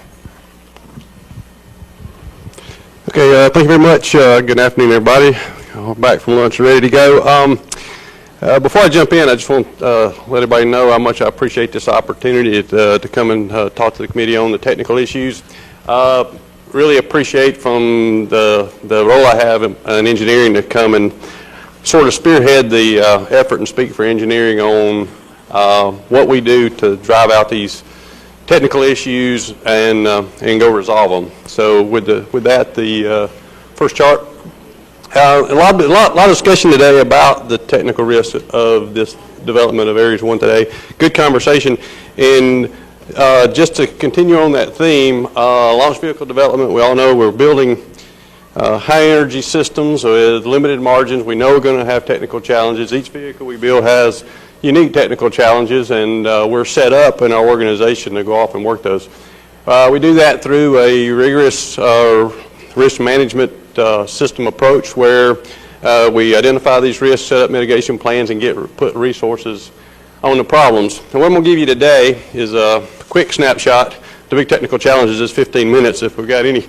A quick snapshot of where we are today on our issues, and if you talk to me in a month, what's on the radar screen I think is going to change quite a bit. In fact, some of these in my mind are ready to fall off. We're going to talk through first stage thrust oscillation. You all heard quite a bit about that. I'll give you a quick status of where we are on that. The liftoff clearance issue, you've probably heard some about that, which is primarily driven by the availability requirements, and we'll tell you where we are on that. Separation system power shock, we'll talk SEP systems. We all know launch vehicles. The separation system is something we have to be very careful about because it's so easy to get into problems there, and we'll talk latest where we are there.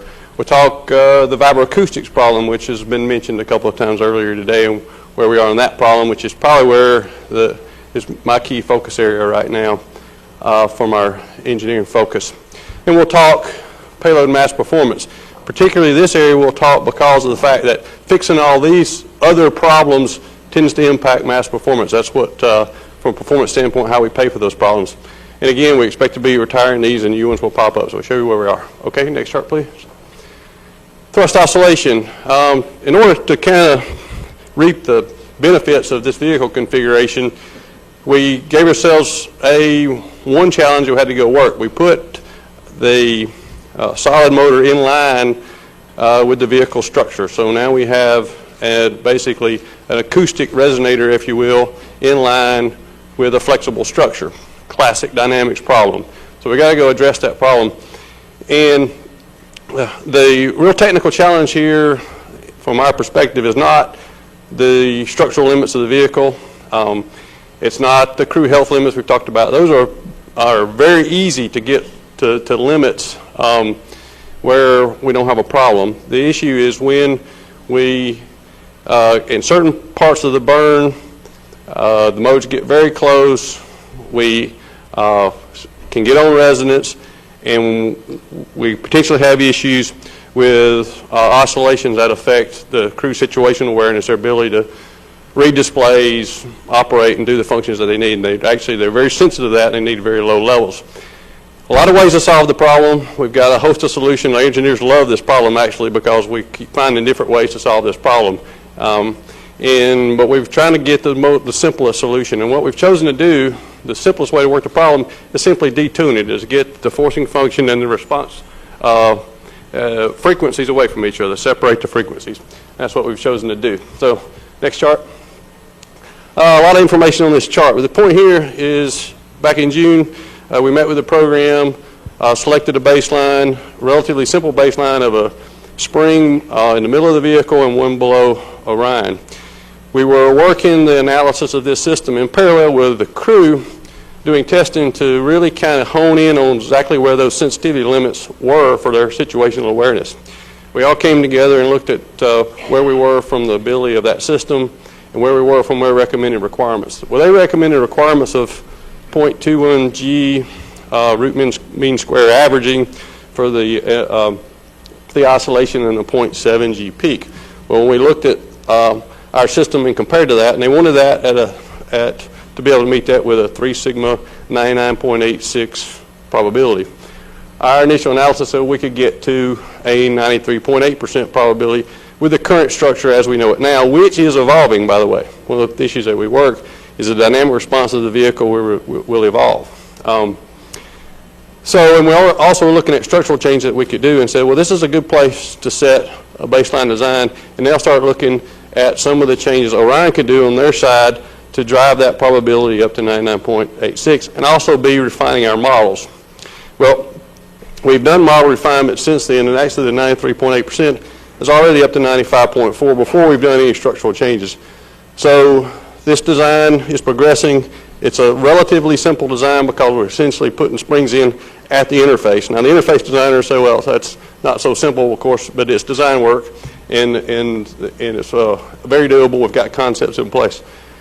So next chart, if you will. Now, in the event we don't get there or get ourselves comfortable that we've got limits that we can come to closure with the crew office and get the requirements we can solidly lock down, we have a number of other solutions. And you heard about LOX damper, what's been mentioned earlier. We really like this solution. It's a very robust solution. It's very simple. It does a lot for us from the standpoint of both detuning and absorbing using the mass of the propellant tank. It's a very elegant solution that we think. We like it a lot. The issue is to do the prudent work here. It was a very low TRL when we started. It's rapidly going up the TRL curve. We'd like to get there as soon as possible. Our engineering team loves the solution. It's very powerful. Also, we have had for some time an active system that basically does force cancellation and totally wipes out or essentially wipes out the forcing function which is there, and we're just trying to avoid the cost and complexity of that implementation, but very feasible design. So we feel like we've got a host of ways to solve this problem. We're trying to get the simplest, least impact to the program solution. So from a technical standpoint, I think we have this problem well in hand. Okay, next chart. Liftoff clearance. When we started, our initial trajectory profile was to lift off the vehicle essentially straight up and go into active control once we cleared the stand. Where our requirement was to do this with a 34-knot wind blowing from the south into the stand. Well, in some of our probabilistic cases, that showed recontact with the stand. Not uncommon for vehicles to have to deal with this problem. The 34-knot wind is pretty unique to us because we're trying to get as much availability as we can out of the system. Well, from very simple fixes of doing command biasing and turning on active control, excuse me, as soon as we get out of the hole, we're able to fix this problem and meet all of our recontact requirements. So recontact, in my mind, is not a significant issue. What remains to be worked now is, as we fly the vehicle out, we've got to look at the plume impact on the stand so we don't do enough damage to the stand so that it affects our ability to refly. So now we're going into the mode of looking carefully on where the limits will be on stand damage from the plume. The 34-knot wind is still a concern, and I suspect we will probably wind up placarding winds from that one direction from the south so that we don't have to do so much fly-off biasing that we damage the tower. We've looked at the amount of placarding that it takes to be able to prevent plume damage, and it looks like it's actually going to be a minor impact to overall launch availability. So I don't see this problem as that significant of a concern. And it's mainly here in my mind because it appears to be a significant concern. In my mind, it's not that really. Okay, next chart. Separation system power shot. We've done extensive work on our separation system for this vehicle. Great deal of analysis to ensure that we get clean separation. In fact, we've had an independent study performed by Aerospace Corp, in fact, and basically agreed with our basic results. We have a robust separation system overall concept design. The issue that it did drive us to is because of packaging constraints on avionics, we had a very large linear shaped charge to ensure we got a very clean separation. One thing we have to be clean is we don't hang up when we separate. So we had a very large charge initial analysis to ensure that we separated the system. And in the near field, we had avionics boxes seeing very high G-load shocks from that, unacceptable G-load shocks from the standpoint of what we could practically qualify for avionics. Just recently, I think within the last 2 weeks, we have changed that design to a frangible joint design using that's now I think 30 grains per linear foot frangible joint, which also has a much lower shock load. So the shock load to the avionics boxes is now more than an order of magnitude lower than it was in the previous design, well below where we see historical issues with shock loads on avionics components. So I think essentially we've got the only open issue here from fully retiring this is getting that design maturity for frangible joint up to where it was for the linear shaped charge. Okay, next. Okay, vibroacoustics issue. This is one where we got a lot of focused effort on right now, and this one's going to be more of a long-term effort because it's going to move around on us as we mature the vehicle. The nature of this vehicle is we fly a high dynamic dynamic pressure trajectory in this vehicle, which means we go transonic, very low in the atmosphere, so we have pretty high acoustics in transonic, which leads us to high vibroacoustic loads. Now, a lot of launch vehicles typically have high vibroacoustic loads. Ours are somewhat higher than typically seen, but very much at manageable levels. Now, we got to attack this problem at all levels in our mind to get the cleanest overall system solution.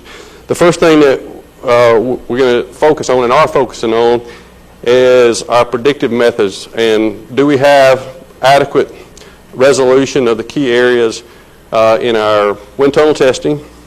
Are we appropriately transferring those acoustic results to the vibroacoustic predictions that the designers have to use to design their environments to? And are they adequately bracketing what we're going to see in flight, but not bracketing more so that we're stressing our designs, our stretching where we have to design more than we need to?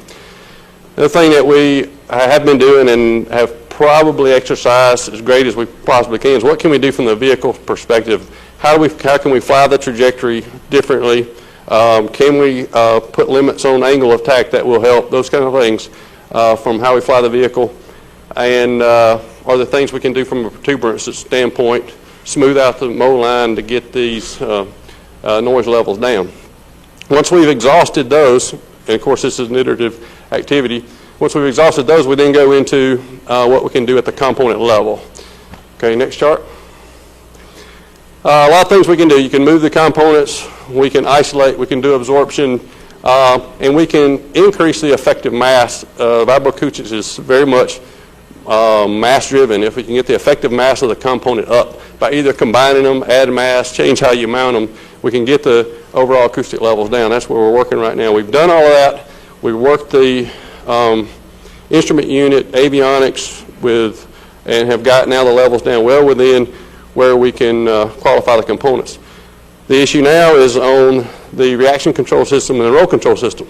Right now the limits based on the way we're mounting those systems exceed where the heritage qualifications are for those issues. Now that is a significant concern to the designers, and we are looking at our design options. We have a wide design space on how we can fix that problem, from anything as far as how we mount the RCS system to redesign the RCS system in the most extreme level. So, and we're working through those. All right, next. Okay, and then we get to the mass issue. Where are we relative to mass? We've been watching this problem or not really a problem. We actually had the luxury of designing in a robust level of margin from the standpoint of we're using historical mass growth allowances, allocating that to the elements.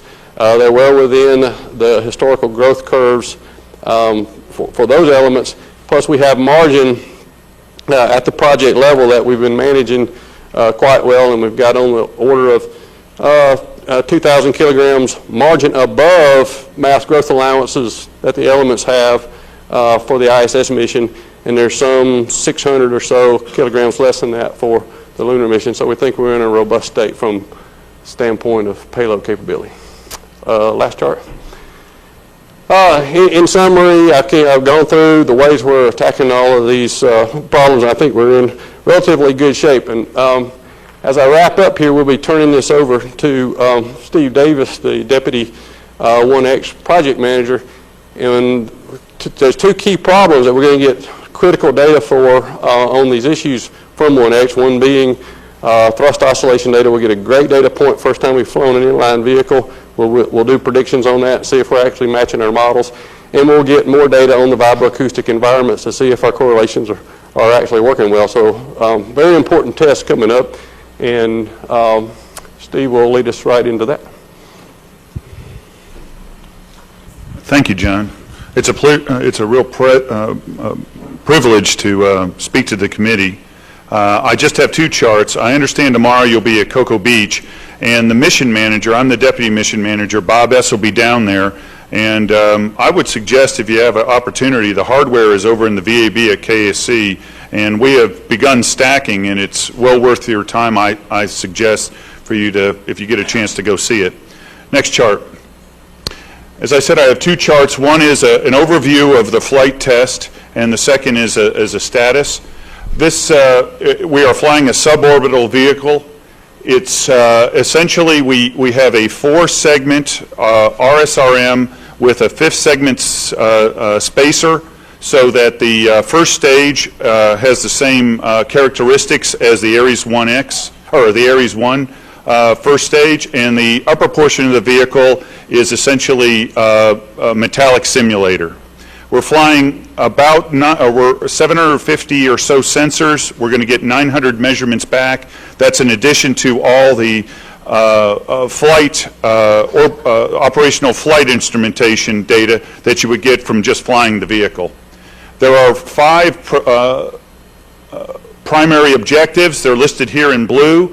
We're going to demonstrate controllability. As you can imagine, this rocket is very tall. It's almost 330 feet tall. It's 18 feet at its max width, and so there is has a very high slenderness ratio, and so we're interested in understanding the controllability as part of the risk mitigation for Ares 1.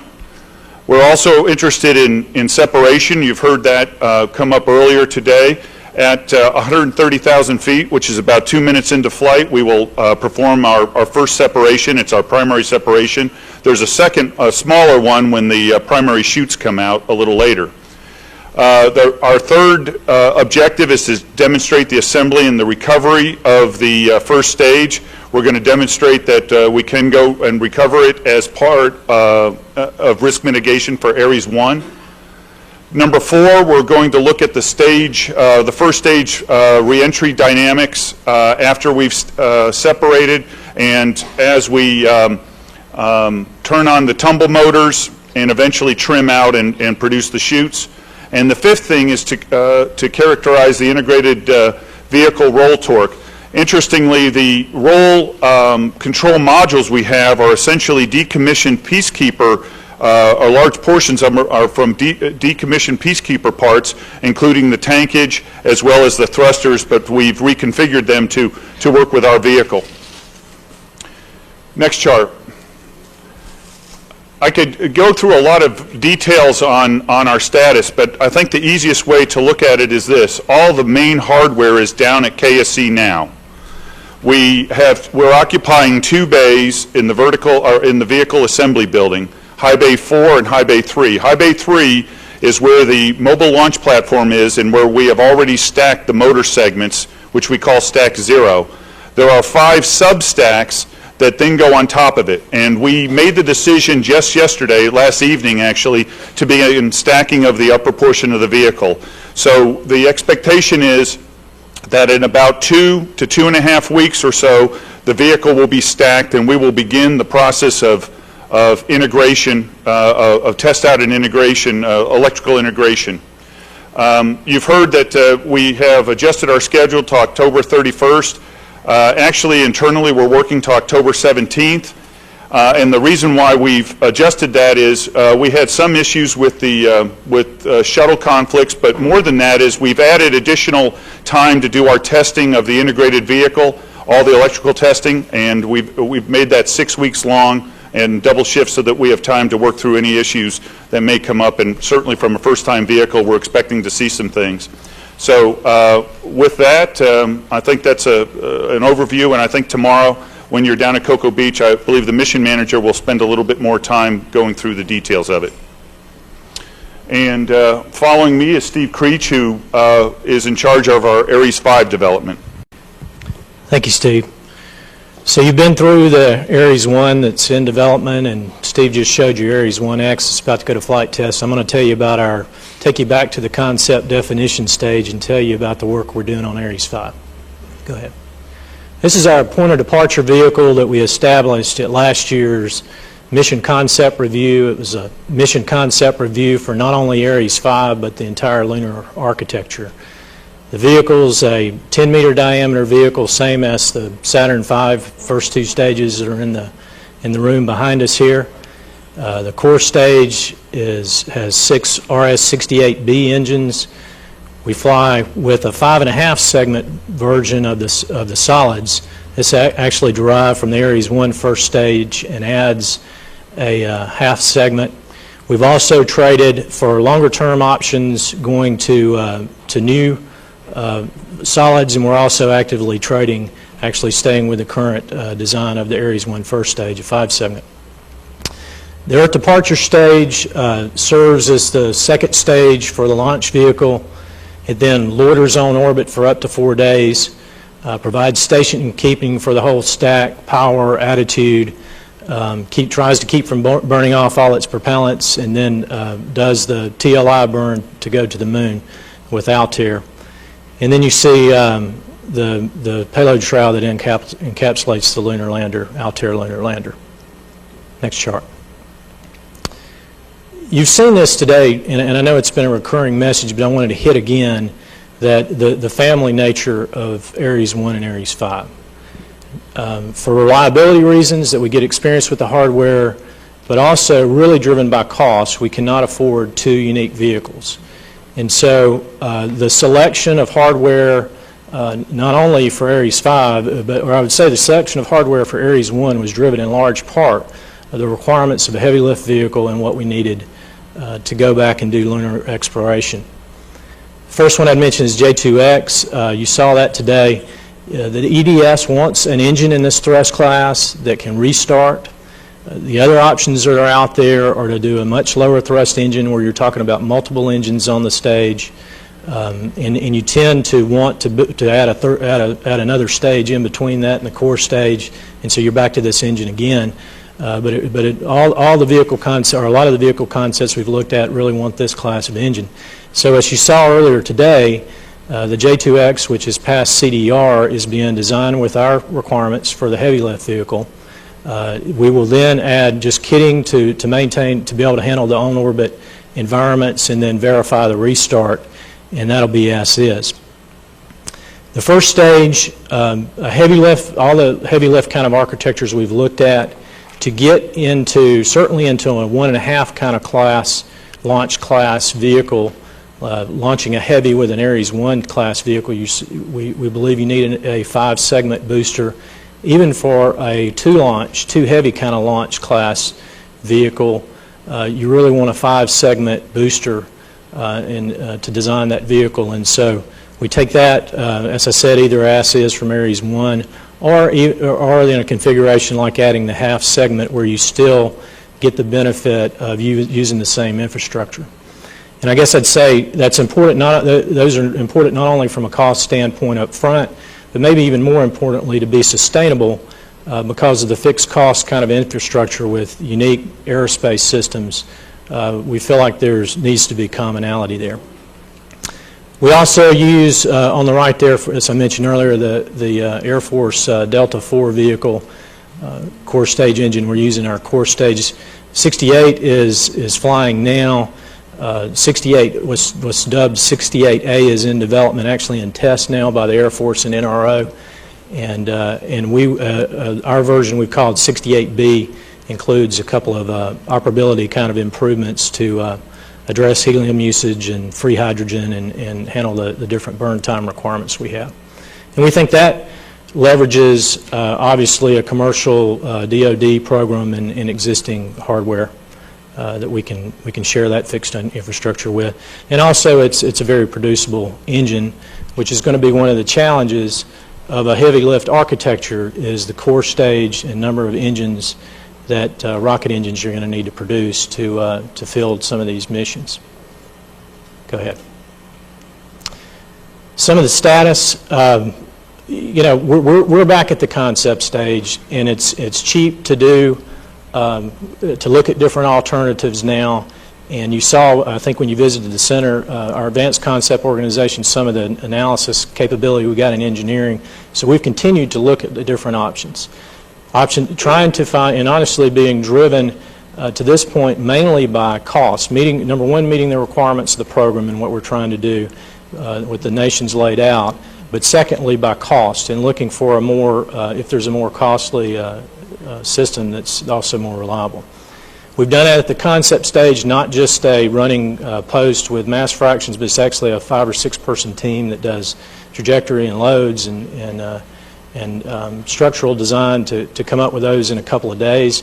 We also have an in-house design team of about 60 people that are focused down at the elements, looking at the next level design issues, understanding requirements, and also understanding what it takes to build and test these systems because they're so large, and that's a big part of the challenge too, is how we're going to build it, how we're going to test it, and what's the development plan for doing that. I've already mentioned that our pod I showed you was from LCCR, our Lunar Capability Concept Review. It was really focused on getting more margin in the overall architecture there is why we made some of the decisions for that pod. The other thing I'd point out is we've been driven not just about designing a launch vehicle, but working with the overall architecture and what the mission needs are, and those are manifested mainly for us in the Altair lunar lander. We've also talked to, spent a lot of time talking to different users, potential users of this vehicle. Our primary mission, of course, is NASA and exploration, but we've also spent time talking to astronomy and science and DoD. Next chart. This is what they're interested in, of course, is you not only have unprecedented lift capability, but volume and C3. And that allows you to use that capability to greatly increase the size of payloads, reduce the time of interplanetary missions, and also removes volume constraints on space telescopes. We've done several workshops and also there was a National Academies study that I've got a quote from there. Next chart. Let me finish out because I know that you're looking at different architectures and different options, and Bo in his charts mentioned Ares 5 Light. This is kind of the different things we've looked at different similar vehicles. On the bottom, I'd only make the point, in a 1.5 architecture, we've looked at a range of options there, depending on the requirements and how they would phase in over time and how much capability you'd have. On the top, we've looked at the first vehicle there actually flies an Ares 1 upper stage, gets you about 35 metric tons to TLI. That is a lunar flyby with Apollo 8 kind of mission capability. And then the other two vehicles are what Bo referred to as the Ares 5 Light. That's sizing the vehicle, taking the same building blocks, reducing the complexity, making it a little simpler using the 5-segment boosters, but sizing the vehicle to do the lunar mission in 2 launches. And the payload wants to be, if you do a dual launch kind of mission, the payloads want to be about 40 metric tons. The Altair does. And so we think you want to size the vehicle in the 45 and up kind of range, and Ares 5 is flexible to do that. That's my last chart. Let me turn it back over to Steve to wrap up. Mr. Chairman and the panel, we appreciate the time that you've given us today to review the progress that the Ares 5 team and Ares 1 team have made over the last 4 years. Before I get into my formal remarks, I'd like to say we did run down an action for you at lunch, and the ESAS budget line that you saw was indeed the NASA submit to OMB in the fall of 2005. So we were able to confirm that. Could I pick up on that? It was a submit from NASA to OMB, but not approved by OMB. It was approved by OMB. That was the budget going on into 2006. Was the OMB budget, yes. The President's budget. Correct. Okay, next chart. Got 2 charts here to wrap it up. We've talked a lot about the people, we've talked about the hardware, but one of the other things I wanted to close on was this is not just about NASA seeking out ideas from within itself and trying to work within the aerospace community. One of the things that we've tried very hard to do is to reach out to other communities and bring in their ideas, their technologies. For example, the thrust oscillation baseline approach today, that design came from some folks that came directly out of the automotive industry. As a comparison, we've been working with the shipbuilding industry on how we can transfer out our technology on friction stir welding so they can take it, mature it further, and then we get an even better product back. The LOX dampening is something that came out of our engineering research community here at the center. We're working closely with industry and the university community on coming up with large 10-meter diameter composite options for Ares 5 in particular, the payload shroud, and we'd like to also do the inner stage if we can. That may be one piece, that may be in or out of autoclave, and it may also include lightweight fastening and joining concepts. Really trying to take the state of the art there in the aircraft world and see what we can bring over to the space lift world.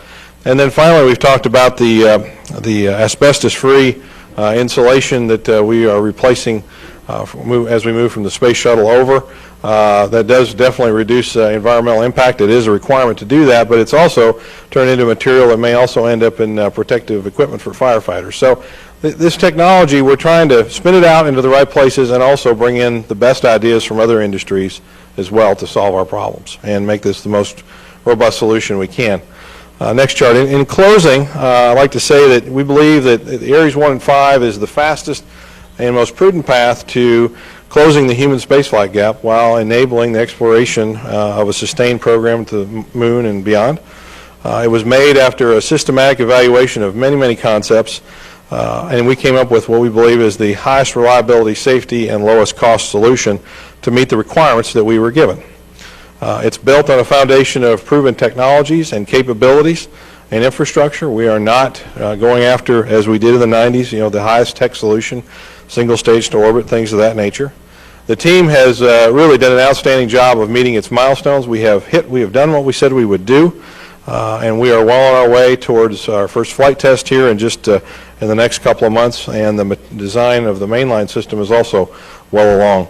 Ares 5, of course, is well underway. We actually have a draft request for proposal that is on the street. It is on hold pending your review, but it is ready to go at the conclusion, depending on what the answers may come out. Ares 5 will clearly give us an unprecedented national asset, and the United States is in a unique position to enable something of the Saturn V class again. So I like to think about it, as I'm sure you've had time to walk up here and see the Saturn V, just imagine that machine up there with 2 solid rocket boosters down the side, and you get a rough idea of the kind of capability we're intending to enable. We are not drinking our own bathwater. There have been several external assessments of the project since we started, both from the National Advisory Council, NASA Advisory Council, the NASA Standing Review Board that has come in at every one of our reviews and has lived with us through these reviews and given us good sound insight and guidance as we move from step to step, in addition to the other typical government oversight boards such as the GAO and the Inspector General's office. So pleased again that we've had the opportunity to talk with you today. I think you've got an idea for the 3 product lines that we have in work today and how we are working to actively mitigate the risk to keep this gap as short as possible. With that, I'll ask for any final closing questions from the panel. Are you planning to brief the material on the human exploration of Mars, or is that? That is following me. That is Mr. Drake, and he is here and ready to go. Why don't we do that, then take questions all at once? Okay, that'll work. Thank you. All right, Brett.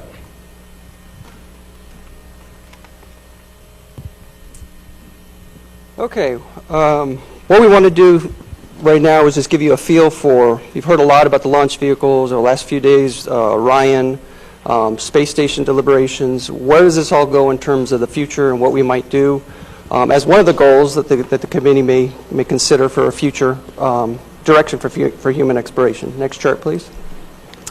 We maintain human exploration of Mars as one of those goals as a challenge for us to guide some of our deliberations and our thinking, trying to understand how the systems, how the technologies, what we need to expand our frontiers beyond low Earth orbit. We maintain a reference mission to compare and contrast different technologies and systems and reference approaches. It is a culmination of the best ideas we have to date. It should not be construed as the plan of going to Mars, but it is basically where we are today in terms of our thinking. We update it as we go along. We have just recently, in 2007, completed a study, and we've developed a documentation for that, and we've released that and given that to the committee for your further analysis. I've extracted a few charts from that study just to give you kind of an overview, so you have a feel for how some of the systems that we're thinking about fit together. Next chart, please. To give you a feel for human exploration of Mars, it's not like lunar missions where you have an opportunity to go just about any time you want. Moon revolves around the Earth. For Mars, you have to concern about the relative phasing of the Earth and Mars relative to each other, and you have an opportunity to go about every 26 months. So the strategy that we employ is a two-phased approach. At the first injection opportunity, we send cargo ahead of the crew. That cargo consists of two landers. One is a descent ascent vehicle, and another is a habitat lander. And that provides us several different advantages. First, it allows us to reduce the total mission mass because we're able to send that cargo on slower, energy-efficient transfers. Plus, it also gives us some risk reduction capabilities in terms of we know that cargo is in place, either on the surface or in orbit at Mars, and we know that it is functioning the way we want it to be functioning before we ever commit the crew to leave Earth orbit. Once the crew does leave Earth, they have no return opportunities. They're committed for a long duration mission. So ensuring that those assets are at destination and operating the way you anticipate them to is very critical. Pre-deploying cargo also enables some revolutionary new operational concepts. Because the cargo is there, you can think about different approaches, such as using the resources there at Mars to enable further exploration. For instance, we can extract the carbon dioxide out of the atmosphere.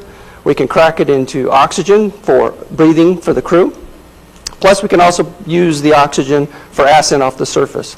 And that gives us a significant mass leverage in terms of the overall architecture and how it ripples all the way through.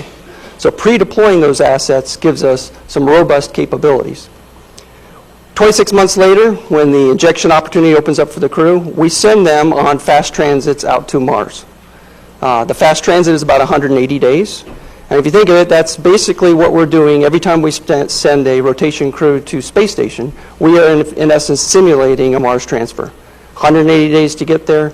The research we're getting from space station is providing us some valuable lessons in terms of human conditions for those periods of time, how to counteract those things like bone decalcification and muscle atrophy.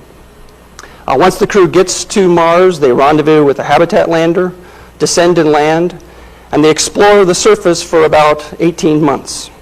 Again, we're waiting for the proper alignment of Earth and Mars for the return back home. So these missions are very long, and as I mentioned earlier, once we commit the crew to leaving, they don't have a return capability. So reliability, robustness of the architecture, understanding how systems behave, and the reliability of the systems is very critical for these missions. Next chart, please. Just give you an overview of some of the in-space transfer vehicles. We're still looking at the concepts for Mars transportation. The two leading concepts are a nuclear thermal rocket, and it's based off a technology concept that was developed and actually tested in the late 60s and the early 70s, the rover-NERVA program. And it gives us a very high specific impulse, which is good for these missions because it helps reduce the total mass of the vehicles in Earth orbit. Plus, it also gives you some overall architectural efficiency. Margins, there's been some discussion of margins throughout the day, and margins for these vehicles are going to be very important. And having an in-space transportation system, which which is very robust, helps that margin posture. We're also looking very heavily at the chemical option, chemical combined with aero capture of the payloads at Mars, using the atmosphere of Mars for capture of those payloads. But those are LOX hydrogen systems based on rocket technology we have in place today, for instance, RL-10 type derivative engines for the major maneuvers. Both of those require cryogenic propellants, so storage and maintenance of cryogenics for long periods of time is critical. So those are fairly large vehicles. We tend to try to minimize the amount of on-orbit assembly and complex operations to the greatest extent possible to help improve the overall reliability of the systems. Next chart, please. Now, how do Ares 1 and Orion, as well as Ares 5, fit in? Ares 1 and Orion provide us two primary functions. First of all, delivery of the crew and any checkout crew at the beginning of the mission. So that would be Orion and Ares 1, delivery of those crew to low Earth orbit. And then also at the end of the mission, as the crew returns to Earth, we use a derivative of the Orion capsule for direct Earth entry at the end of the mission. So Orion fits both of those bills, delivery of the crew to the vehicles at the beginning of the mission, as well as Earth return at the end. Because we have gone with these long stay conjunction class missions, the entry speeds back at Earth are about 12 kilometers per second rather than lunar, which is about 11 kilometers per second. So we're real close in terms of the system requirements of Orion being able to meet those mission needs. From a mass perspective of getting all of this hardware into Earth orbit, the total mission mass is about 800 metric tons for the nuclear option and about 1,200 metric tons for the chemical option. To put that into context, space station at assembly complete will be about 400 metric tons. So we're talking at a minimum 2 orders of magnitude, if not 3 orders of magnitude of total mission mass. And that's including the incorporation of a lot of advanced technologies. We've thought ahead of what types of technologies we want to incorporate, things like closing the life support system and things like that in order to reduce mass. And those have already been, to a certain extent, dialed into that mission mass. So it's a significant amount of mass. For the NTR option, we need about 7 to 9 Ares 5 launches each time we go, the total mission mass. And if we went with the chemical option, it'd be on the order of 9 to 12. Again, that's dependent upon the final end result of the payloads and the technologies we dialed in. Maintaining a launch centers, we try to minimize the amount of assembly, as I mentioned earlier. And so those launches occur at about 90-day centers, trying to get all those launches up into Earth orbit to provide us enough schedule slack, because we recognize that schedule slack is really important because we have a fixed window to which to leave. So launching those on time is very critical. Next chart, please. Once the crew is at Mars, we need to enable robust exploration. We're there to explore the surface. They're there for 18 months. And so giving the crew all the capabilities and skills and techniques necessary is critical. That includes maximizing the scientific return. When we land, we're going to land in fairly benign, safe locations. And we want to get to those areas of high geologic interest, which means roving long distances. So having small pressurized rovers, having routine exploration of the surface is important. And that's another area where using in situ resources is critical, because that can enable us to have much more robust exploration. Plus, we want to do subsurface access, do some drilling, get to understand the stratigraphy, etc.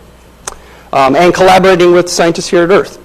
So we're there for 18 months, so we can pose questions, explore, and postulate new questions to enable the exploration.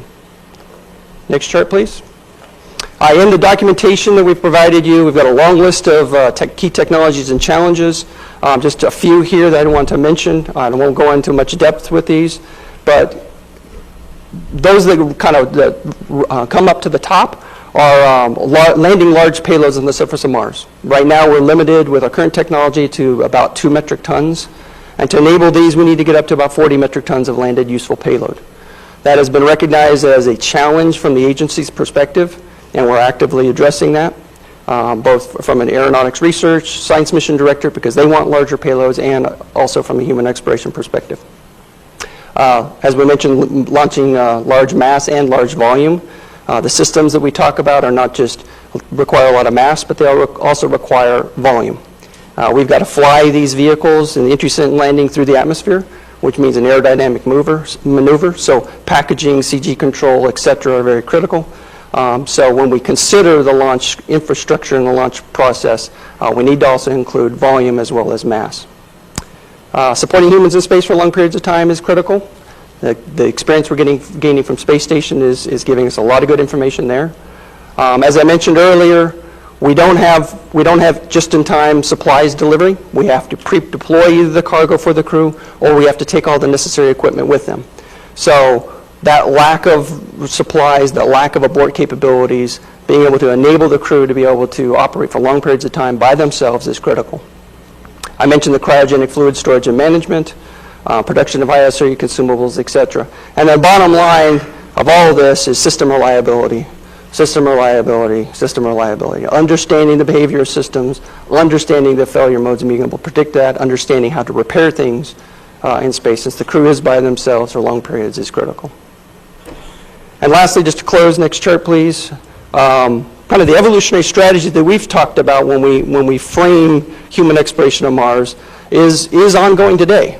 I mean, what we're doing on the Earth in our laboratories, in our field tests, out in doing analog research at the Antarctic, in our desert exploration, are all feeding into our knowledge base that we're using today. What we're doing on space station, our zero gravity research, countermeasures protocols are vital. And as I mentioned, we're simulating every time we go to space station or Mars transit, and those operational concepts. And the moon is also another critical link. As I mentioned, Mars missions, there is no return capability.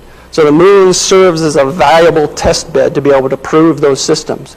We have the punch-out capability from the moon that we don't have from Mars. If things go wrong, we have the option of coming home. That's something that we don't have at Mars. So the moon serves as that viable test bed.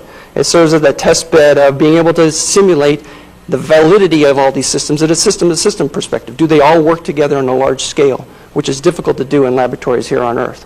So that's the large-scale system-to-system demonstration and validation is important. Plus our operational concepts. How do we explore for long periods of time with the crew is vital. And every time we send a Mars robotic program to Mars, we're learning from that. They're gathering a lot of the vital information that we have, that we need in terms of the characteristics of the environment at Mars. Plus, we have opportunities coming up in the future with the development of Ares 5 and the need for landing large payloads on Mars. We have the opportunities to scale up our Mars robotic programs, demonstrate some subscale systems for humans, and tie in things like in-situ resources, et cetera. So there's a lot of activities going on, although not directly funded from Mars, integral throughout all of our agency activities. That is a focus that we try to maintain our eye on the ball there. And that's all I have. I'd be glad to entertain any questions. Thank you very much. I suspect my colleagues do have questions. Anyone want to start? Yes, you do it? Okay, then. Yeah, my question is to Steve Cook, if you don't mind, Steve. Steve? You showed a chart near the end there about transition into your program, if I could use that terminology. As you know, the National Research Council study that just came out talked about the need to align our civil space programs, human space flight programs, to address other national needs. And I'm wondering if you have examples or a process here where you look at opportunities like that. The most obvious one that immediately comes to mind is your water recovery program that you have on the International Space Station. One can only imagine how that could fit not just our national needs, but needs of many, many nations, particularly third world nations around the world. I think we'd love to take that action. In fact, we'd love just to follow up with you and give you some more examples. But the way we have done the process to date is actually we've used NASA has a technology transfer function that's been around for a long time, and it's been heavily focused historically on spin-off. Okay, and there's a magazine and a publication about how we spin off our technologies to other uses. But in the last few years, they've developed a process by which they look at how we spin technologies in, use them, and then kick them out, and then bring them back around, almost like a big figure eight. We've used that process here. We've got a great tech transfer folks here at Marshall Space Flight Center who work with Doug Comstock up at NASA headquarters, and we've used that process. And what they do is they bring in, we give them a list of our key technology areas and challenges and our risks, and they go out and they work with, through a series of other contractors that help them do this, look and see where other industries are working on those areas that we can match these up. Then they'll bring them in. We'll have a sit-down session. For example, we were getting to, with our large-scale integrated ground vibration test article down here in the kind of a mini VAB at Marshall Space Flight Center. We needed some way to be able to move up and down the stack once we get it in there. The way Shuttle did it was it built individual platforms, very expensive, very time-consuming. They actually found a company, I think it was, I can't remember what the company was, but found a company that built systems like that for construction, and they were able to come in and for non-aerospace prices, okay, give us some very robust solutions to get the job done. Same kind of things with Lock Stamper. We reach out to the research community there for their ideas. So I'd love an opportunity to give you an example of how that process works and some other examples that we've looked at and some other opportunities. Would love to do that, and particularly if there's a way you can, as part of your process, interface with other agencies. As an example, again, the water recovery system would be a tremendous need to the State Department, AID, et cetera. So I would love to follow up on that if you could. Okay, we'll do that. Any other questions? Excuse me, Chris, you had a question. Thank you. I have a question for Steve Creech, and it's about the Ares 5. You quite reasonably cited the National Academy study on how science missions, high-mass science missions could be enabled, high-mass, high-volume science missions could be enabled by Ares 5. The other piece of that puzzle, of course, besides the capability, is what the actual per-launch cost would be and whether the science community is likely to be able to afford many or any such launches. So I wonder if you could tell us, once the Ares 5 is in production, what you would estimate, I'd be happy with one significant figure, the per-launch cost to be, and what are you including in that cost estimate? Our cost estimating process for both of these vehicles is, as we've said before, highly driven by fixed costs. And we share fixed costs with Ares 1, and then we estimate what the variable cost is per launch. And to a second customer like this, we envision they would be charged that variable cost, which in $06 is $300 million for the variable cost. Okay. Yeah, a quick follow-up on that one.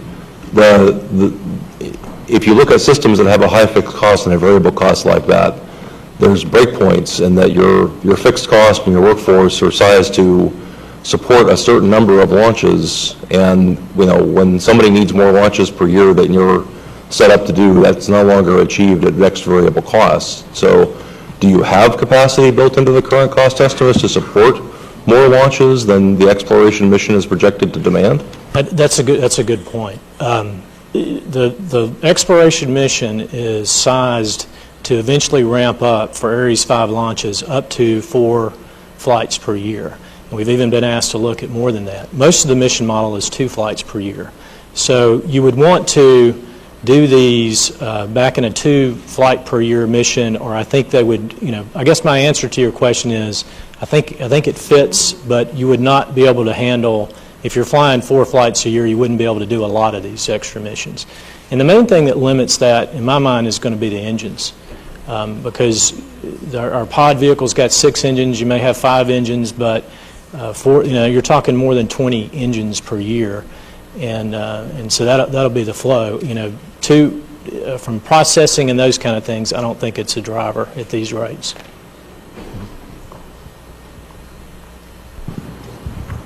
Well, I had 3 questions. Why don't I state them all, and whoever wants to, answer them can be thinking about the answer.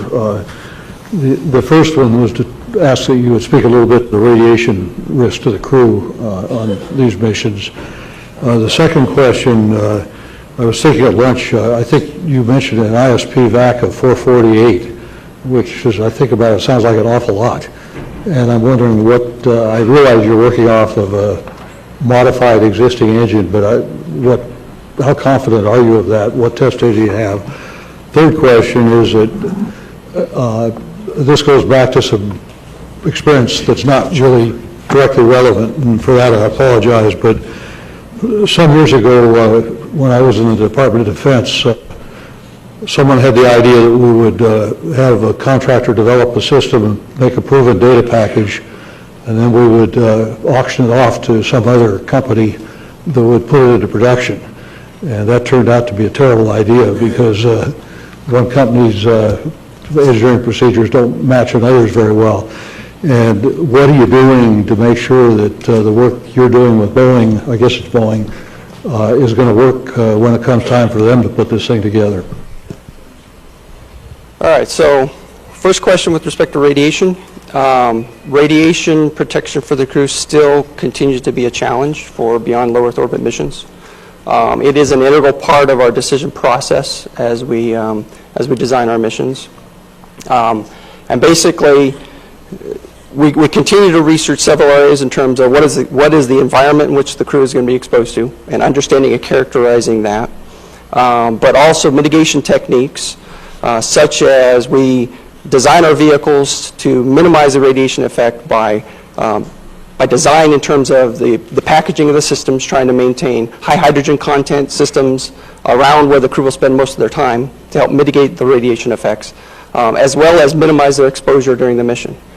For instance, as the Mars mission, as an example, that was a key decision point when we looked at the mission classes. There's two different designs, one where they stay a long period of time on the surface, and one where they spend majority of their time in free space just chasing Earth and Mars. And there was not a discriminator from a radiation perspective. The radiation effects were essentially the same.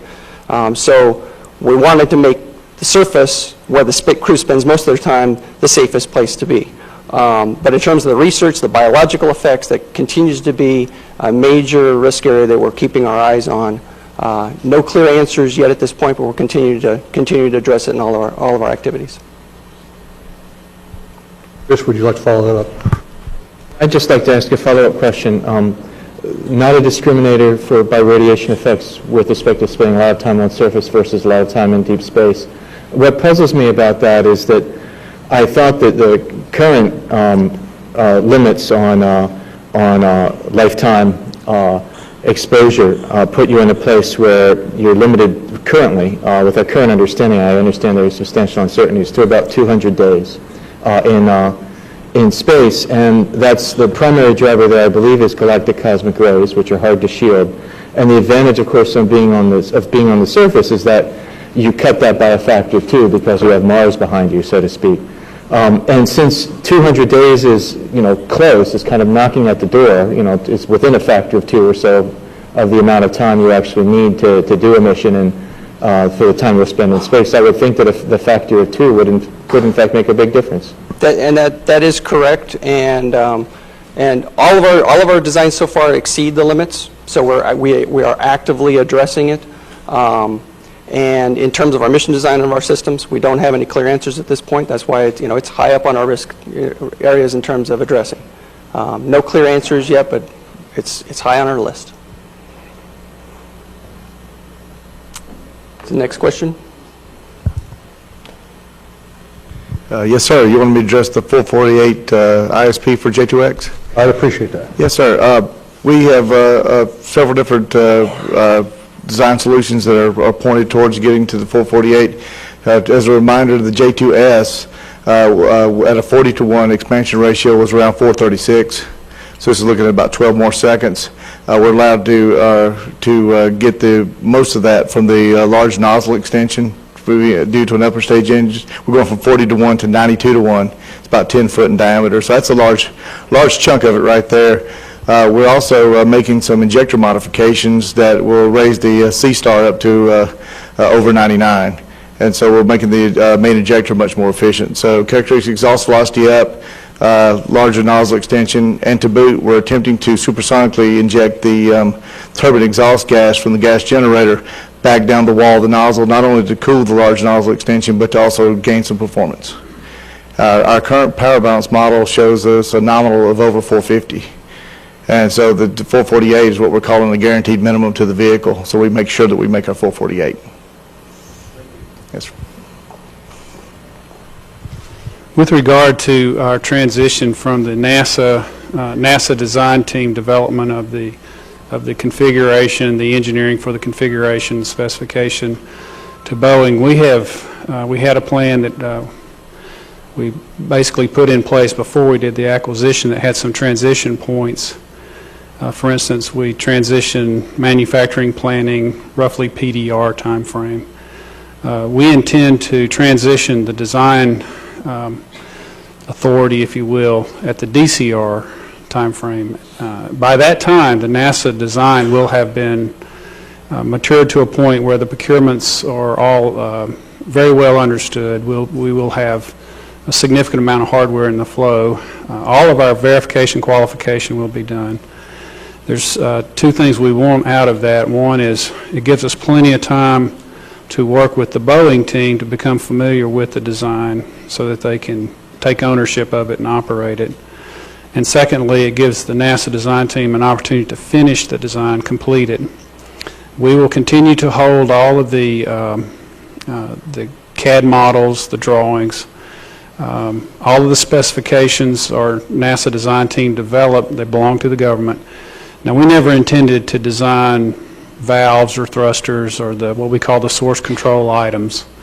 Those would always be in the vendor community anyway. But that was our strategy, is to make sure that we have a good handoff point where we feel like we've got good ownership of the design and we've had an opportunity for the Boeing team to become familiar with it so they could operate it. I hope that answers the question. Yeah, I understand what you're doing, and it sounds like you're doing everything you can do, but it's, in my experience, a dangerous step, so it's going to take a lot of watching effort in that regard.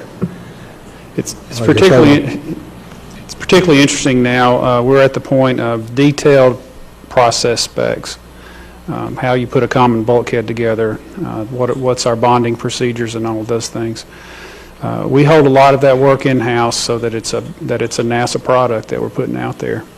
And I recognize some of the pitfalls in there. We're trying to guard those so that those are government products that will be held by the government and understand the issues.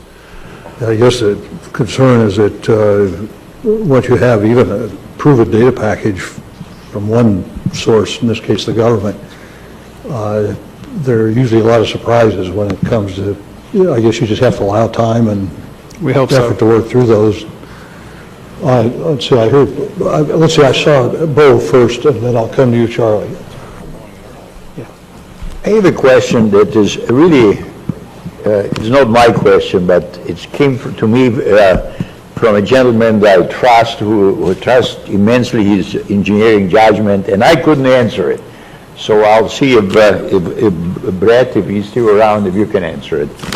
And the discussion went like this. He says, you know, we carried wings and tail on orbiter through Ascent, which, by the way, designed those things so we can land, so we can enter and land.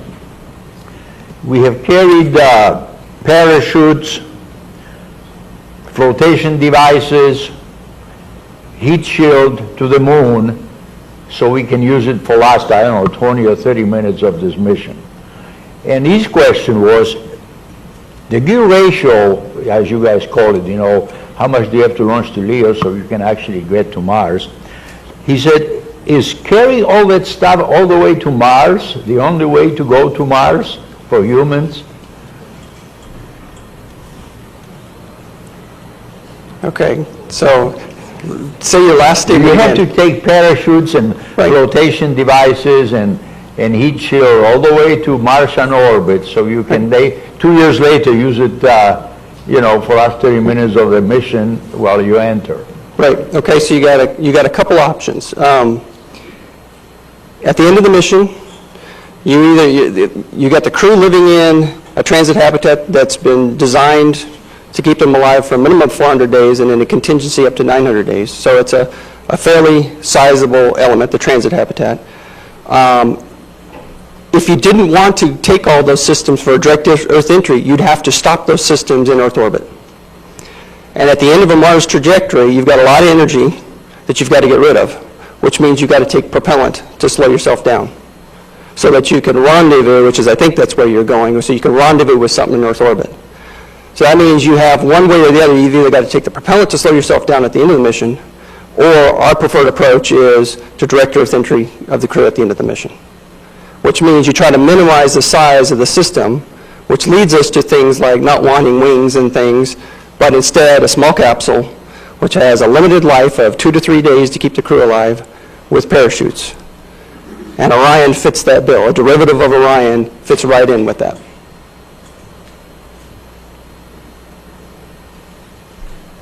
Charlie. I'd like to follow up a little bit on Chris's remarks about whether or not there is a fundamental limitation due to radiation exposure to human expeditions in deep space.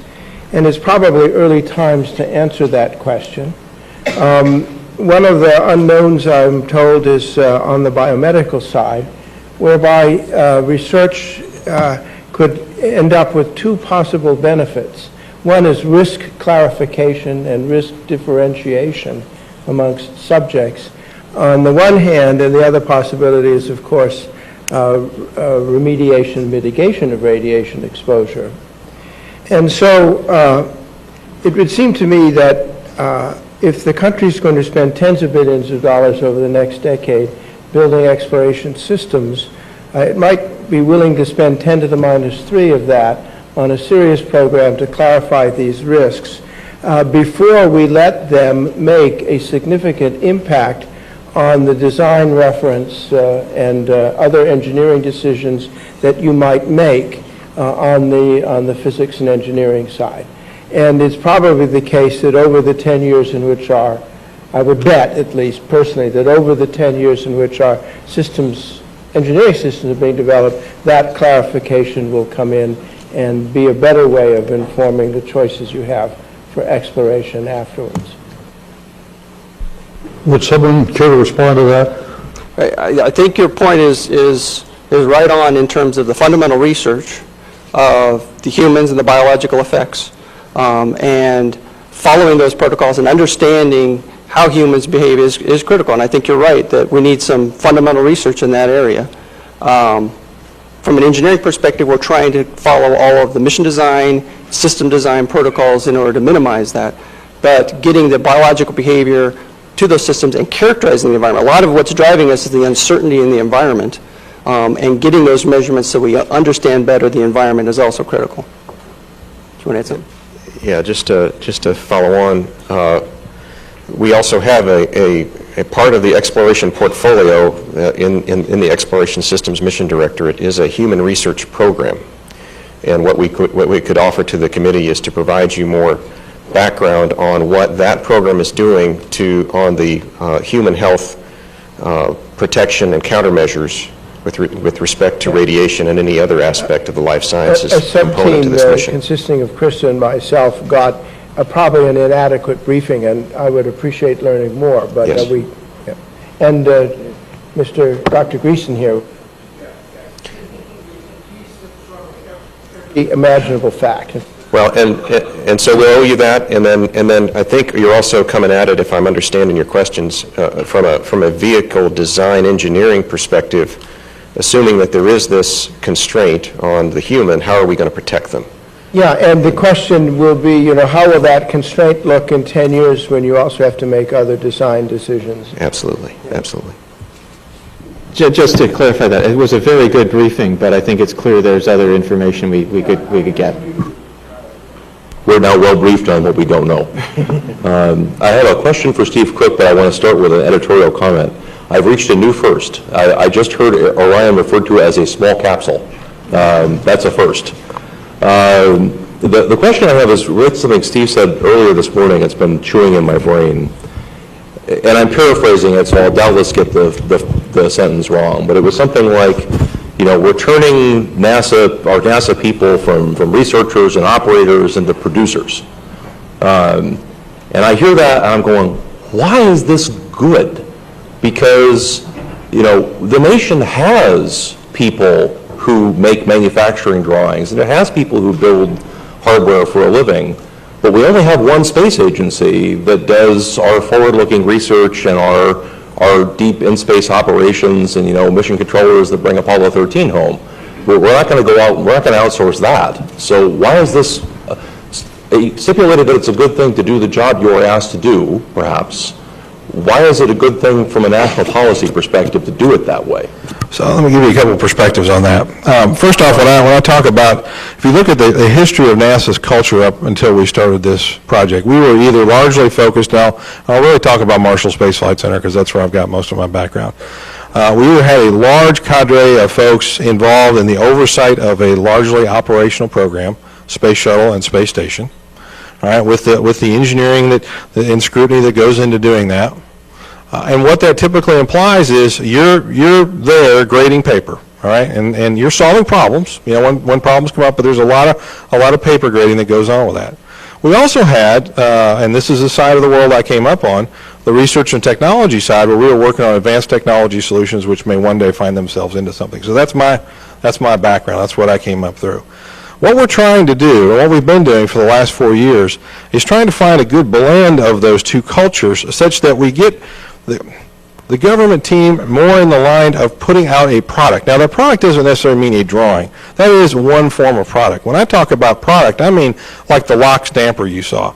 Turning that from a very, very conceptual research project into something that could actually be flown, that's engineering. That's what this center was largely founded on doing, and that's the kind of mentality we want to get back in the game, because we hadn't been in a large-scale development mode in a long period of time. So it's more the culture of people being willing to produce a product and put it out. Now, we can make argument of whether, is doing a design drawing something that you really want the government to do.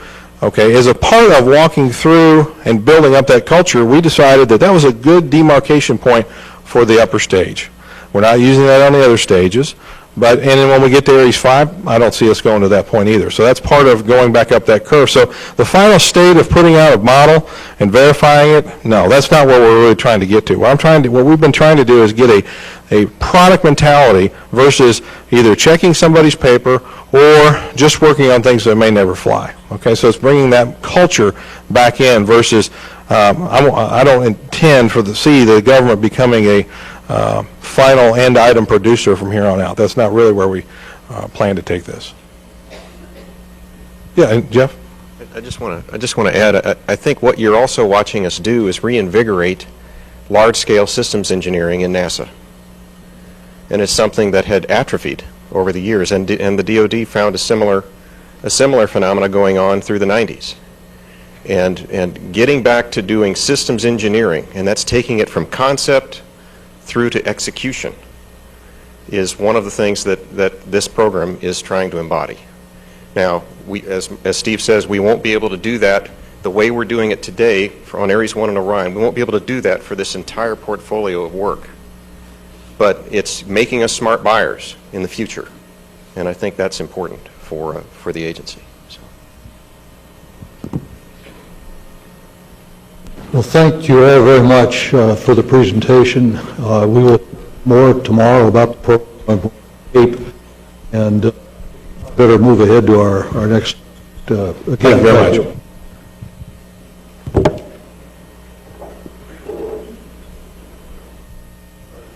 Our next presentation today will be by one of our colleagues. We're going to talk a little bit about the integration group, or subgroup, which really has a kind of tough job, and that it cuts across everything that we're doing. And so, General Les Lyles. Les?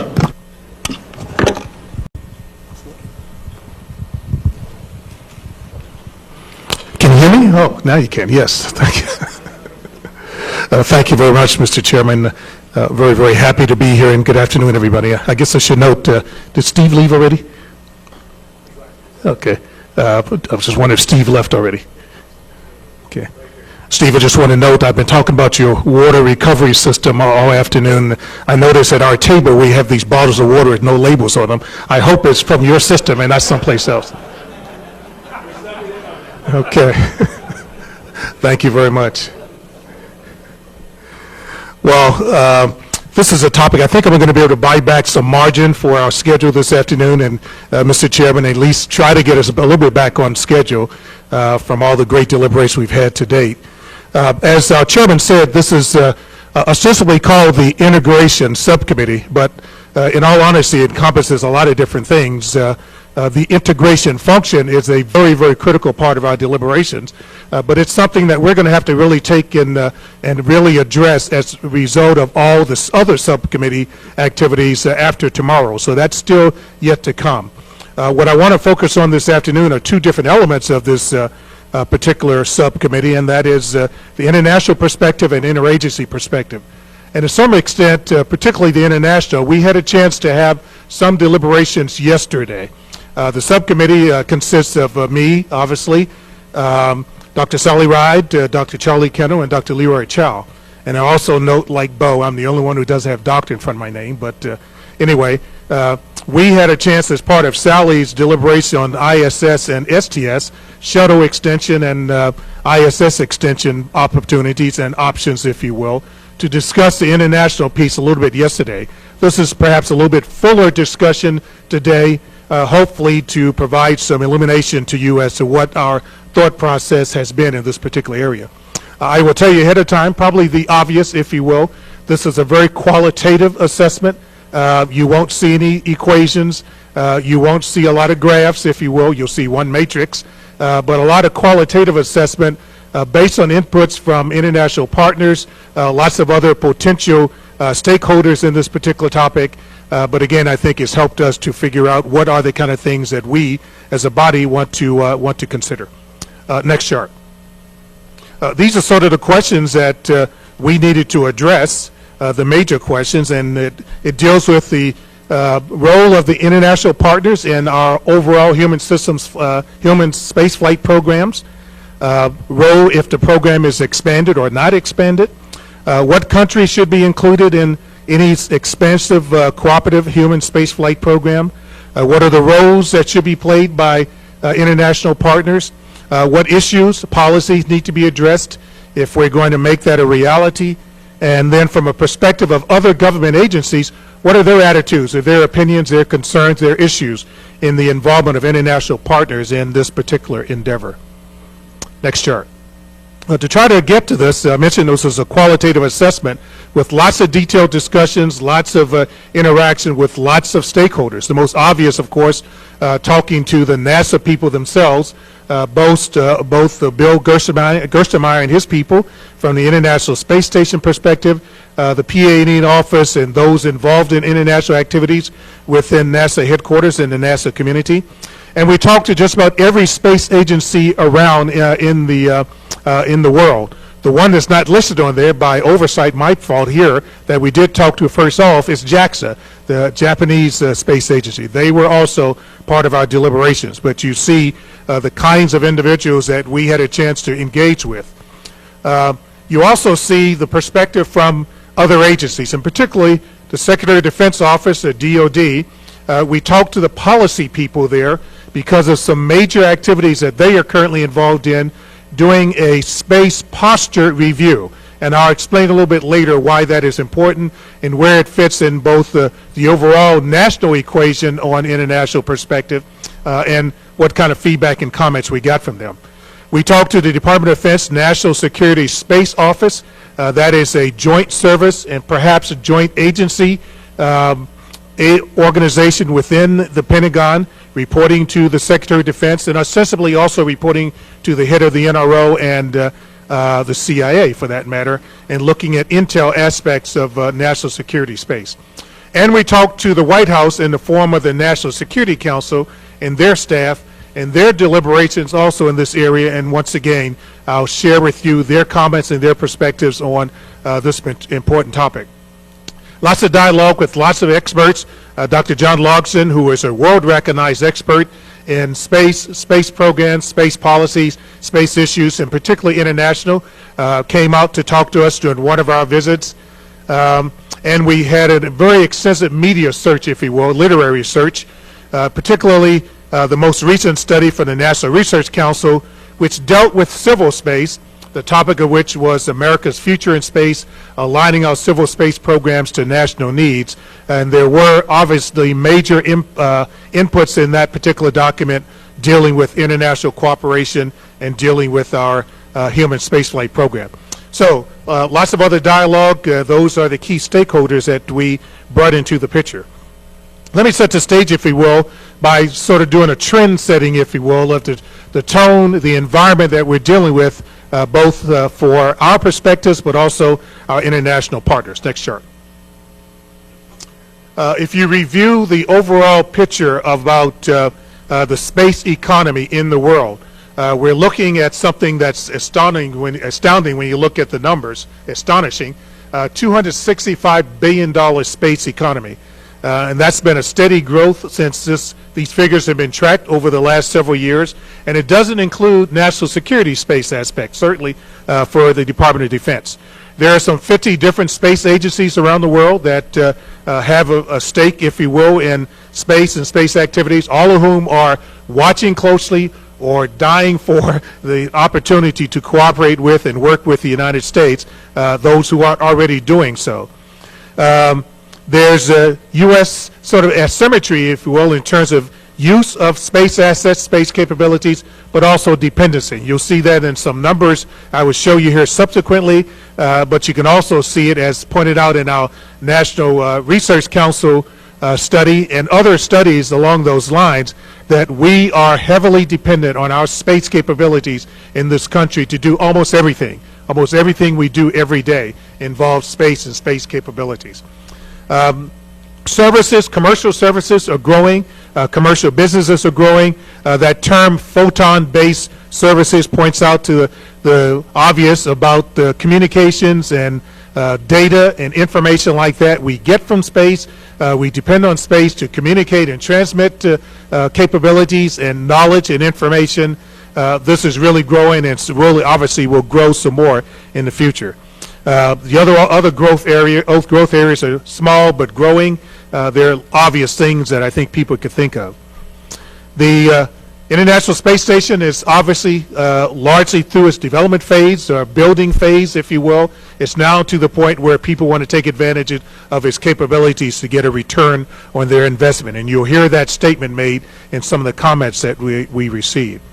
And a growing number of countries and entities are looking beyond GEO, looking beyond LEO, with growing implications of cislunar space and their involvement in cislunar space, and lots of activities involved in robotic technologies, robotic efforts, particularly as to where it may play in terms of human spaceflight activities in the future. Next chart. This is sort of a 3 short paragraph or few sentences from the National Research Council's report, America's Future in Space, and it points out a couple of significant major messages coming out of that entity. One deals with directing or aligning our civil space programs to look at broader contexts of how they can help solve major national needs, not only for us, but as it turns out, for partner nations and other nations around the world. The last one, I think, is one that's probably very, very relevant to this, and that's working internationally to build a safer and more sustainable world, was one of the other major messages, major underlying themes that was part of that particular study. Next chart. I touch upon the policy perspective, if you will. There is a United States National Space Policy Review directed by the President through a PSD, a Presidential Study Directive, PSD number 3. The National Security Council is responsible for exercising and executing this particular policy review. And these are some of the major principles. And I will point out that international cooperation, growing interest in international activities is a major part of the National Space Policy Review activities. And again, you'll hear some better perspectives, a little bit more perspectives in the comments, that feedback that we heard. Next chart. And this also is further documents from other studies as part of our literary search, if you will. Again, growing interest, growing support, growing relationship to the human spaceflight program in several different contexts. Next chart.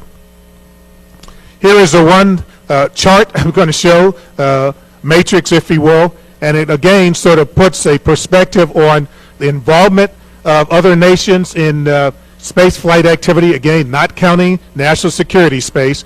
This is sort of an investment profile, and it categorizes it in terms of not only actual dollars in the budgets of the various countries, their share of the overall space investment activity that we're doing jointly through the International Space Station and other things like that, the percentage of their budgets in their particular countries that these dollars represent, and then the actual percentage of their gross domestic product. You see, obviously, NASA, the United States, leads.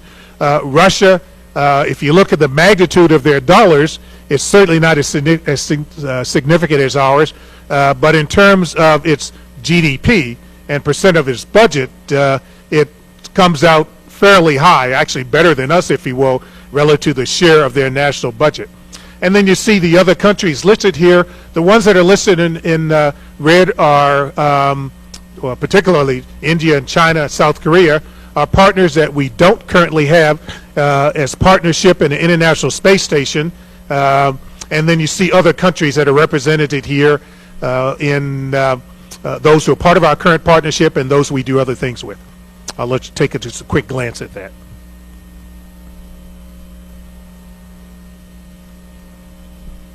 Okay, next chart. So with that, what does that all mean, and how did that factor into our deliberations and discussions about where international, where interagency play in our human spaceflight programs, and what options do we might have in addressing that particular question? I want to give you sort of a quick summary from our subcommittee, and then I'm going to break down the comments and feedback that we got in the 4 different areas. How it relates to space exploration, how it relates to the International Space Station as it exists today, the current program, the program of record, how it relates to future potential utilization of an International Space Station, interagency comments, and then I'll wrap up with some issues before I get to my final chart of what our panel needs to deliberate upon over the course of our activities. Next chart. Here's the summary, and it was very obvious as we talked to the various stakeholders in this particular area, this particular arena. It's strong, almost unanimous support for continuing and expanding international cooperation in all aspects of the U.S. human spaceflight programs. What exists today, what we might do further with the International Space Station as option, if that's one of the things that we recommend and coming out of our study committee report, and what might portend to take place in the overall human spaceflight activities, going to the moon, going to Mars, and potentially beyond. That's the overall summary. Next chart. Let me break that down, if you will, relative to specific comments. And let me just sort of highlight that some of the comments that we had with the space agencies and other nations were sensitive in nature. And by that I mean there were personal viewpoints, there were agency viewpoints, but in most cases, or in some cases I should say, they hadn't been formally discussed with their own governments. And so I will not give you a specific nation or a specific person attributed to some of these comments. So I've sort of generalized, if you will, and summarized exactly what the key messages were without attributing it to one individual nation or one individual himself or herself. In the area of overall space exploration, very strong message to us that there's growing political and media interest in space exploration in general, and that includes human spaceflight, not just what we have today with the International Space Station. One of the comments mentioned to us was that there was a tremendous outpouring of support and interest just a couple of weeks ago when one nation, one agency, announced its latest crop of astronauts to be part of the overall activities here within the International Space Station program. The individual commented that it was unprecedented in terms of the support from the media and the support and interest from the politicians in being part of that particular event. There are no detailed plans yet for exploration beyond the International Space Station, But that notwithstanding, every one of the organizations we talked to, every one of the individuals we talked to, detailed specific plans that they planned to put together, put in front of their leadership and politicians to get their formal blessing so it can be part of their overall spaceflight deliberations and plans for the future. International space agencies, the ones we talk to, obviously in some cases, are very, very enthusiastic about exploration.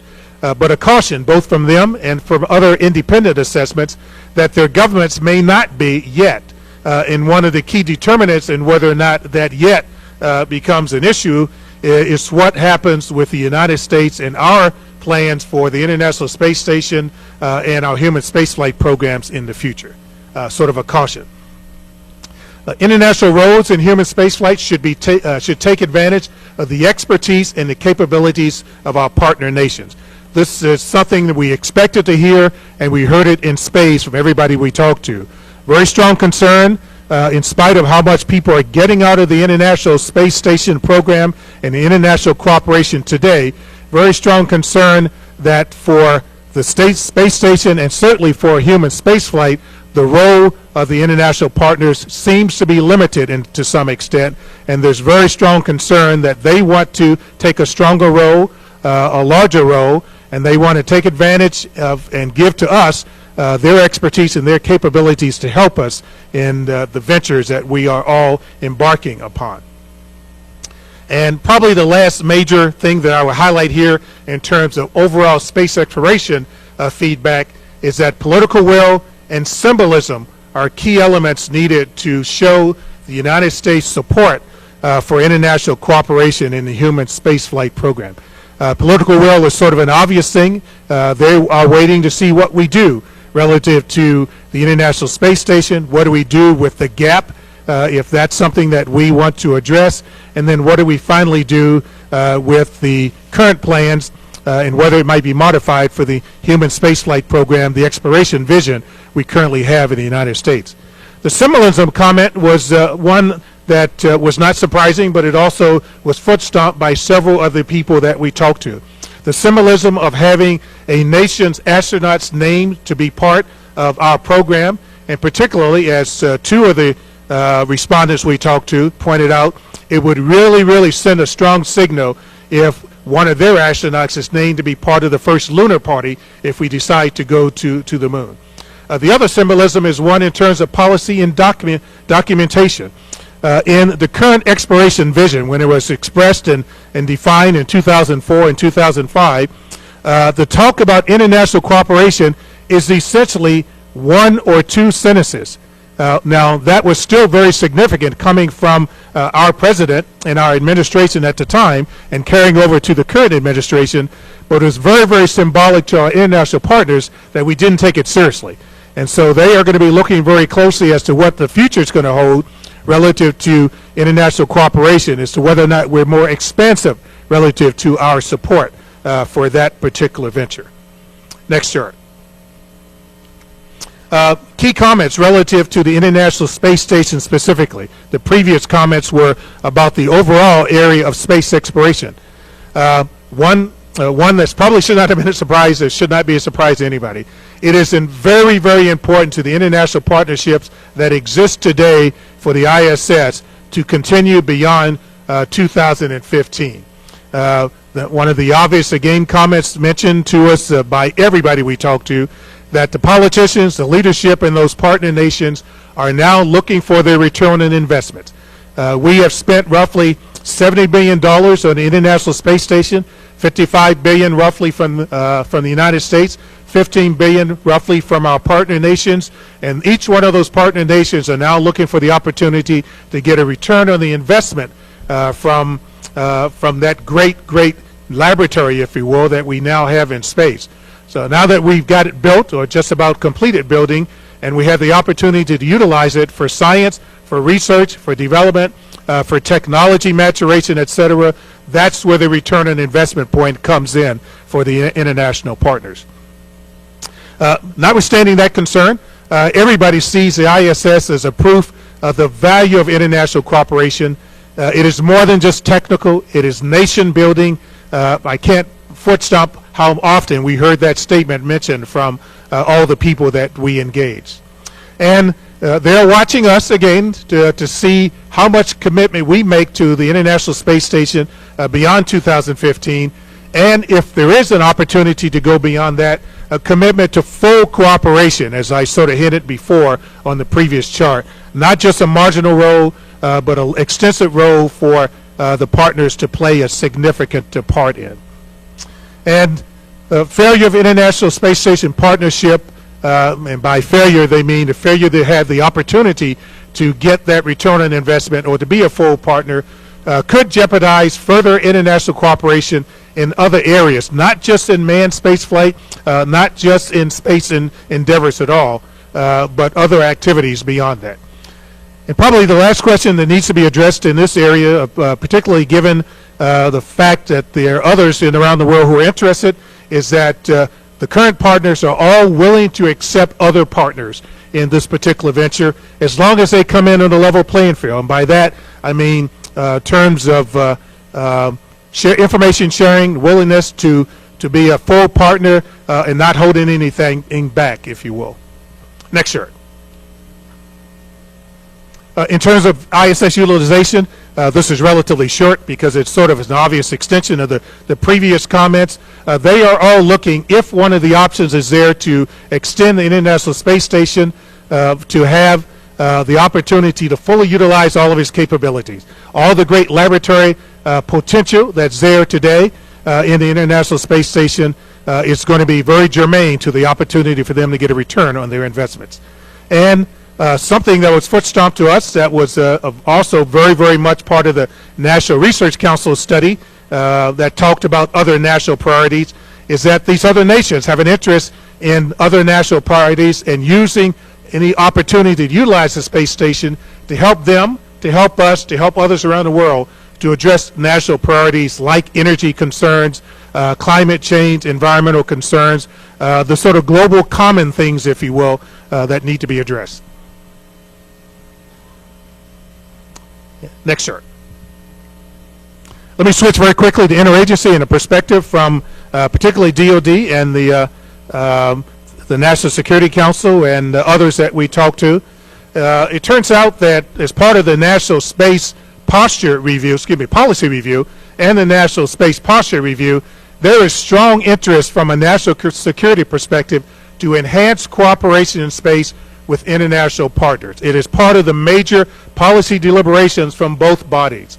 There was even some surprise and pleasure expressed in talking to the National Security Council staff that the national security arena is actually taking the lead, if you will, in actually addressing and supporting international cooperation. They see, the national security arena, see great value in having that cooperation going on in the civil world, actually to mirror what's now taking place in a more expansive sense, the cooperation going on internationally in the national security realm, the sort of mill-to-mill discussions that are going on. There are a lot of things that are happening, a lot of it in the classified realm I can't talk to, but it would be very, very pleasing and very surprising to everybody to know that that cooperation is growing and growing leaps and bounds from what it used to be.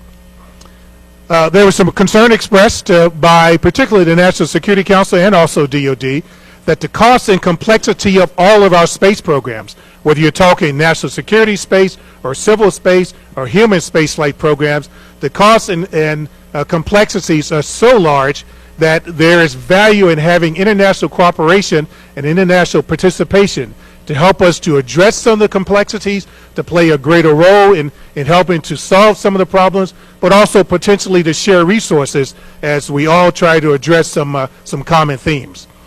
There are some common issues amongst the partner nations. They address and impact national security programs. They impact civil space programs. They potentially impact our human space programs in the future. It's space debris, space situational awareness, space protection are the obvious ones, and there's very, very strong interest and concern in having international participation as we address those kinds of things. Very, very interesting, and actually I was very pleased coming from the National Security Council that the need for space exploration program and having a space exploration program that inspires the nation is very, very strong, at least coming from this current administration as expressed by the National Security Council. However, they also they realize that leadership commitment from the very, very top in this administration is going to be required to actually succeed in some of the things that are going on. Next chart. So let me just talk very quickly about comments, concerns, if you will, expressed from the various people we talked to, whether it's international partners, whether it's in the National Security Council, or whether it's Department of Defense. And the most obvious one, I foot stomp here 3 times because it's so severe, as everybody knows, is ITAR, ITAR, ITAR. We in our subcommittee and in our overall committee did not address ITAR concerns directly. We did, however, in part of our literature search, note that this topic has been hit very, very strongly in recent studies, major studies, the most recent one being another National Research Council study called Fortress America, and securing putting controls and how do we deal with controls on science and technology in a globalized world. That study was led by former National Security Advisor Brent Scowcroft. They had some specific recommendations on how to deal with this particular problem, primarily in the area of not changing the controls, if you will, but improving the process so there's more balance, if you will, between the needs of science and technology protection and the needs for economic growth here in the United States. And I understand that this administration and this Congress now are taking their recommendations out of that study seriously. And all I can say from our subcommittee perspective is that we foot stomp and agree with what's already been said in that particular area. There's some industrial-based issues. Our committee, overall committee for this human spaceflight study, did not delve into this in great detail. We did look at industrial-based issues relative to solid rocket motors, and we've investigated that area and understand both what's real and perhaps what's not real in terms of concerns there. There is a expression of a need and concern about the need for a national launch strategy. I raised this question earlier today. This primarily comes out of the Department of Defense in their deliberations and their very strong concern, if you will, that there may be decisions made in the launch arena as part of our human spaceflight program that don't necessarily agree with all the concerns that the Department of Defense and the National Security Space people have. The most obvious concern there deals with human rating EELV. There's more data we're gathering on that particular topic from key people. In talking to the leadership in the Pentagon and in the Secretary of Defense office, the sort of general tone is they support the potential of human rating EELVs as long as it doesn't jeopardize the opportunity to have sort of a white-tail approach on a production line. Their concern is an obvious one. It's launch vehicle availability and not having 2 costly production lines, if you will, one to support a human-rated EELV and then one to support an EELV for either national security, white world, or intel world launch capabilities. So dialogue still needs to be done in more respects on that. One of the comments made, not directly to me, but to one of our other committee members, from General Bob Kaler, the head of the United States Space Command, was that we need a process to get all the stakeholders together, a formal process. There is not a formal process that brings together the stakeholders from NASA, from the NRO, representing the intel community, and from DOD, represented by the United States Air Force, to deliberate on these launch vehicle sort of questions that need to be addressed overall for our nation. Hence the interest in having a launch strategy review. I call it a broad area review when I raised the question earlier to our aerospace colleague. Bottom line, human rating is okay if there's a way we can work around what the mods are. So let me go to my last chart. What all of this means in terms of what our committee, our subcommittee, and also the overall committee has to consider, and particularly in addressing the international thing. There should be a question mark amongst each one of these because these are not final answers. They're not final conclusions. They're questions that we have to deliberate upon and we have to determine. As an example, should there be, as part of our recommendations coming out of this committee, should there be a mandate and a policy, if you will, that international cooperation is a foundation and an overlay for all scenarios we might have in human spaceflight, our human spaceflight programs. Not just those we've talked about so far with the International Space Station, but the broader scenario considerations we're going to get into tomorrow from Ed and others as part of his subcommittee's recommendations and activities. So should there be a policy that addresses that? And if so, how much should that policy extend in terms of mandating cooperation in an international realm? If there is a recommendation to extend the International Space Station beyond what its current plans are at 2015, should that extension be a venue to expand partnerships? Obviously, the partners have expressed their desire to us in that realm. And if we are able to expand the partnership, if we think that's one of the options we want to recommend, should the expansion include exploration research that related to the exploration program?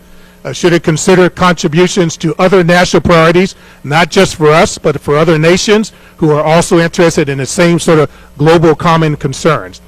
And then probably more near term, if any of these things are potential realities or options, should we recommend sanctioned by the leadership, not just in NASA, but in the country, that we start the dialogue now with the international partners for consideration of these growing partnership opportunities at the regular discussions which take place for the current ISS partnership deliberations.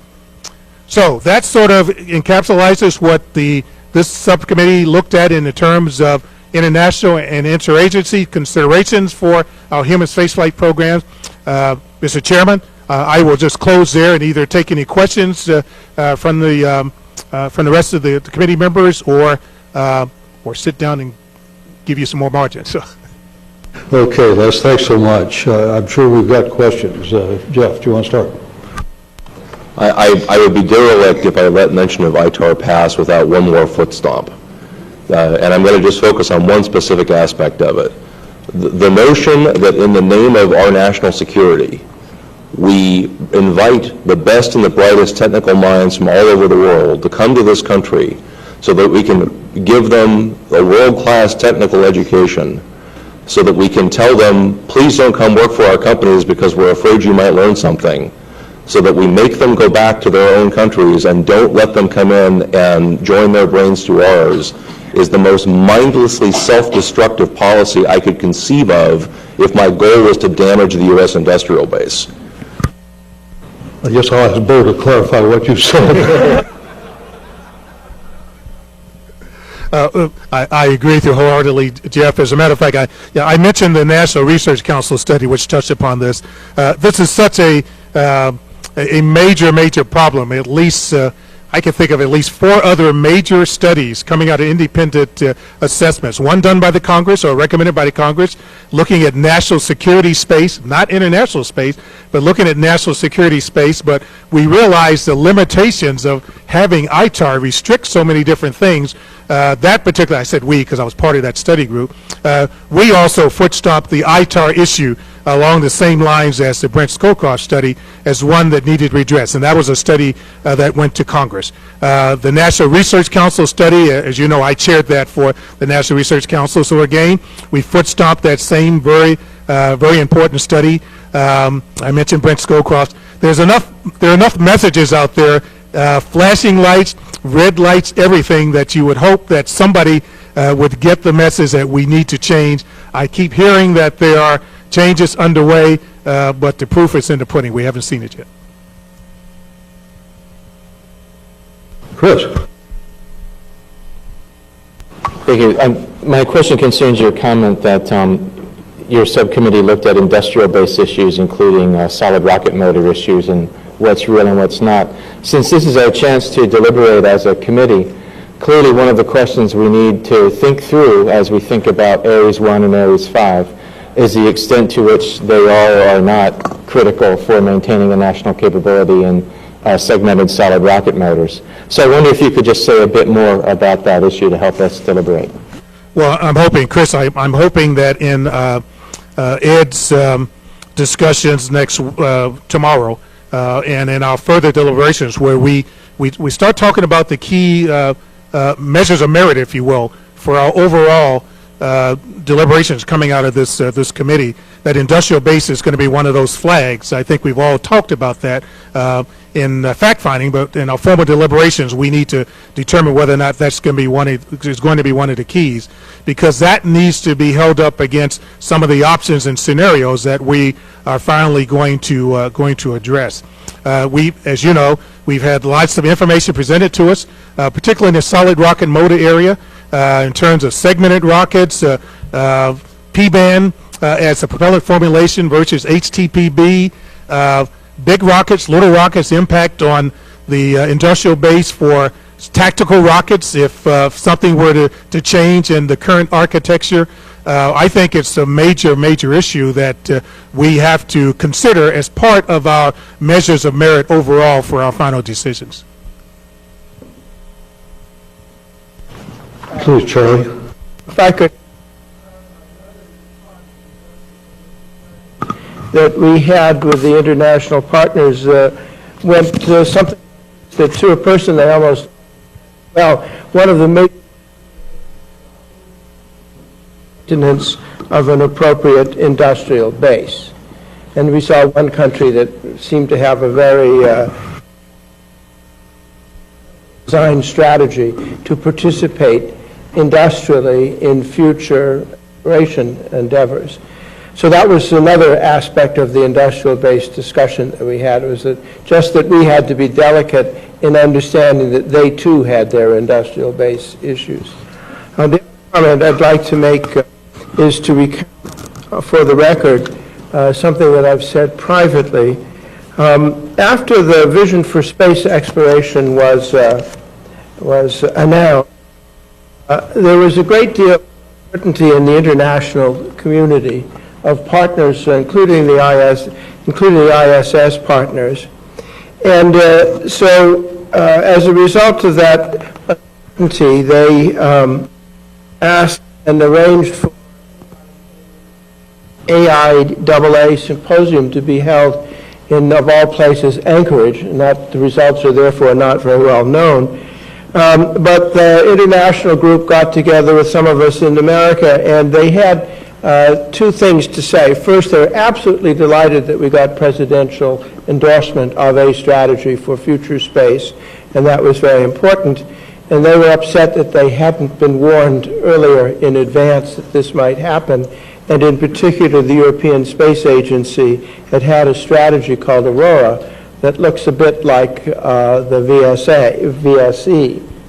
And so the outcome of that discussion was what NASA eventually, to their credit, acted on was the creation, and forgive me if I don't remember the exact name, but an International Council or Exploration Working Group in which agency representatives get together on a regular basis and share on a no-commitments basis their plans, and so as to at least eliminate the no surprises issue. But from our experience in the earth sciences, such a forum also can serve later as confidence is built. Such a forum can begin to develop the horse trading and disclosure of future plans that leads to the schematic outlining of agreements that then can be taken forward formally. And so I would hope that as part of our discussion of the international situation that we give a mention, in my personal view, a mention of that working group as a very constructive step that has already been taken. Good point. Thank you. Pope.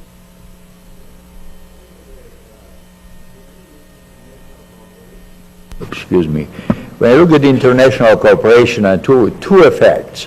One has to do with economics, and the other one has to do with instrument of international policy of this country. Economics is real simple. I was privileged to work on a joint venture that built sea launch, and we could have never come even close to building that system if we used it with Western means. We couldn't. We spent a little over $1 billion to build a whole launch system, home port, 2 vessels, And if we tried to use our own resources, would have been probably 3 or 4 times more or worse. So, but you have to find a match. You have to find people that have value that is complementary to your own. And this goes a little bit in crossways with the other objective, which is foreign policy. Sometimes you bring partners to the table who maybe don't have a perfect match in terms of economics, but they have a good political fit. So it's a tricky thing, but if you work it, and I think can benefit both, can elevate NASA profile and relevance, because you become an instrument of foreign policy, and it also can work to a benefit in economic sense, because you can get partners who bring products that you couldn't build or buy for the same number of dollars in America. So, I love your idea of expansion of international cooperation to be one of our thrusts in all the scenarios we work on. Planet has gotten smaller. It was a little bit bigger when I worked on Sea Launch. It's smaller now. It's time. I just want to say a few words generically about industrial-based issues to share views with the rest of the committee by way of deliberation. And you have to draw. Industrial base is a flag under which an awful lot of less than mobile things can gather. There is a crucial difference between preserving the fundamental capability that we as a nation have to do certain things. That's a very important value. And saying that whenever you stop buying anything, the nation has been irreparably damaged. I draw the analogy, as some of you have heard me do. As a result of national policy decisions, we have irreparably lost our ability to purchase 1964 Corvettes, and we will never get it back. But but so what? At some point you move on. So we got to be very careful when we look at these things to distinguish between those two kinds of industrial-based issues, because they're not of equal importance. I guess it's my turn. I've got several questions for you, Les, if I may. The first one is a fairly specific one. Is it the recommendation of your subcommittee that international partnerships include activity that's on the critical path for missions? Mr. Chairman, yes, it is. It is. And at least open the opportunity for considering it.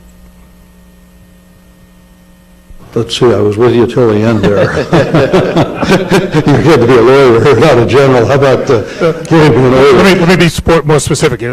I think the committee agrees that we need to change the policy. We would recommend changing the policy so it's not restricted, that possibility can't even be talked about, if you will. At least open the aperture so you can openly consider having international partners participate, if there's a capability there, on the critical path. Okay, right now the dialogue can't even take place. Got it, thank you. And the way that the general phrased that is the rest of the group, is there anyone in the group that would want to disagree with that, take a different position? Seeing none, I gather that we're all with you on that. My second question is, in one of your charts it said that the international community, or some part of it, that was supporting continuing ISS, felt that it should be expanded, its objectives should be expanded to include exploration. And I wondered whether they just meant effects of zero-G on astronauts' long-term exposure, or whether they really meant exploration. I probably should have put that in capital letters as part of the exploration program. It's to include goals. By the way, this is similar to one of the things we deliberated upon yesterday from Dr. Ride, from Sally Ride and Charlie and Leroy, and that's use the ISS to also investigate technologies or research and development related to the exploration vision, exploration program, as opposed to just those laboratory capabilities that exist on the ISS today. And that's the same sort of message we heard from several of our partners, that possibility becomes open if the ISS is extended. Terrific, thank you. Let's see, I've got two more questions, Les, if I may. One is the proposal we should have a national launch strategy and some mechanism to create it and maintain it, which certainly makes an awful lot of common sense. So you and I talked a little bit about this, but I guess I'd kind of like to get it out discussion here. Given where we are today as a nation in terms of the constellation program, if we open that up to a national security strategy and so on at this point in time, maybe a good thing to do, I don't know, but it seems like it might add a couple of years. And I don't think that's the objective of any of the people, the stakeholders that we talk to, whether it's DOD or broader national security or certainly within NASA. I think the objective was really just to allow a process by which any other agencies' equities are at least considered. And that does take place. I'd be very, very naive if I didn't say that doesn't take place today, but it's more of an informal ad hoc basis. And there's a need for a sort of broader formal basis that doesn't become a bureaucracy to allow that sort of dialogue to take place. Sort of related comment here is one that came out of any of the studies I just previously mentioned earlier, the National Security Space Study I talked about, the National Research Council study, and we've talked about it here, the need for a National Space Council within the highest area of our land, within the White House, I think is the recommendation, to allow all the stakeholders who are involved in space to get together on a formal basis to coordinate, integrate, compare, better leverage each other's equities, requirements, capabilities, resources. That does not take place anymore. We no longer have a National Space Council. And the foot stomp, I testified to Congress on this a couple of weeks ago, the foot stomp is not to create a bureaucracy that makes a mother may I that impedes everybody's progress, but to have a formal basis for a dialogue and perhaps even rebuttal for people to consider, but not to slow anything up. Thank you for clarifying that. And my last question relates to some newspaper articles I read while I was traveling during the 40th anniversary celebration outside the country. And several of the articles I saw talked about the U.S. going back to the moon and the possibility of other countries might get involved with it. And several of the articles I saw, not all, played the why go back to the moon, we've been to the moon, we've seen the moon, that's ho-hum, who cares? And they said, now if you were to go to Mars, that would really be exciting and something worth doing. But they said in so many words that the U.S., the President of the United States himself said 20 years ago that we were going to go to Mars. Another president said it 8 years ago, I think it was, or whatever, and that we're going to go to Mars. And now we're saying that we'll go to the moon, and if we have money, we'll eventually go to Mars. Nobody knows when. And so given such an unexciting program, why would anyone want to get involved in it, including us, was what they said. I'm not sure who wrote those articles. To me, it's somebody who's uninformed of how exciting and challenging all of these ventures are, even today, not going to the moon. It's just the fact of the great things we do at the International Space Station. Let me just give you my comment from the perspective of our subcommittee, and that's to share, I think, the general consensus we heard from the international partners. Now, I ask Leroy and Charlie if they disagree or have any other thing they want to add. I think to a nation, if you will, everybody saw that going back to the moon was an important step. One, to mature the technologies and to get back on the step, if I can use that terminology, get back on the step of exploration beyond LEO, which is something we obviously have not done in a manned presence in, well, since 1973, or was that Apollo 17, 74, since Apollo 17. They saw the value of that. They also saw the value of using the moon as a way to mature those technologies, those capabilities, those operations that we would need to go to Mars. And I think I heard pretty much of consensus that going to Mars, while all the nations haven't said that's something they want to do, certainly from a formal standpoint, I think the space agencies all seem to have support for human spaceflight beyond LEO and beyond lunar. But they see that that's still important. Going to the moon is a critical sort of waypoint to really get back to the capabilities to make going to Mars a reality. Leroy and Charlie? Yeah, I'd just like to tell you a little bit, take a few minutes just to talk to you about my personal experience with international cooperation. I have to admit that, you know, in the early to mid-'90s when we started up with the former Soviet Union, I was not a big fan of cooperating, and I thought, well, what are we going to get out of this?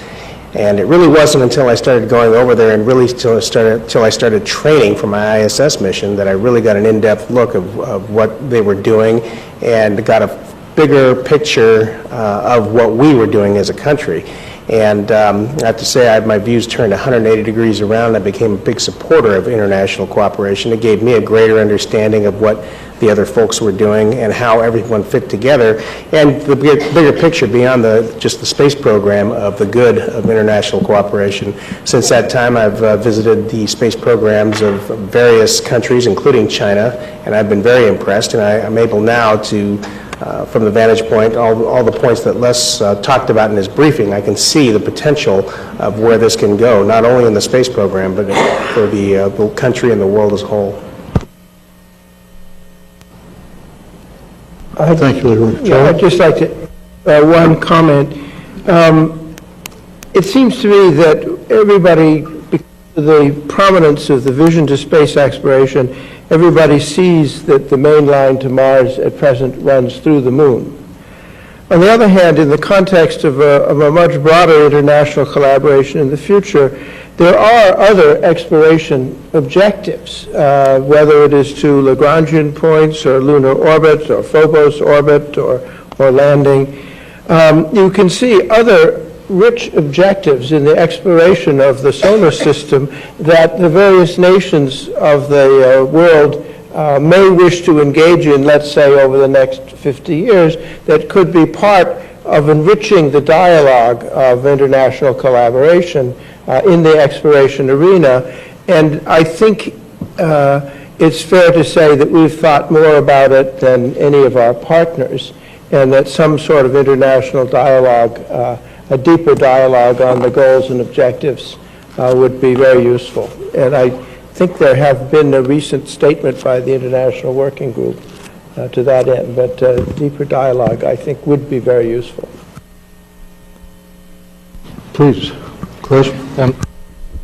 Les, in your comments, you about the international partners, you talked about how the international agencies are enthusiastic about exploration. I wonder if you could tell us a bit about what you heard with respect to any desire to participate in planning. Does that extend to the point where those agencies would like to be involved in planning something like the new architecture? Do you think there's a practical route to that end, or is it too late with respect to the U.S. program? Chris, I don't know if it's too late, but I think there's a recognition that we are where we are, if you will, and most of the planning, or a lot of it, has already taken place. And certainly they would like to now, if there's an opportunity for ISS extension or greater involvement in international partnership, they'd like to be included at the table for future planning. They certainly don't want to disrupt things, if you will, as to where they currently are. But I think, again, it was a sort of unanimous view that they want to be a full partner. I think that's the key word in all the activities, and planning is part of that. So would you say that the committee should or should not have a recommendation to the White House that in the coming months, because that's the time scale we're talking about, even less than that really, that more consultation be done at some level with international partners? I would say yes, and perhaps, not perhaps, I know I was probably inarticulate in crafting my last bullet on the last chart.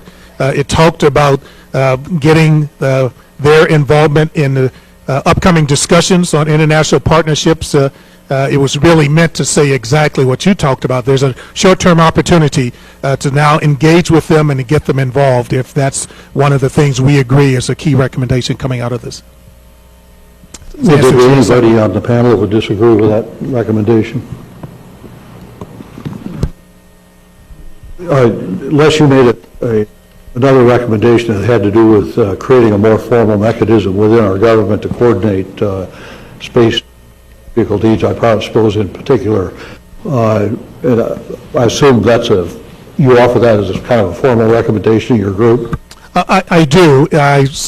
I hesitated, and actually we've only touched on it peripherally during our subcommittee, but I hesitated in making that a formal recommendation because it's one that's slightly outside of our overall charter, but it's so germane to succeeding in various things. I would have to say, yes, Mr. Chairman, I would recommend that to the overall committee. Yeah, I think that's within our charter, within reason. But does anybody have no problems? Okay, that's fine. Wanda, did you have something you want to say? I was just going to speak up in support of that recommendation. I think it would be valuable, given the limited resources, that if we as a government could get organized and speak, in a unified voice as what's good for the nation, that would be good. So even if it was viewed as outside of our charter, I think it would be something that we should offer up. Okay, Les, anything else from you? No, sir. I thought I was going to get you back on schedule, but I took about 15 minutes of your margin, so I apologize for that. We helped you. Incidentally, you don't take 15 minutes with a negative margin. It doesn't work that way. Touche. Okay, thank you, Les.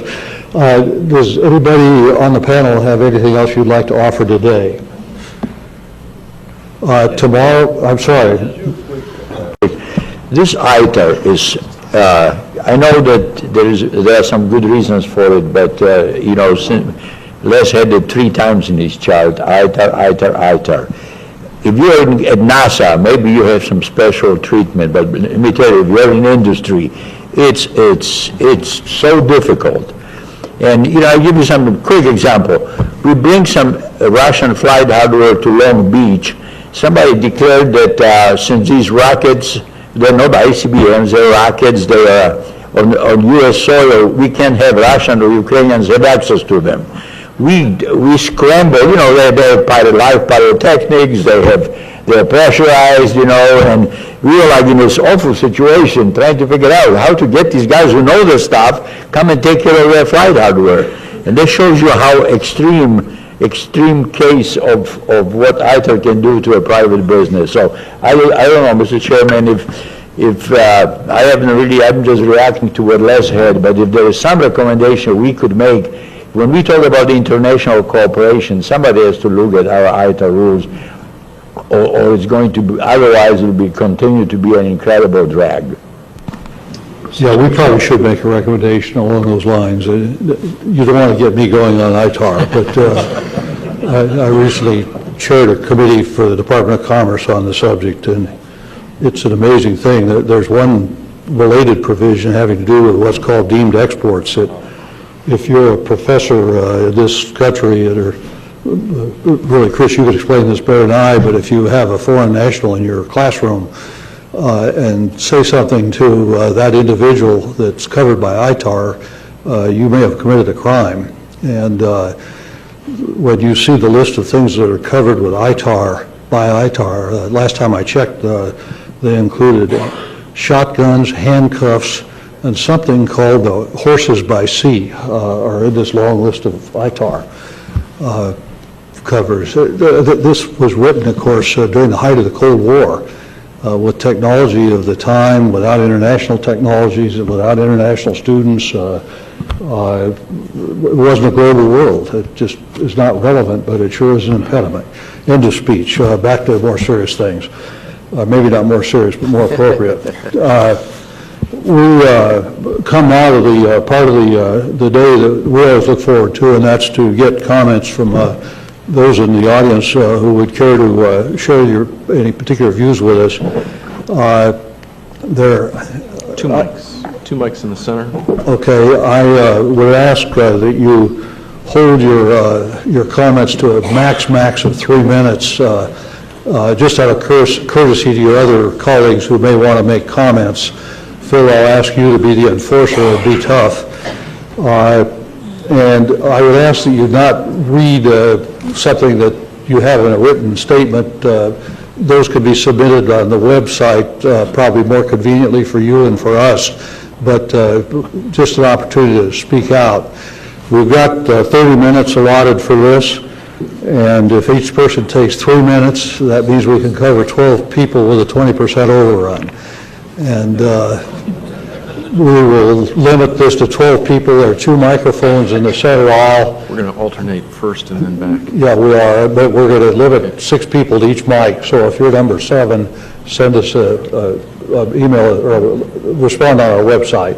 So with that, let's start out. Then we'll start out in the back. Please identify yourself and your affiliation. Go ahead. I'm going to let you start. Ladies and gentlemen, I'm Tommy Battle, Mayor of the City of Huntsville, and you are on a path of determining the future of a lot of what we have been determining for the past 50 years. We had a number of people in the past who are citizens of this community, little guys who wore, and ladies, who wore white shirts, pocket protectors, multicolored pins, and they determined a route and found out how we could get ourselves to the moon. It inspired a whole generation. It inspired a lot of us. And today you are making a decision, or this week, or this month, you're making a decision on what our future is, what our future inspiration will be. We've had this past month, we've had multi-celebrations on the lunar landing. And the lunar landing to us has been described as mankind's most significant technological achievement. And I guess my question to you is, what will be our future achievements? Where will we go in the future? What will inspire our children? Is it going to be sports stars? Is it going to be musical stars? Or is it going to be people who actually take off and do the technological things that we have the capabilities of doing? This community has worked for 50 years doing that, and we stand prepared to do that for the next 50 years. Thank you for your dedication. Thank you for your work. And thank you, and I hope that you can give us something that will inspire us for the next 50 years. Thank you. Thank you for sharing those thoughts with us. We'll go to the lower microphone. Chairman, I promise not to read, but in the effort to try to stay on track, I will refer to my notes here if that's okay. My name is Shar Hendrick, and I'm serving as the Vice Chairman of the Tennessee Valley NASA Advocacy Committee. The Advocacy Committee was formed in the wake of our community's BRAC efforts when our BRAC committee said we needed a similar effort around informing policy for NASA and our civil space program as we go forward from a community perspective. Today, the committee consists of an array of companies, both large and small, that are engaged in the Ares 1 and Ares 5 projects, as well as several other undertakings for NASA. The companies represent both government space as well as commercial space efforts in the community. The Tennessee Valley NASA Advocacy Committee strongly endorses the NASA Constellation program and the current architecture we have. We believe it is critical to move forward with the development of U.S. capability to move humans beyond low Earth orbit. And while some have said it's time to revisit the ESAS study of 2005, we believe that that would be a critical mistake given the fact that it would perhaps exacerbate the U.S. gap human spaceflight capability. Moreover, as a community steeped in launch vehicle heritage, we fully understand that any alternative architecture that's put forward will itself be wrought with technical and programmatic challenges as it moves from concept to actual systems development. We've seen that time and again. Currently, hardware is under development, successful tests are being conducted, and the entire system is making progress. We cannot stress enough the importance of providing continuity to both NASA and the industrial community as we move forward. The history of our efforts in launch over the past several years have been a start and stop approach, and it has clearly taken a toll on U.S. launch capability. While the committee endorses the moon as an important destination for the Constellation effort, we believe that by developing a robust launch and space transportation committee, that many new destinations become available for consideration. I would close my comments by simply saying it is also the hope of the Tennessee Valley NASA Advocacy Committee that we continue to encourage full utilization of the ISS through international partnerships, private and government investment and research, and as a valuable test bed for future exploration efforts. And to that end, we certainly appreciate the comments and reports that General Lyles presented. Thank you very much. Thank you so much. We'll go to the upper microphone. Yes, sir. Mr. Augustine, my name is Dennis Wingo. I work in advanced technology. I work with NASA, the Defense Department, DARPA. I've also authored books on the economic development of the moon and the solar system. I've written, co-authored books with the National Defense University on space power theory on that same theme.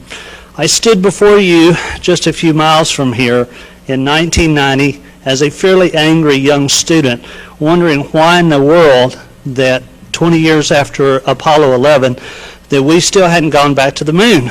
It's 19 years later and I'm not any happier. I look at the reports that have gone forth in the past. Sally Ride's RIDE report, Tom Stafford's synthesis group, your Augustine Commission of 1990, the Aldrich, all of these other reports and commissions. And the question that would go to you is, what are you going to do that is different than what was done then and what never was accomplished? Because all of those reports, if you look at it in their recommendations in the historical context, can be considered historical failures. We want your commission to be a success. And when the vision for space exploration was announced by President Bush, it was an incredible departure towards the economic development of the solar system, as Dr. Marburger presented. And I, as a public speaker speaking around the nation and around the world, have found that that theme resonates with both the American people and our international audiences. Where unfortunately it did not resonate was with the agency and in the implementation of the ESAS architecture. You would not be here today if the ESAS architecture that is currently being implemented by NASA was all roses and light.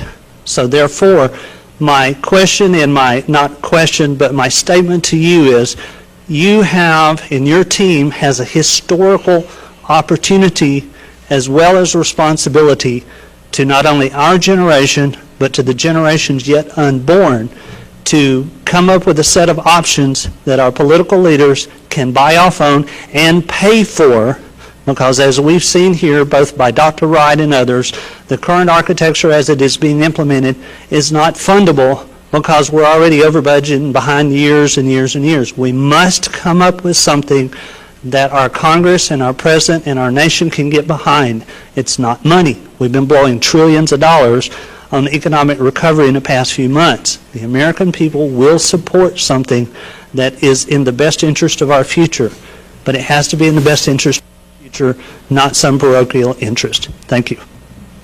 Thank you for those comments. Yes. Hi, I'm Dr. Barbara Cohen. I'm a planetary scientist. I work for Marshall. I'm speaking today as a private citizen.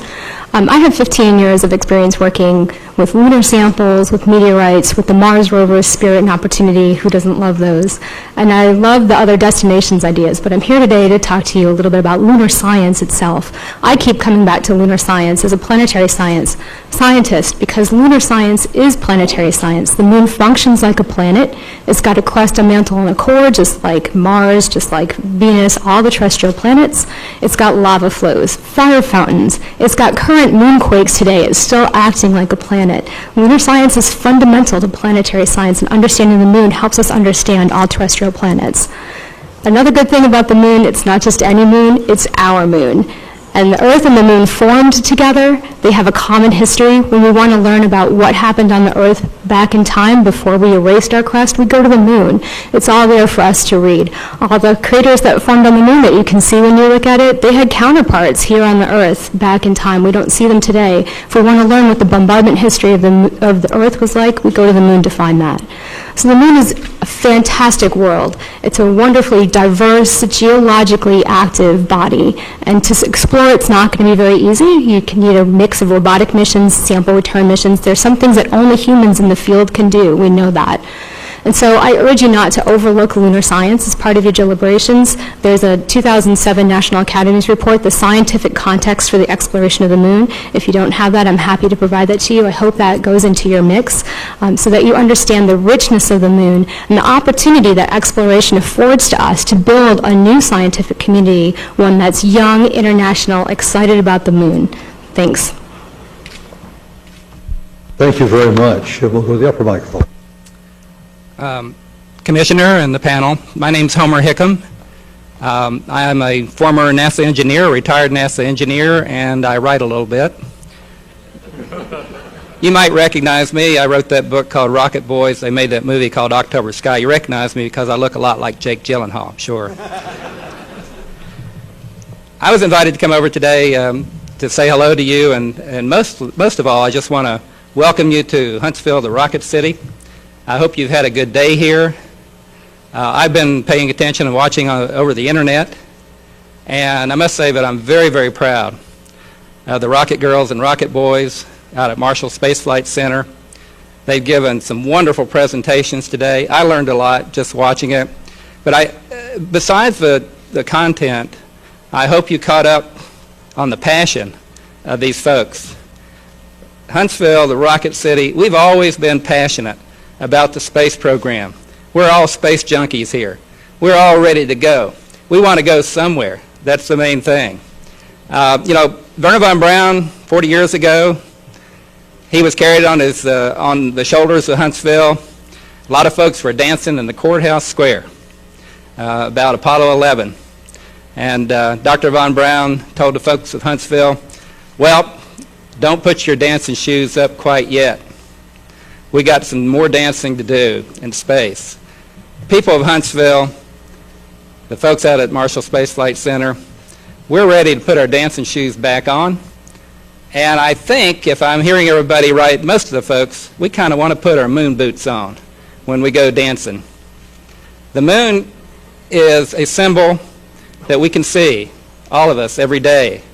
When I go back up to West Virginia, we have an annual October Sky Festival. I talk to teachers, talk to students, I talk to just plain folks. I talk about the shuttle. I talk about the International Space Station. They like that. When I talk about going back to the moon, you can just see their eyes light up. So that's where I kind of think that we ought to go. But mainly, I think we ought to go somewhere. We need to build the rockets to make it happen. If you're going to be a great nation, you got to do great things. Going back to the moon and on to Mars, that's a great thing in my consideration, and I hope you think so too. Thank you for sharing those remarks. Sir. Mr. Chairman, my name is Steve McCamey, and I live here in the Huntsville area. I work for a NASA contractor, and I've been involved in a lot of the studies that came before this architecture, during this architecture, after this architecture. And I want to disagree with Mr. Wingo. I think we'd be here today no matter what we came up with, because quite frankly, the commitment to what we are doing has been lacking. And it wouldn't have mattered which architecture we came out of the ESAS study with. I think we'd be right here today looking at it because the commitment to follow through with it just hasn't been there. We've been asked to make a silk purse out of a sow's ear. And I know that your charter doesn't includes trying to come up with a solution that fits within the current budget, but I honestly don't believe that solution exists. I think that it's going to require some more commitment. One thing that struck me, I've got several small children. I like to read the landmark history books to them. I just finished reading the stories of both Columbus and Magellan, and I thought it was interesting that the Portuguese had the opportunity to sponsor both of those expeditions, turned them down, sent them to Spain. The Spanish, at least for Columbus's expedition, formed a commission to look at it, and that commission's recommendation was that they not fund it. I have more faith in this commission. Thanks. And thank you for those comments. Sir. Sure. My name is Michael Mealing. I'm with Maston Space Systems. We're a small VTVL suborbital launch company in Mojave, California. we're looking at building a spacecraft to allow K through 12 education and kids like that to be able to fly space missions the way NASA does right now. One of the things I'd like to suggest the Commission take a look at when you're looking at your figures of merit is the non-government portion of our GDP that the space industry produces. I was involved in the internet early back in the 1990s, and I watched the National Science Foundation exit from running the internet backbone at the time. They lost a core competency to run the internet, and that was a good thing, because within a year after that, Netscape had an IPO, and it was very obvious that the internet was going to become a new industry. New industries are something that America is good at creating. NACA created the aviation industry. We created the computing industry, and we created the internet industry. If the Commission takes a look at the flexible path approach, the scenario, coupled with the focus on depots and integrating commercial services as tightly as possible into that, you end up having the opportunity to create another industry, and one that America leads in, because we have the talent. We just need to be able to unleash the entrepreneurial spirit that we have in this country and build a new industry. Thank you. Thank you. We are hear as many people comment as we can. We do have an airplane that's going to leave us, so if you're in the back of the line, if everybody else comes up, we'll list everybody in line. But if somebody else comes, if you would tell them that we're going to have to cut the line off for the folks that are there now. Sir. Thank you, Mr. Chairman, members of the Commission. My name is Dave Williams. I'm the president of the University of Alabama in Huntsville.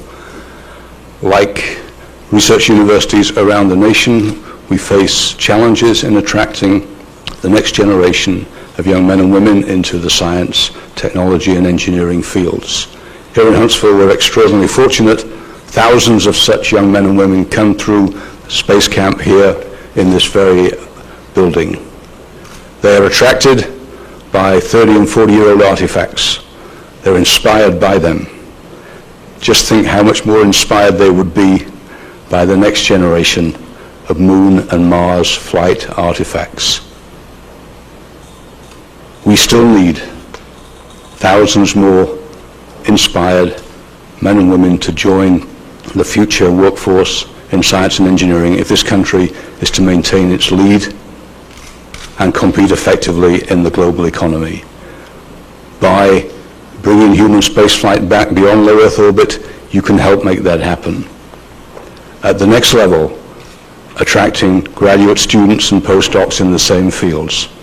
A generation ago in the post-Apollo glow, thousands of such students came to this country. I was one of them, to work on the next generation of aerospace alloys, which right now are being welded over at NASA Marshall Space Flight Center. It's cutting-edge technology that so often is a product of the most difficult challenges that we face that attracts the best minds for the future research in this country. If the best research is in Darmstadt or Bangalore, that's where the next generation of graduate students and postdocs will go. If it's here in this country, many will continue to come here, ITAR notwithstanding. Thank you very much. And thank you. Sir. I'm Tim Pickens. I own Orion Propulsion. I started it about 5 years ago. I'm from Huntsville, and I've got a small business here, and we're actually working on Ares upper stage with Boeing, and we're about a third DOD, a third commercial, and about a third NASA. It's been an interesting few years. I actually had the opportunity to go to Mojave and work on Spaceship One and work propulsion, so I understand what it's like to be part of a commercial effort that completes. In fact, I used to go watch the next Cortez there with Jeff Greason, and very excited about the industry, and so that's why I started a business. And I knew that I couldn't have a pure commercial model unless I had a sugar daddy, and I don't. So it's me and the wife. We had to secure these loans, and everything's very personal running a small business. We don't have investors and whatnot. So it's been quite a culture change to, say, put an AS9100 quality system within a small R&D company to do production on things like Bigelow we actually built propulsion system for Bigelow's Sundancer. And on the NASA side, we're doing, roll thruster work with NASA and Boeing. So one thing I'm kind of noticing, this whole uncertainty thing is a very disruptive environment to my small business. People wondering, what's going to happen. And as a business owner, I have to ask myself these questions and look at contingencies. And as I'm out here working in the community, some folks know that I like to get involved in education, maybe a little too much sometimes, but the point is, the kids like to see things getting completed. I picked the lane of building hardware because I wanted to be competitive with the world. The old business model, the Cold War model that is so expensive, we have to break that model and to be world competitive. And that's why I started this business. But we need to pick a lane, and we need to finish something we start, because it's the kids that are looking to go into these fields of engineering. They really wonder, can it sustain itself? Are we ever going to get to complete things? Some of my best engineers, they have the most fun when they get to work with the hardware they design and get to see tests and look at data and stuff. So I just want you to just kind of understand the perspective of a small business guy who don't have infinite resources, but I do believe in the vision of space exploration, and I just wanted to share that. Appreciate it. We appreciate sharing your viewpoint with us. Please. Good afternoon. My name is Rhonda Cox, and I'm a high school math teacher from Illinois and a summer employee here at the U.S. Space and Rockets Center. I work with teachers in the summer doing professional development with them. I have to tell you that when I talk about the Constellation program with my students, I've had high school students actually say things like, "That is so cool." And I've talked to fourth graders, and I've told them that you are the perfect age to be the first person to walk on Mars, and you should see their eyes light up. It is just an amazing thing to witness. Teachers know that nothing motivates children to excel in math, science, technology, and engineering like the promise of space exploration. Here we are sitting in Huntsville, the rocket city, the place where von Braun made his childhood dreams come true. And I think we all know that his dreams motivated many, many young people to work harder and to reach farther.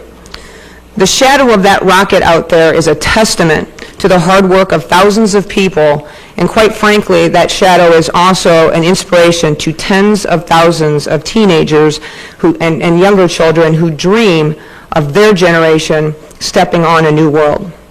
NASA inspires children to dream extraordinary dreams and gives them the reality that they can make those dreams come true. We should continue to give our children the encouragement and hope that they can achieve anything that they put their mind to. The challenge of space also honestly motivates me as an educator to do a better job in the classroom. As an educator, the promise of landing a human explorer on Mars motivates me to do my job much, much better and to give the kids the skills that they need to achieve anything that they put their mind to. NASA gives them the dream, and educators give them the tools. I think it is time that we give our young people the opportunity to live up to the challenge that Harrison Schmitt gave when he said, "I think the next generation ought to accept this as a challenge. Let's see them leave footprints like these." And I'd like to add that I'd like them to be on the red soil of Mars. Thank you. Thank you. As a high school math teacher, you're one of my heroes. Let's see, we seem to be adding people here, which we can't keep doing, so I'm going to start counting. We will be able to listen to 5 more people, and I really feel badly to do that. We do have a website. We take emails. We take letters by the U.S. mail. I'd love to hear from everybody, but only 5 more today, or we're going to have to walk to the Cape tonight. Sir. My name is Ray Moses. I'm a retired space engineer. 50 years ago, Arthur Clarke proposed that we build elevators to space. the science fiction story I found totally unbelievable because there was no material around that would be anywhere near suitable for building such an elevator. However, progress has occurred in the last 50 years, and the aerospace companies are now going from metal to composites on their vehicles. When I tried to check to see what NASA was doing in this area, I called the PI, the Public Information Office, and they said they were going to get me back to me, but there's no carbon nanotube data, as far as I know, or work being done by NASA at this point. I highly recommend that a program using carbon nanotube composites be established by NASA and be expanded, and I recommend that this program be done for two reasons. One, you could get vehicles that weigh about an order of magnitude less than the one you've got today, which means that the cost of space would go down dramatically.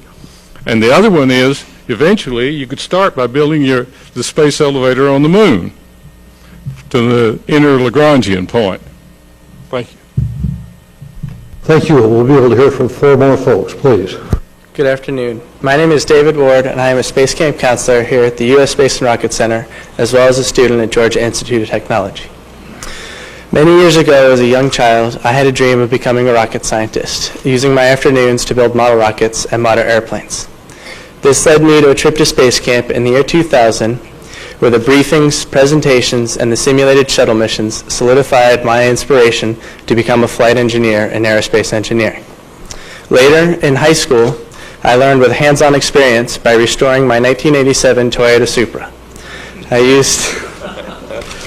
used all my stepdad's tools and techniques to clean and refurbish each part by hand, much to his amazement, using every square inch of the garage, much to my mother's dismay. Then I went on to become an aerospace engineering student at Georgia Institute of Technology. I also joined the aerospace design team as a freshman, and we went on to build an award-winning airplane, winning the award for most weight lifted and second overall in an international competition of over 30 teams. 2 years later, I received a message letting me know that there was a position open as a counselor here at the U.S. Space and Rocket Center. I couldn't pass up the opportunity to share the inspiration that I received at Space Camp with the children of today. Now, 7 months later, I have led teams of scout troops, general space campers, and school groups through the wondrous grounds of the U.S. Space and Rocket Center, showing them the amazement that I discovered as a young child right here at the U.S. Space and Rocket Center, all inspired by our country's greatest asset, our manned spaceflight program. And I would like to leave you with this thought. In 2 short weeks, I will retire from my wondrous position as a Space Camp counselor and be returning to Georgia Institute of Technology to finish my career as a student and to one day finish my dreams of becoming a rocket scientist. Thank you. Thank you so much for sharing that story with us. Sir. My name is Andy Welton. I'm a physics major at the University of Tennessee currently, and I guess along with a lot of people that have been in line today, I've been inspired by NASA to be where I am today. I've spent my entire life with this dream of being an astronaut and a NASA employee, and it has been the sole driving force basically behind all the hard work that I've put in to get where I am today. And I just wanted to stand up here and convey that to you, and I guess make sure you think inspiration in any recommendations you make. That would be one of the most important things that I would want to consider if I were in your place. So Godspeed, and thank you for your time. Thank you very much for that thought, sir. I'm Yoshi Takahashi, professor of physics at the University of Alabama in Huntsville. My written comment was rather short, that we are going to miss the delivery capability of the large payload on space station from 2010 to 15 or beyond. That just that the Orion may make an astronaut to go up, and that the Soyuz can carry astronauts, but that the space shuttle was such a marvelous vehicle, and it was monumental historical doings of that delivering very difficult satellites securely and perfectly from space shuttle with the help of human wisdom of astronauts, and the communication was marvelously made for the last 6 years. Now we are going to lose it, and the shuttle's beauty is that it has a human, very much well supported by the ground human as well, and heavy lifting capability and the big payload available for that best use of the space into the space exploration or the universe exploration. Hubble telescope was one of the good example for serviceable, and it was well serviced, and that's the Chandra satellite and that Gamma Ray Observatory, all these very large space vehicles were delivered and were operated. And that is what we are going to lose for almost 5 to 10 years in space. I had a project of European Space Agency approved and NASA funded that for the space station payload of 2.5 meter telescope looking at the Earth, and that was built and designed at Huntsville, and unfortunately the Columbia accident deprived of all these capabilities because of no manifest available. And in that case, that we should give up all these beautiful human space programs, shuttle delivered in the past, but that we thought there are European ATV and Japanese HTV, which is unmanned spacecraft carrying the large payload.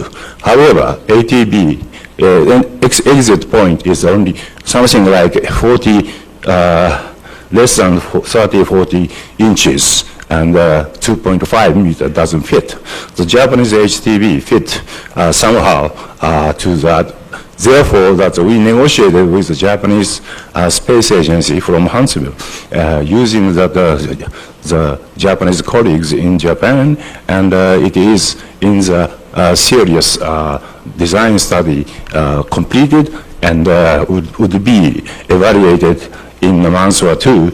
And I believe that this is a case that to revitalize the almost dead project of international large cooperative mission into space station with astronauts helping for mounting that one.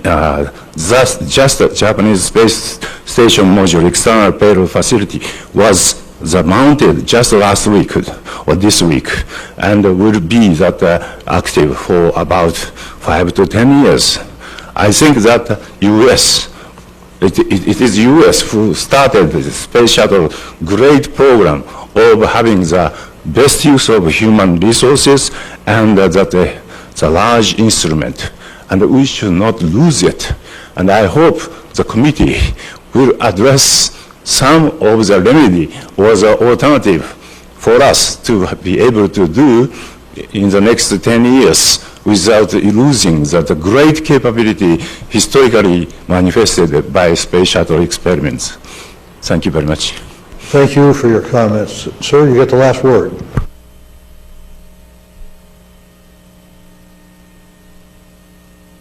just wanted to impress upon the committee the importance of going to the moon and Mars in manned exploration. I've heard a number of people lately, a number of commentaries have been published in various papers as to why it's a waste of money when there are so many other things that we could be doing, or that we could accomplish similar things for much cheaper with robotic missions. And to which I would many people have responded with notions of discovery or whatnot, but I think putting it on a more firmer ground, the important thing that comes out of that is the technological challenge that was presented to us in space. By sending people into space, we are fundamentally challenging ourselves on a level that few places on Earth can still provide. So, overcoming those problems requires putting some of the most brilliant people in the world into a situation where they have to bend the technologies and even create new technologies to allow us to even survive. I think that is one of the reasons why NASA has become synonymous in the public eye with the genesis of new and unbelievable, even miraculous technology. And it is a position that is absolutely invaluable as a function that is irreplaceable. And to cut space exploration is to say, essentially,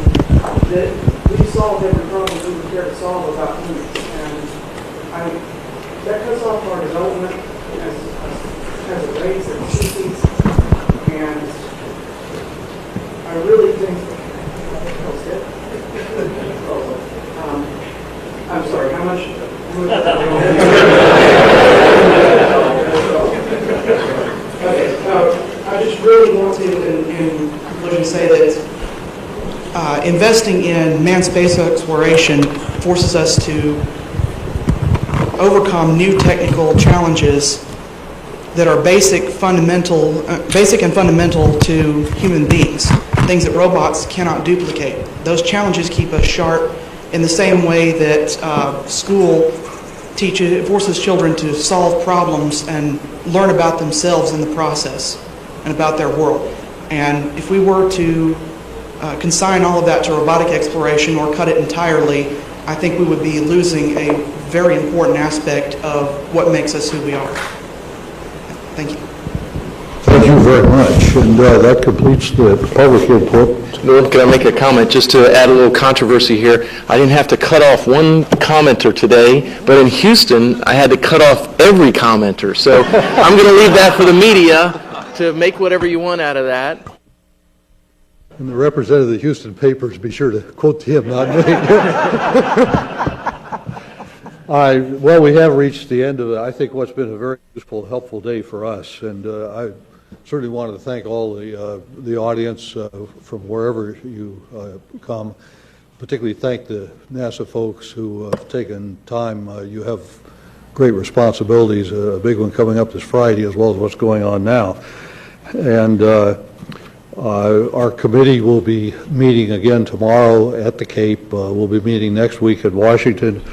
As I said, our schedule is such that by August 31st, we will have a printer-ready report. The report will go to the White House and also to the administrator of NASA. As you know, I believe I said, we've been asked to provide options for the President and for the Congress